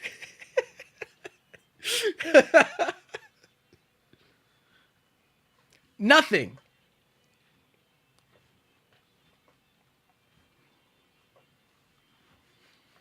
And like, yeah, it's crazy. It's crazy. And it's definitely worse for some than others too. Cause like, imagine, like, here's an example that might resonate since obviously most of you guys are fighting game players, but like Mortal Kombat, for example, right? Like, what if you're focused on Mortal Kombat? Like, what if you're a Mortal Kombat TO, right? And then you also have to run into the issue where a lot of Mortal Kombat stuff gets demonetized on YouTube. So you kind of lose part of that as an avenue as well. Right? That shit is rough. I was scared about that shit for Invincible Versus. I'm glad they have a creator mode. I got asked that. I got asked that during the last tournament too. Someone was like, yo, why do you have creator mode? Why isn't Gore on? I'm like, listen, bro. I'm not trying to get demonetized so that you can see someone's body explode, bro. Like if I was 100% certain it wouldn't get demonetized, I would let it rock, of course. But like, bro, if I don't get YouTube revenue, then I don't make anything on a tournament at all. That's I'm like, cause like I showed you guys, live ad revenue is like $15-20 at most usually for a tournament, and that's on 2 platforms, right? So if you take out the YouTube VOD revenue, bro, we don't make shit. We don't make shit. Much less, like, again, I'm an extreme. What fucking psycho runs 6 tournaments a week? Coca-Cola, espuma. What psycho does that shit aside from me? Who? There's not many, if any, right? That's just me. What if you have multiple people that are making the ship run? They deserve to get paid too, right? So how does it work? That's a how do you make that work when niggas are getting demonetized and then you have to split it amongst all the people that make it run? It's like, bro, y'all are getting 2 pennies per tournament. No, I said that earlier. I told people, right? I work a lot, and no one should feel bad for me for working a lot, right? I choose that life for myself. I'm not expecting sympathy for that. No, definitely not. It's absolutely a choice of my own. I know that there are people that if I needed help and I needed them to step in and help out, they would. And they do. Like G-Tech steps in and helps sometimes, right? Especially like when I don't have a console and shit. Yeah, I know that. But me, I'm just the type of person I am, right? I try to do absolutely everything I possibly can until I can't anymore. The moment I feel like I can't do it all, then I will stop doing it all. The moment that happens, but I feel like I'm still doing things fine currently. The moment I feel like it's starting to affect event quality or I can't do things as efficiently, then I will ask for help more often. But I think I'm doing okay right now, so that's why I keep doing it. But again, most people, that's not something you could expect of someone, right? Most people just don't do that. And so like you're talking about paying multiple people because multiple people make the tournament happen. And like that shit's not sustainable on fucking YouTube ad revenue, bro. Most people's videos don't get shit in terms of views. Some of it is because some of you fuckers keep fucking around and you don't do YouTube the right way. Some of you in chat are guilty of this. I don't know how many fucking times I had to tell Kirbio to upload his shit to YouTube so you could start trying to get some amount of something back from this shit. He doesn't want to fucking do it. All right. I was like, some people fuck up, right? And they don't even like do the things that they need to. Okay. So like they're definitely not making shit on YouTube. Right? So like, how the fuck is anyone gonna make it there? Like it's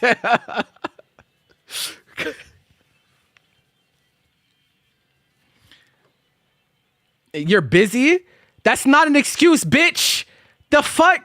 Bro, you could just, there's a tool on Twitch. You could just export your fucking live stream to Twitch and to YouTube and do nothing else. It does it for you. You don't even have to wait for it to finish uploading. It just does it itself. What?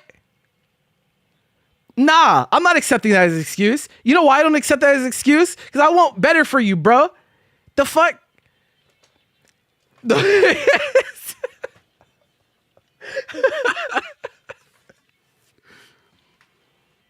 fuck, man?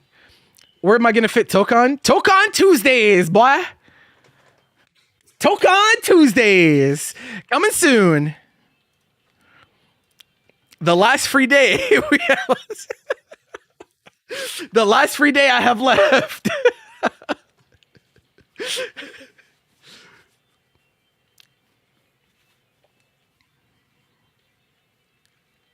Can you tell you how to use that? You just download your VODs and upload them like that? Yeah, I can show you real quick. Is there anything that's gonna dox myself? Probably not, but let me be safe.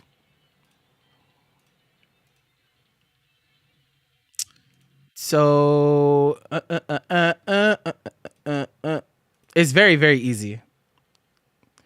You need to connect your thing here. Where's the connections tab at?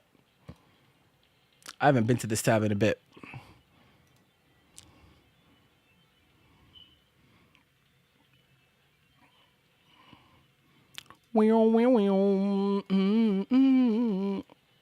Oh shit, what the?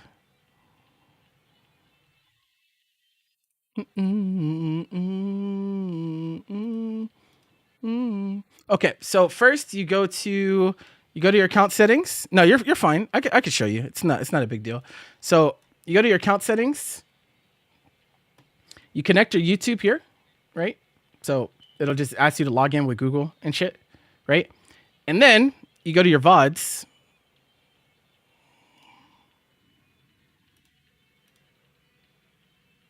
You just go to your VODs, right? And you click the three dots. Oh, sorry. My head might be in the way. Right here. And click export. And then you could change the title and stuff here if you want. You could do I wouldn't bother with like doing description and title here. Just do it once you get to, just set this to private.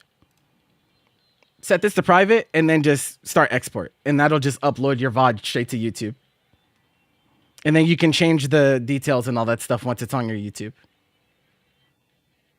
It's very easy. It's very, very, very easy. So, so if you don't have time to like cut and all that, like I get that. Like some people don't have time to like cut up the matches and all that stuff. I do recommend it, by the way. If you're a tournament organizer and you're uploading shit, cut out the in-between, right? Because YouTube is all about watch time. And to get better watch time, you need to take advantage of people's attention spans. And so the less downtime you have between matches, the better, right? So that's what I do. I cut all the in-between matches, especially because we're ladder, and you just put them together and then you upload them. And you get a nice thumbnail and then you do it again. But yeah, this is really easy as a starting point if you just want to do I think YouTube's editor will let you Like you could cut some stuff, but like I don't know how flexible it is. I just prefer to do it in Premiere Pro personally, but yeah.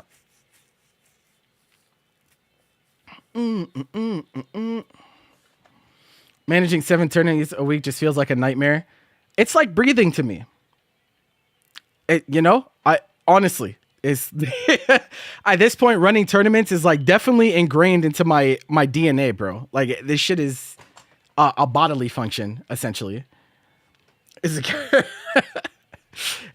part of who I am, right? So I don't really think much of it. The only thing that sucks is sometimes I want to do other stuff, and sometimes I scheduling is just a nightmare. That's really the only thing that's annoying about it. Because that shit gets ugly. Just read a sus comment on commentary, save the timestamp, make a short. No, for sure, you could do that. Shorts are a big deal. We're actually like getting things in place to do shorts on Paragon. I'm already doing shorts on personal, but like, it doesn't take all that much. I'm gonna be speaking of reading the sus comment thing. I'm making a video where I do like live readings of like really funny Star GG logs.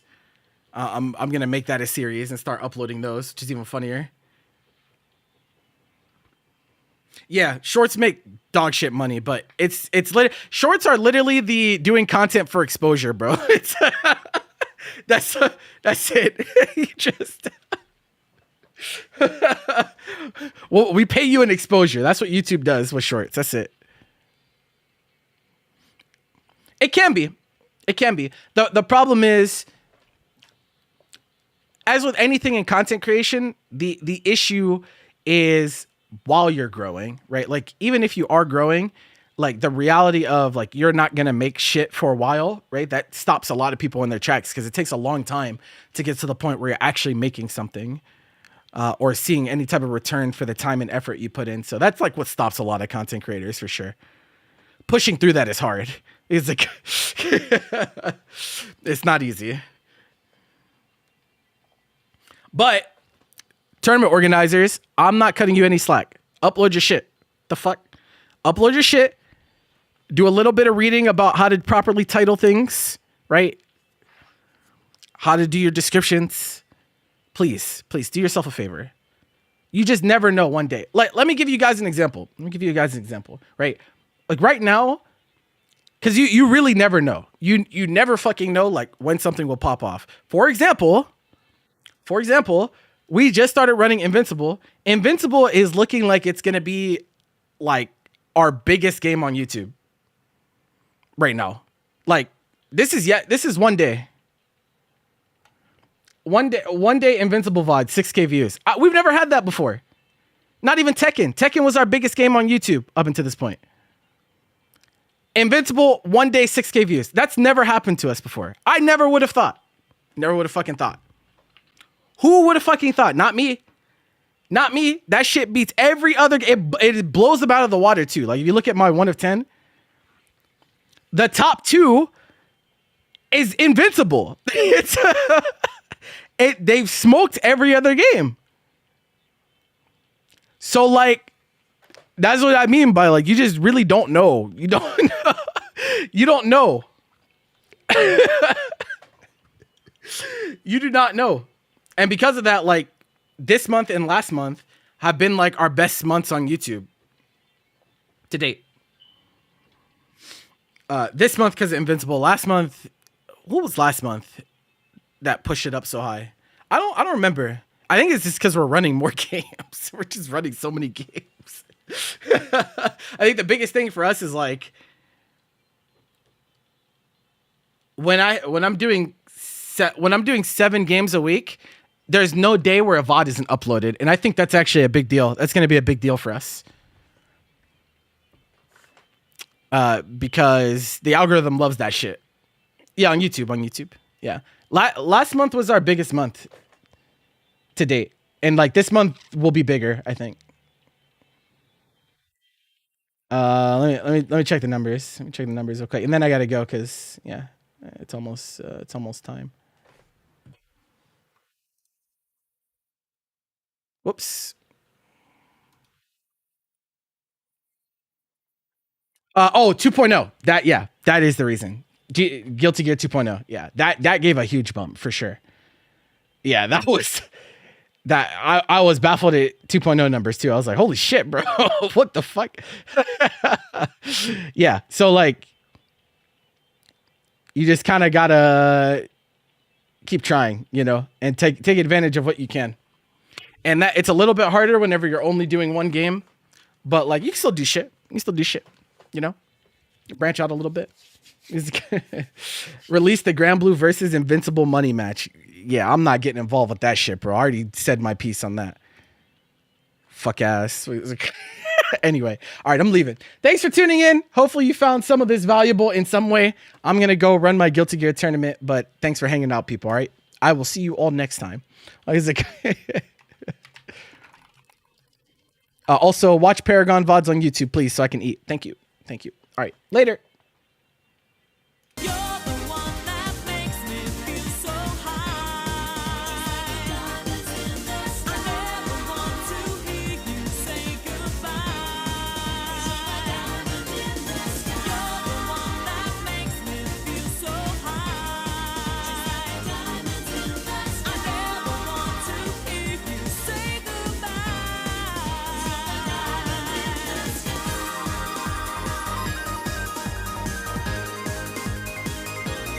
Coca-Cola, espuma.